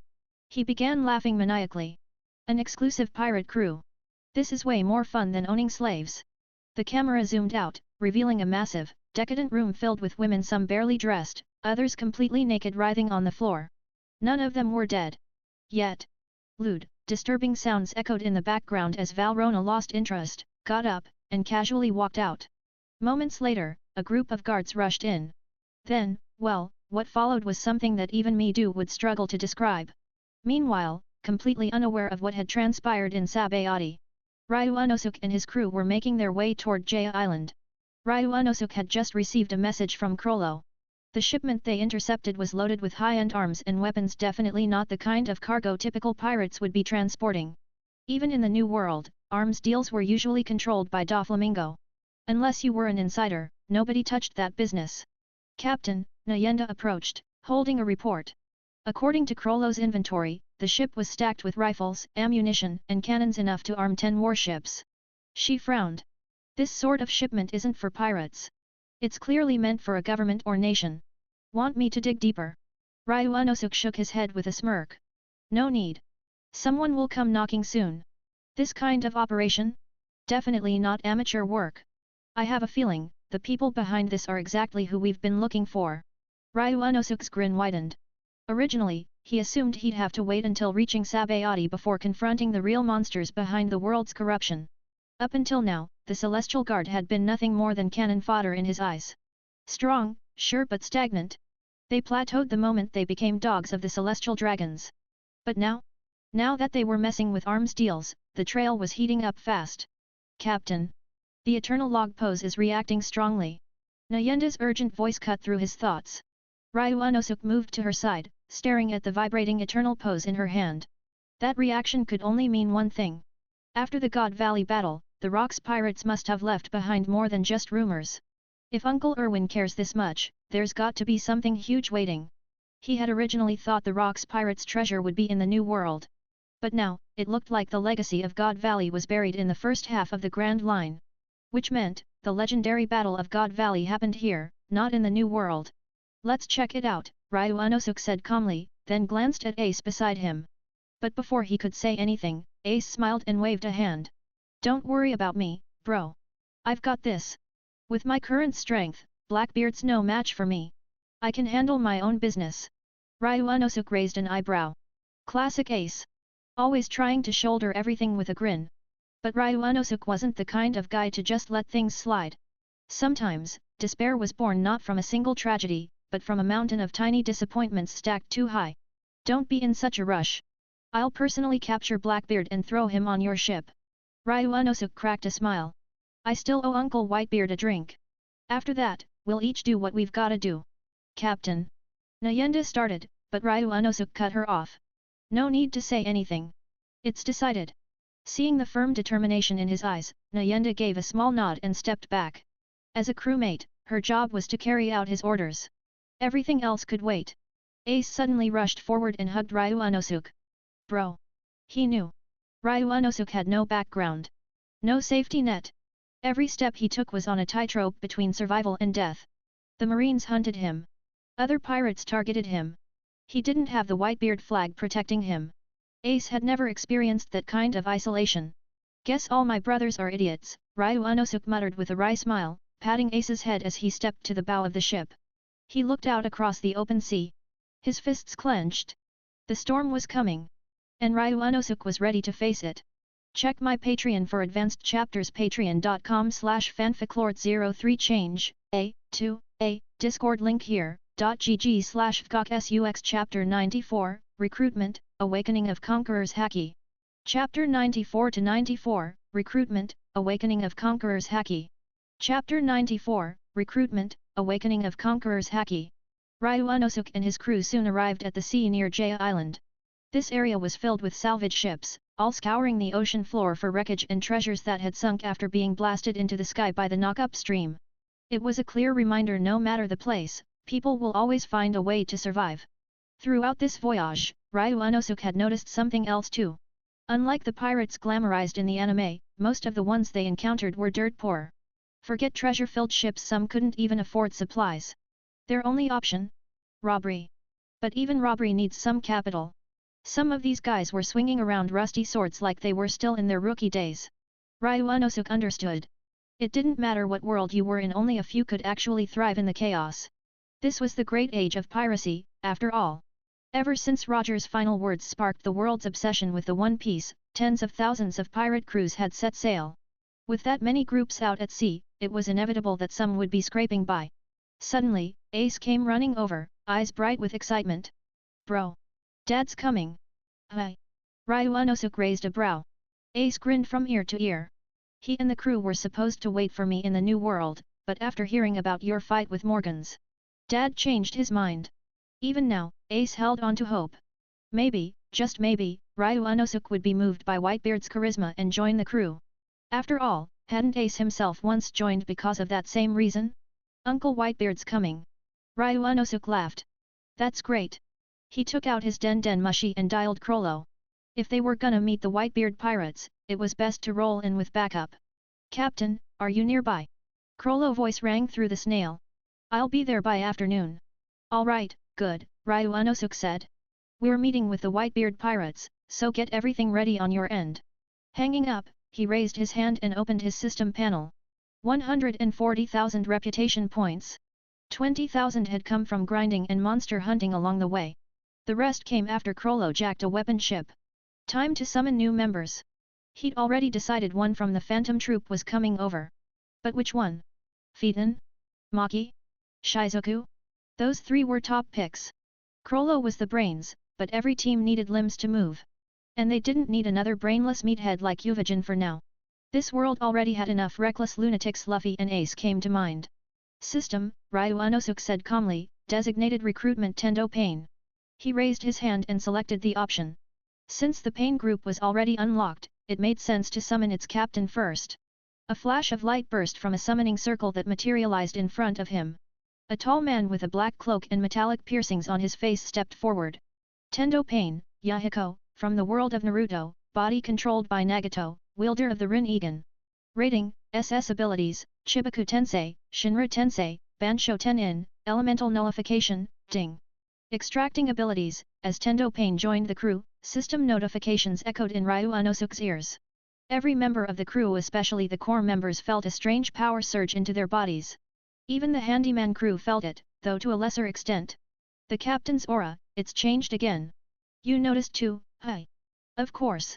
Every time he does something like this, everyone gets stronger. Could it be? Can the captain enhance our power just by recruiting people? He might really be a god. A god, no doubt about it. The crewmates murmured among themselves. Though they were weaker than most, being around someone like Ryu Unosuk exposed them to things most people never even dreamed of. System, Ryu Unosuk said again, designated recruitment Maki.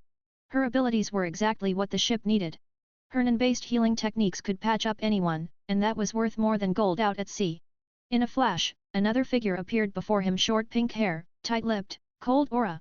Maki, from Hunter x Hunter, transmutation type non-user, Phantom Troop member, 6th strongest in arm wrestling. Abilities, non-thread stitching, tracking, telepathic communication, Ding. Extracting abilities, Ding. Congratulations! 3 squads have been formed with at least 2 special members in each. Unlocking, Dragon Hunt Order. Special reward, Life Essence, 5 drops for Captain Ryu Unosuke, 3 drops for each squad leader, 1 drop per member. Ryu Unosuke couldn't help but smirk. This recruitment session was worth it. Not just the rewards and abilities but Pain and Maki themselves. Their presence massively elevated the Dragon Hunt Pirate's power level. Life Essence contains highly condensed life force. Permanently increases cell regeneration speed and grants advanced healing. Dragon Hunt Order, a captain-exclusive artifact.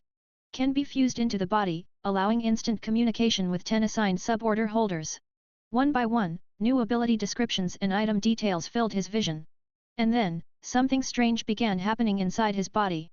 A pressure unseen, intangible, but overwhelming started leaking from him. Is this Conqueror's Haki? Ryu Unosuke looked at his panel with wide eyes. A slow smile formed. He didn't expect to awaken it like this. He figured the system would just give it to him at some point. But no, this felt natural. Earned. This wasn't just a strength boost. This was a massive leap forward.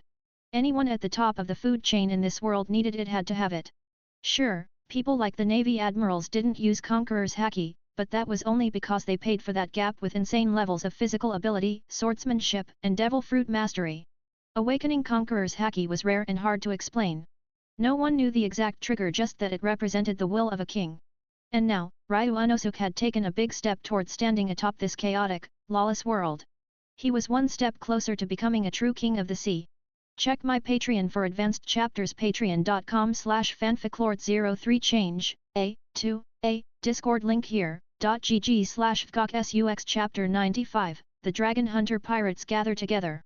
Chapter 95-95, The Dragon Hunter Pirates Gather Together. Chapter 95, The Dragon Hunter Pirates Gather Together. The moment the new crew members arrived, Nayenda and the others gathered on deck. Captain Jigakudo was the first to step forward, his expression respectful as he stood before Ryu Unosuke. Even now, his loyalty ran deep, etched into his bones. Though Tendo Pain wasn't from his village originally, once he became Pain, his shadow had been burned into Jigakudo's spirit. Ryu Unosuke gave a small nod. Let me introduce everyone. He pointed to the newcomers. This is Tendo Pain, real name, Yahiko. He'll be leading the 3rd Division. And this young lady here is Maki, a member of the Phantom Troop's 2nd Division. Najemda stepped forward with her usual calm smile. Looks like we've got more monsters joining the crew. She extended her hand. Nayenda, 1st Division Captain of Night Raid. I'm Akame. 1st Division, too, Akame added quietly, her voice as sharp as her blade. One by one, the rest introduced themselves until everyone was familiar with each other's names and divisions. Then Maki tilted her head, looking puzzled. Captain, did you just say Phantom Troop? What do you mean by that? Of course she knew what the Phantom Troop was, she'd been one of its original members. That's what confused her. Ryu Unosuke smirked. Crollo's with us too. He's just not here yet. Should be arriving soon. Maki froze. Her eyes widened, and her voice trembled. Crollo, isn't he dead? Tears welled up in her eyes. A calm, familiar voice spoke from the side. Nope. I'm alive. Everyone turned. Sure enough, it was Crollo standing on the deck, a soft smile on his face. Long time no see, Maki. He had arrived earlier than expected, thanks to the stolen celestial dragon warship, far faster than the old one. If it had been the previous ship, he probably wouldn't have made it until the afternoon. But here he was, just past noon. Crollo. Maki didn't wait for another word. She rushed into his arms, the tears in her eyes now joined by a joyful smile. No wonder she never gave Hisoka the time of day, Ryu Unosuke whispered. So this was the connection. Both from Meteor City. Both joined the Phantom Troop together. Makes sense they'd be close, he added. Ryu Unosuke smiled as he watched the emotional reunion. The others were all looking at the pair too. After all, Crollo had been sailing solo since he joined. But the results he'd brought back, both intel and loot, were nothing short of impressive. It was clear the Phantom Troop had adapted to this world's rhythm even faster than some of the older members. Just as Crollo opened his mouth to speak, his eyes darted toward the warship. Wait. Is the ship already eating? Ryu Unosuke chuckled. Yup. Our special partners got quite the appetite. The warship infused with malevolence and spirit had already begun devouring the celestial dragon ship. Unlike standard pirate vessels, this one had top-tier materials and high-tech components, making it an absolute delicacy to the living warship.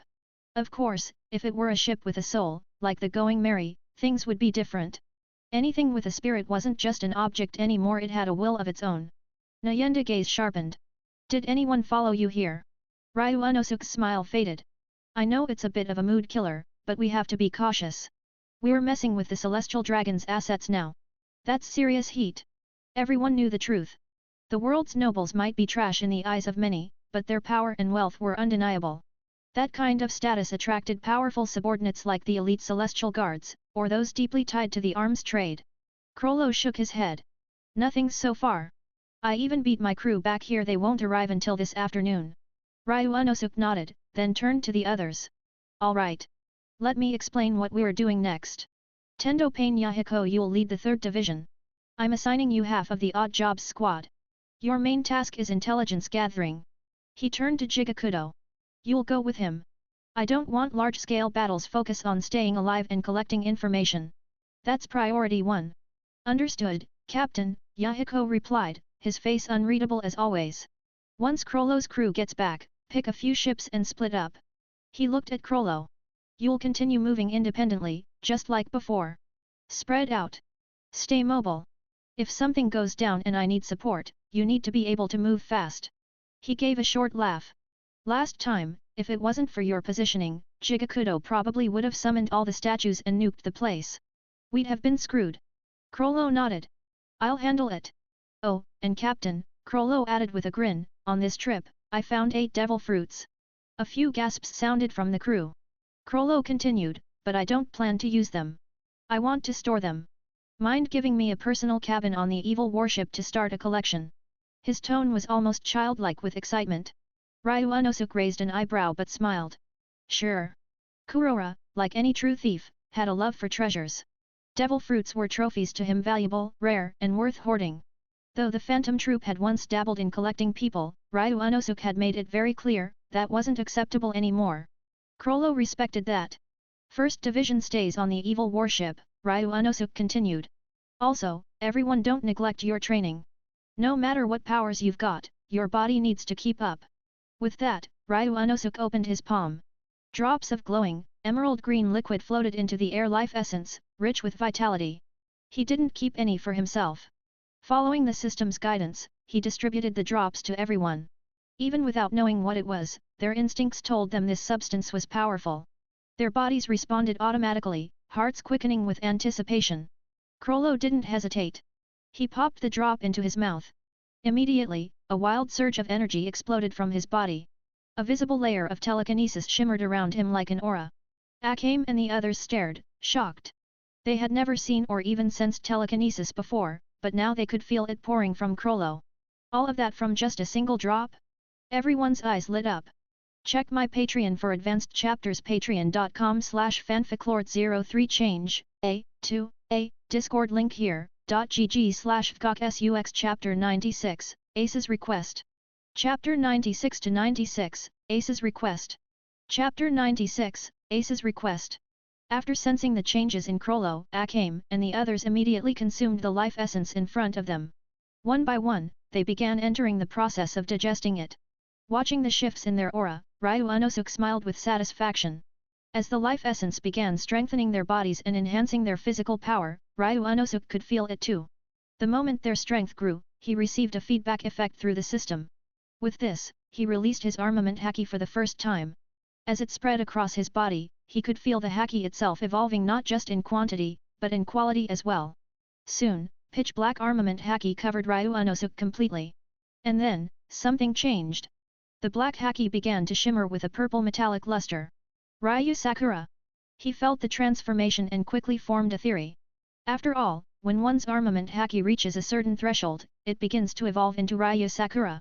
Ryu Sakura not only enhances attack, speed, and defense, it also allows for penetrating strikes, bypassing defenses entirely. And in this world, against monsters like the Four Emperors, basic armament haki just isn't enough. Not even Luffy with his gear powers and haki could break through someone like Kaido's defenses without it. So, mastering Ryu Sakura wasn't just progress, it was necessary. Although his current haki only showed sporadic signs of purple metallic shine, Ryu Unosuk believed that advancing further wouldn't be difficult. Now that he'd begun, it was just a matter of time. It was wild to think how far he'd come in under a year. The rise in system reputation, the increasing power of the evil warship, the strengthening of his recruited crew, the expansion of the dragon hunter pirates. Things others might spend their whole lives chasing, he'd already achieved. It almost felt like a dream. Brother.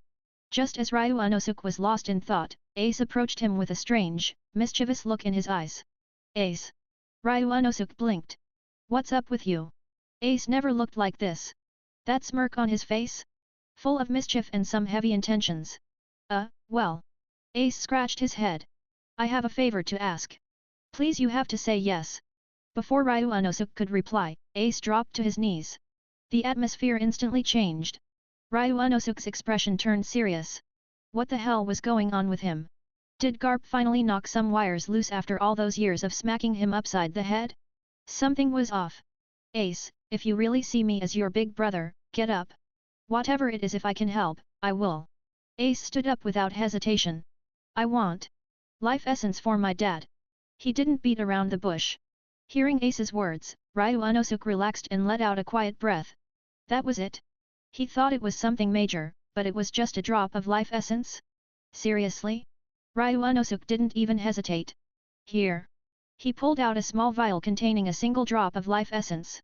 Though the rich vitality was sealed within the glass, Ace could immediately sense the overwhelming life energy radiating from it. It was the same thing they had just used moments ago. Thank you, big bro. I'm thanking you on behalf of my old man. My dad's body, it's really not gonna hold out much longer. Ace's voice trembled, and his eyes grew wet with emotion. He'd watched Whitebeard deteriorate over the years. As the old man aged, the damage caused by the tremor fruit became harder to suppress. The strain on his body had worsened dramatically. Nowadays, Whitebeard had tubes running through him just to stay alive. Without those medical supports, he would have collapsed long ago. Even as one of the 4 emperors, Whitebeard had no clear successor. He wasn't like Kaido or Big Mom. Kaido was a monster. He could jump from Sky Island and still get up like nothing happened. Thanks to his mythical Zoan fruit awakening, his vitality was off the charts. Big Mom had this soul fruit. She could literally steal people's lifespans and use them for herself. But Whitebeard, the tremor fruit wasn't like that. It was powerful, but it came at a steep cost to the user. Back in his prime, the strain was manageable. But now that he was older, it was catching up fast. And yet, to maintain the Whitebeard pirate's reputation, he had no choice but to keep fighting. Because right now, no one in his crew could carry that torch. And that was the most painful part of all. Of course, it was a consequence of Whitebeard's own choices too. You don't have to thank me, Ryu Unosuk said, shaking his head. Uncle Whitebeard is your family. That makes him my family too. This is the least I can do. But, Ace, you realize this isn't a permanent fix, right? Ryu Unosuk gave it to him straight. He shared all the thoughts he'd just had. If they kept relying on Whitebeard like this, the same problem would come up again. Why do you think the red-haired pirates managed to become one of the 4 emperors so quickly and earn that recognition? Because their crew is balanced. Strong. Even if Shanks disappeared tomorrow, they wouldn't fall into chaos. You only need to look at what happened with Weevil. He hunted down Whitebeard's commanders. Took over their territories. The Whitebeard pirates had no one who could stop him. I know, big bro, Ace nodded, fists clenched. That's why I'm gonna get stronger. Strong enough to carry my father's will and protect our family. Flames ignited around his fist as he made the vow. Ryu Unosuk's eyes narrowed with amusement. Already improving again, hi. I can already picture it. A few years from now, the new overlord of the sea fire god Ace. He grinned. Come on, bro, you're exaggerating. Ace laughed, scratching his cheek. I'm still a long way off. But, if I can reach your level in the next few years, maybe then I'll be worthy. There's still a lot of work to do. Every step I take from now on I'll make it count.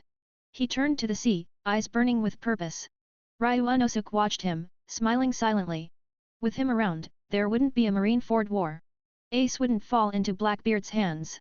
And now, Ryu Unosuk began planning. He had to eliminate Blackbeard, the unpredictable wild card. Because someone that cunning, with ambition and patience? That kind of guy always becomes a problem. It'd be best to take him out now, before it's too late. Check my Patreon for advanced chapters, patreon.com/fanficlord03 change, Discord link here, .gg/fgokSUX Chapter 97, The White Group was attacked. Chapter 97 to 97, the White Group was attacked. Chapter 97, the White Group was attacked. By the time evening rolled around, everyone had nearly finished absorbing the energy from the life essence. It wasn't completely refined yet, but at least it wasn't interfering with their actions anymore. Meanwhile, Krollo's crew had returned no tails, no enemies tracking them. Ryu Unosuk stood tall on the deck, his voice booming across the ship. Alright, everyone, it's time to split up again. But before that, let's have a damn party. Cheers erupted immediately. We're almost at Kaya Island, so let's find a nearby uninhabited island and celebrate properly. The Dragon Hunter pirates have come a long way and it's all thanks to every single one of you. Captain's the man. Haha. Another party? Count me in. Yo, can we drink as much as we want tonight or what? Ugh, all you think about is drinking. The joy quickly snowballed into wild excitement. They soon docked at a small, secluded island. With the new recruits Krollo had brought along, setting up the party took no time at all. Fires lit up, food was passed around, and barrels of booze were cracked open. At the same time, somewhere in the same stretch of ocean, a massive pirate ship sliced through the waves. Dad, this should be the area Ace mentioned, Marco said, standing beside Whitebeard, a puzzled expression on his face. But why do we need to come see some rookie crew in person? Marco, Ace's sworn brother and the 1st Division commander of the Whitebeard pirates, wasn't convinced. He'd heard of the Dragon Hunter pirates, sure. They'd made waves recently, but they were still newcomers. Greenhorns charging around like they owned the sea. He frowned. With your health like this, any unnecessary conflict could be dangerous for us. What if this is just another group of hot-headed kids causing trouble? Whitebeard let out a deep laugh. Gurururura. Marco, you're still a brat. The Dragon Hunter pirates aren't just any rookie crew. If Ace looks up to someone that much, it's not just brotherly admiration. Trust me, they're special. You'll see for yourself soon enough. Whitebeard raised his massive jug and took a deep swig, his hearty laugh echoing across the ship. Marco sighed, rubbing his temples. As a doctor, and a phoenix fruit user, he had powerful healing abilities, but even he couldn't reverse the damage in Whitebeard's aging body. Drinking like that only made things worse. Still, there was no stopping him. And now, with the whole Blackbeard incident still fresh, Marco couldn't afford to let his guard down. Another betrayal like that could be catastrophic for their crew. The sudden rise of the Dragon Hunter pirates, it was too suspicious. They didn't just make a name, they skyrocketed, outpacing even the Straw Hat pirates. It was unnatural. And then, out of nowhere, an older brother of Ace appeared? Someone Ace had never mentioned before? Marco's gut told him something didn't add up. Freeobnui.com Captain Marco, a lookout shouted, rushing over. There's a strange ship approaching. It's not a merchant vessel, not a pirate ship either, and it's definitely not a navy warship. Marco's eyes narrowed.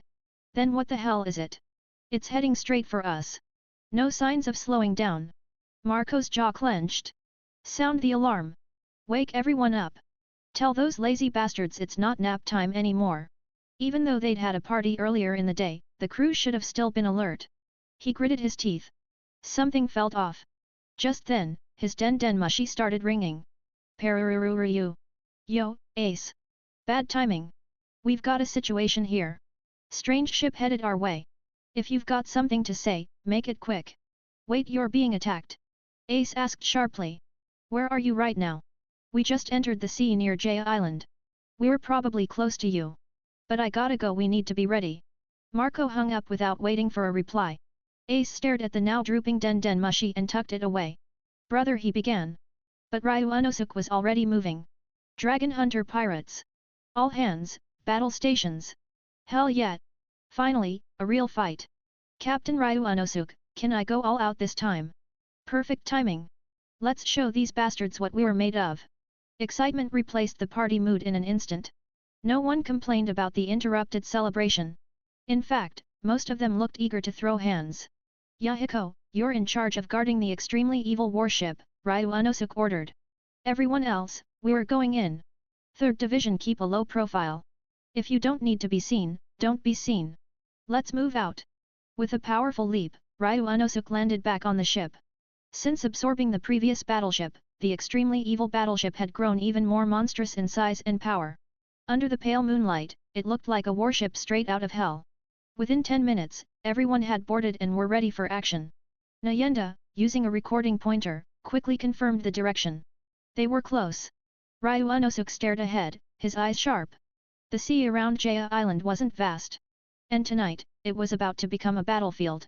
Check my Patreon for advanced chapters patreon.com/fanficlord03 change, Discord link here, .gg/fgok/sux chapter 98, suppressed.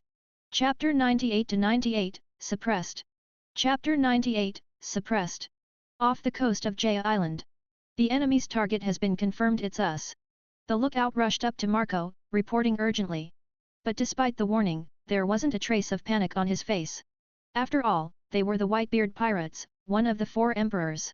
They faced challenges like this every year, hell, every month, and they'd dealt with all of them without fail. Besides, all the captains were aboard this time. There was nothing to worry about.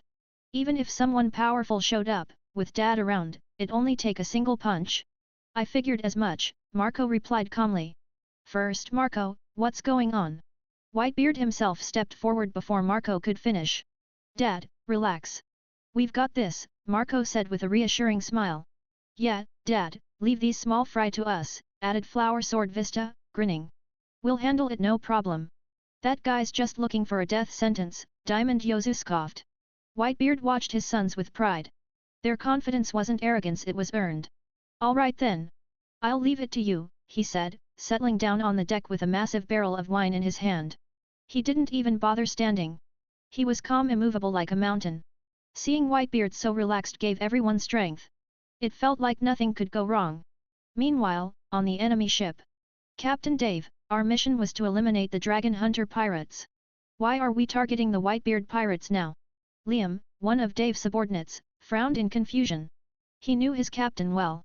Dave wasn't the type to get distracted from a mission. Every task was priority number 1. This sudden shift was unexpected.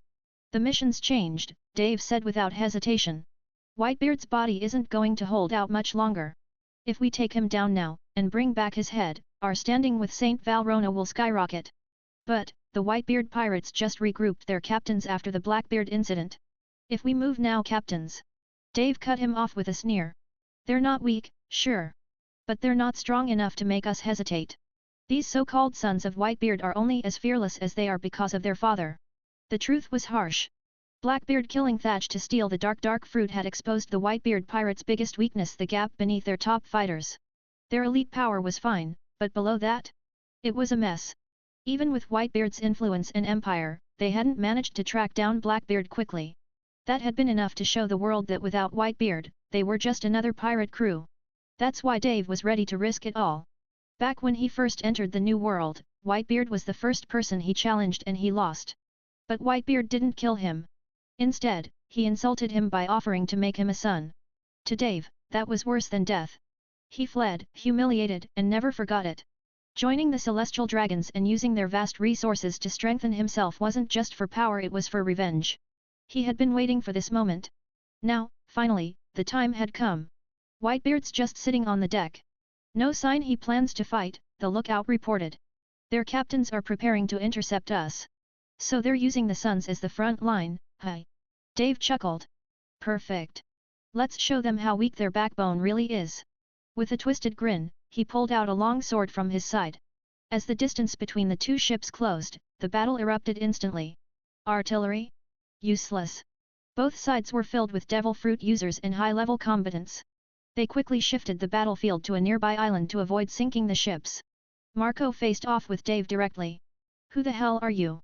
The face in front of him seemed vaguely familiar, but Marco couldn't quite place it. You don't remember? Dave grinned. Figures. Losers don't get remembered.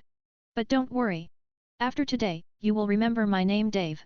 Without waiting for a reply, he lunged. Marco immediately took to the sky, blue phoenix flames bursting from his wings as he blocked the incoming slash, but the power behind it was massive. That slash, wait, you're the guy who once challenged Dad. Memories clicked into place, but before Marco could say more, Dave's blade suddenly opened its mouth. Boom! An explosion erupted, kicking up a massive cloud of smoke and debris. Marco barely evaded, flying higher to regain his bearings. That weapon, it bit me. What's the matter? Dave called up at him. You haven't improved one damn bit all these years. Still coasting by on Daddy's name, huh? Suddenly, Dave leapt into the air, meeting Marco mid-sky. As he rose, his skin began to shift, scales covered his body. Azoan type. Before Marco could finish his thought crash, he was slammed out of the air. Across the island, the rest of the Whitebeard pirates were also being pushed back. Dave hadn't come alone. The warriors backing him were the newest military creations of the Celestial Dragons, enhanced soldiers with advanced weapons and strength far beyond any regular pirate. Even Whitebeard's crew was struggling. And Dave? He was thriving. With every blow, he grew more confident. Today he would destroy the Whitebeard pirates. Once Whitebeard fell, he'd shatter the balance of the four emperors and take that title for himself. And with the backing of the world government, he'd be more than just an emperor. He'd be the true ruler of the seas. Just the thought of it made him tremble with excitement. He launched another series of attacks. Explosive strength.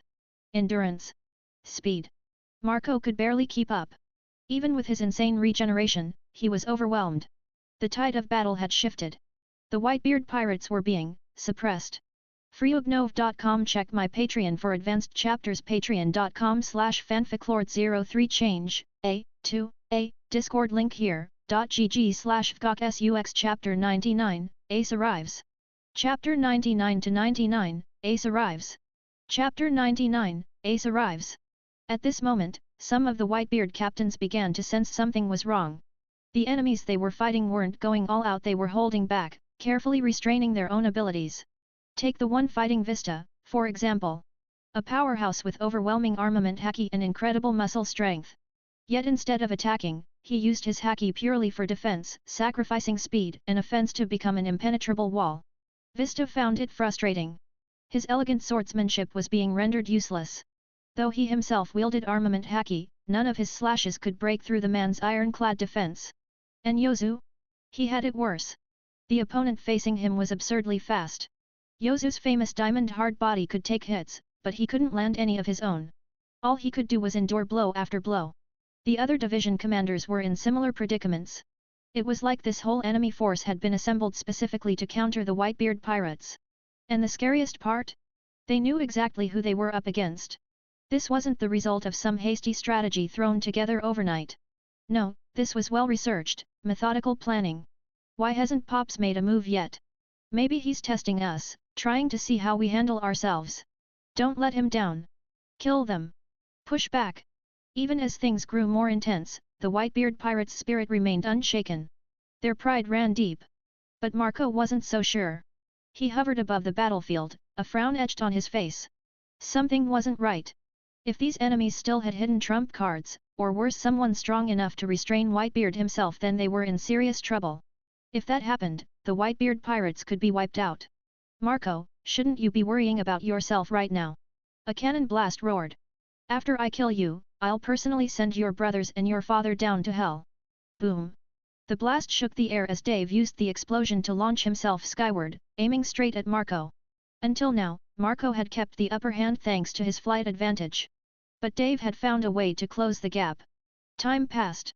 The sky began to pale at the edges, dawn was breaking. And Whitebeard's forces were starting to fall. Some of the division commanders were barely standing. Others had already fallen. Casualties began to pile up. Still, Whitebeard stood motionless. He was waiting. Waiting for Marco, Vista, Yozu, and the others to fully grasp the reality of their situation. Whitebeard knew he could end this battle swiftly. But what about next time? What if another powerful force appeared? What if someone strong enough to stall him stepped in? If that happened, and his sons weren't ready, the Whitebeard pirates would be finished. Whitebeard had understood this long ago. But watching his children suffer, watching them bleed, even die, and doing nothing? That was a burden even the strongest man alive could barely endure. And still, he hadn't found the right moment to act. Not yet. Besides, the world was watching. He couldn't let the enemy or the world see weakness. Even if it tore him apart inside. Dad! Yozu's voice echoed across the battlefield as he was flung back once more. Even with his indestructible diamond body, he was starting to break. He couldn't take it much longer. He cried out, not from pain but desperation. And still, Whitebeard didn't move. Eyes closed, fists clenched. Waiting. Marco's heart sank. Something was wrong. Dad's body, don't tell me. That's when Marco spotted them. Several figures approaching Whitebeard. And in the distance pirate ships sailing toward the battle. No way. Reinforcements? Move. Marco transformed into a blazing phoenix, wings cutting through the air as he darted toward Dave. The flames roared as he slammed Dave back, forcing him to retreat. Marco didn't waste a second. He turned to rush back to the Moby Dick. If his fears were right, if Whitebeard was weakened, then the entire crew was in danger. Yo, Marco! What's got you in such a hurry? A blaze of flame streaked across the sky, headed straight for the battlefield. Marco's eyes widened. Ace! He hadn't recognized him at first in the chaos. But now that he saw clearly, it was Porghast Ace. And standing beside Whitebeard was none other than the captain of the Dragon Hunter Pirates, Ryu Unosuke. Ace was here. That meant reinforcements had come. The tide was about to turn. I'll handle the guy with the blade. You help the others. Ace's voice was calm, but fire blazed from his body as he shot back into the fray. Blue-white flames surged behind him, crashing into the battlefield and igniting the air. The enemy's coordinated assault, up until now so precise and effective, was shattered instantly. Fire Fist Ace! A man covered in a strange black material stepped forward to meet him. It wasn't standard armament haki, and it wasn't armor. Big bang! Ace wasted no time. A massive wave of fire exploded from his fist. Ha! This little flame won't do anything against my fire fur. Fireproof material. Before the man could finish, Ace was in front of him. There was no hesitation. Ace's hand shot out and grabbed the man by the face. You came here to kill my family. So why do you look so scared?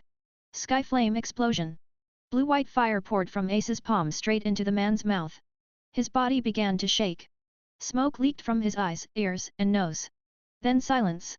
The man's body crumbled, charred from the inside out. He was dead before he hit the ground. Ace clenched his fist, flames flickering around him. So this is the power my brother gave me.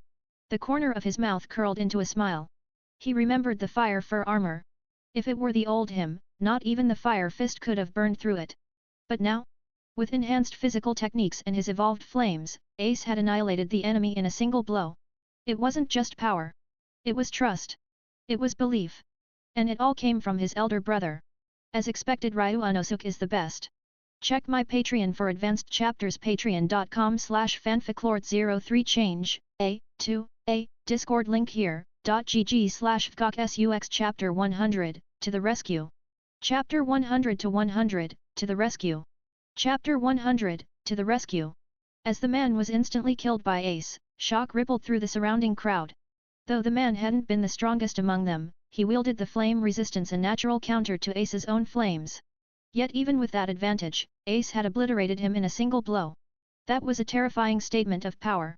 Even Dave, in the middle of battle with Marco, was so stunned that he nearly took a direct hit.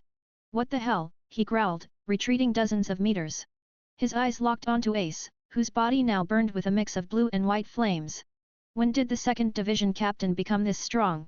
He had kept close tabs on the Whitebeard pirates. There had never been any report of Ace wielding flames this intense, so powerful that even Fire Fur couldn't defend against them. You've already lost. Marco's voice rang out, calm and steady now. Give up. Let the Whitebeard pirates deal with you. For the first time, there was a glimmer of ease in Marco's expression. Ace's breakthrough had shifted the tide. But Dave only laughed. Lost. His shoulders shook as his grin twisted into a snarl. He, ha ha ha. Marco, you sure know how to joke. Since you think you've won, let me drag you all into despair. He threw his arms wide. Liberation. As the word rang out, the atmosphere changed instantly. Everyone on Dave's side began to transform. A powerful, unnatural aura surged from their bodies. What the hell? Ryu Unosuke narrowed his eyes, watching from the distance. Looks like some kind of enhancement tech, Whitebeard said grimly. Could be something developed by a scientific research unit. You mean Vegapunk? Ryu Unosuke chuckled. Uncle Whitebeard, things are getting spicy up front. Want us to jump in? He had noticed something odd about the enemy's ship. There were no markings, but the design was unmistakable. It was from the same place Krollo had returned from. These weren't random pirates. They might have been sent to hunt down the Dragon Hunter pirates, or maybe they planned to deal with Whitebeard first and then come after them. Either way, Ryu Unosuke felt involved. And judging by the eagerness burning in Krollo and the others, they felt the same. No need, Whitebeard replied, calm as ever. Let's see how long they can hold out. If things get bad, then step in. He looked Ryu Unosuke in the eye. I've always been curious, what kind of power does the captain of the Dragon Hunter pirates really hold? To Whitebeard, Ryu Unosuk reminded him of someone not just Gold Roger, but a version of Roger that could have overwhelmed even him in his youth. Had Ryu Unosuk existed back then, perhaps there would have been no Pirate King. Now, this young captain had become the nightmare of both pirates and the navy. Got it, Ryu Unosuk said with a small grin, then sat cross-legged on the deck. Uncle Whitebeard, don't forget what Ace gave you. You can use it now, don't worry, he's not weak anymore. Besides, we're all watching. Despite his laid-back tone, his eyes never left the battlefield. He was deeply interested. Nothing Vegapunk created was useless, and if these people had already been giving the Whitebeard pirates trouble, their upgraded forms would be even worse. Could Marco and the others really handle them? Boom boom boom. A massive tremor erupted from the island ahead. Dave's body had transformed. His long sword fused entirely with his arm, turning his right hand into a gleaming blade wrapped in armament haki. His other hand morphed into a massive cannon barrel, and his skin had turned a sinister dark red. Like Luffy, is he burning through his life force? Ryu Unosuk muttered. This kind of enemy isn't good. Marco had likely never faced anything like this. And Dave was the type to seize any opportunity with brutal efficiency. If Marco made even the slightest mistake, he wouldn't walk away. Get ready. Ryu Unosuk stood. His voice became firm. If anyone falls behind, step in and help. I'll deal with the guy fighting Marco. With that, he vanished from the deck in a blur. Finally, time to fight. Crollo grinned, his tone deadly. Maki followed close behind, disappearing alongside him. Now this is my kind of battle. Nayenda smirked. Akame, begin. She summoned Susanoo, and the rest Kuina, Hawkins and the others charged forward as well. From the rear, Whitebeard chuckled deeply. The Dragon Hunter pirates, not bad. Every one of those little brats has potential. Especially Ryu Unosuk, Ace's big brother. He looked down at the small vial Ace had given him earlier. The single drop of emerald green liquid radiated a warmth that mended his old injuries just from holding it. What would happen if he used it? Still, he didn't take it. Ace had said it belonged to Ryu Unosuk. And Whitebeard respected that. He'd wait until Ryu Unosuk returned, so he could use it in front of everyone, showing proper respect to the man it came from. By that time, Ryu Unosuk had already appeared beside Marco. Marco was breathing heavily. His regeneration had helped, but his stamina was flagging after a long night of fighting. And Dave had noticed. Time to die, bird brain! Dave roared, swinging his massive cannon fist down like a meteor. The ground exploded. Dust and smoke swallowed the battlefield. Hee hee hee.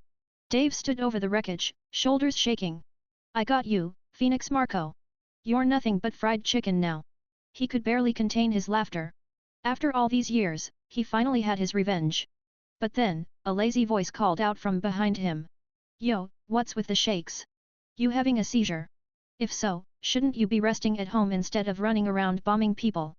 Dave froze, eyes wide. Why you bang? Before he could finish, a punch slammed into his gut and sent him flying. He crashed through the air right into the arms of Tsukuyomi, who had been waiting. Ryu Unosuk of the Dragon Hunter Pirates. He walked forward slowly, eyes cold. Be honored, that you'll die by my hand.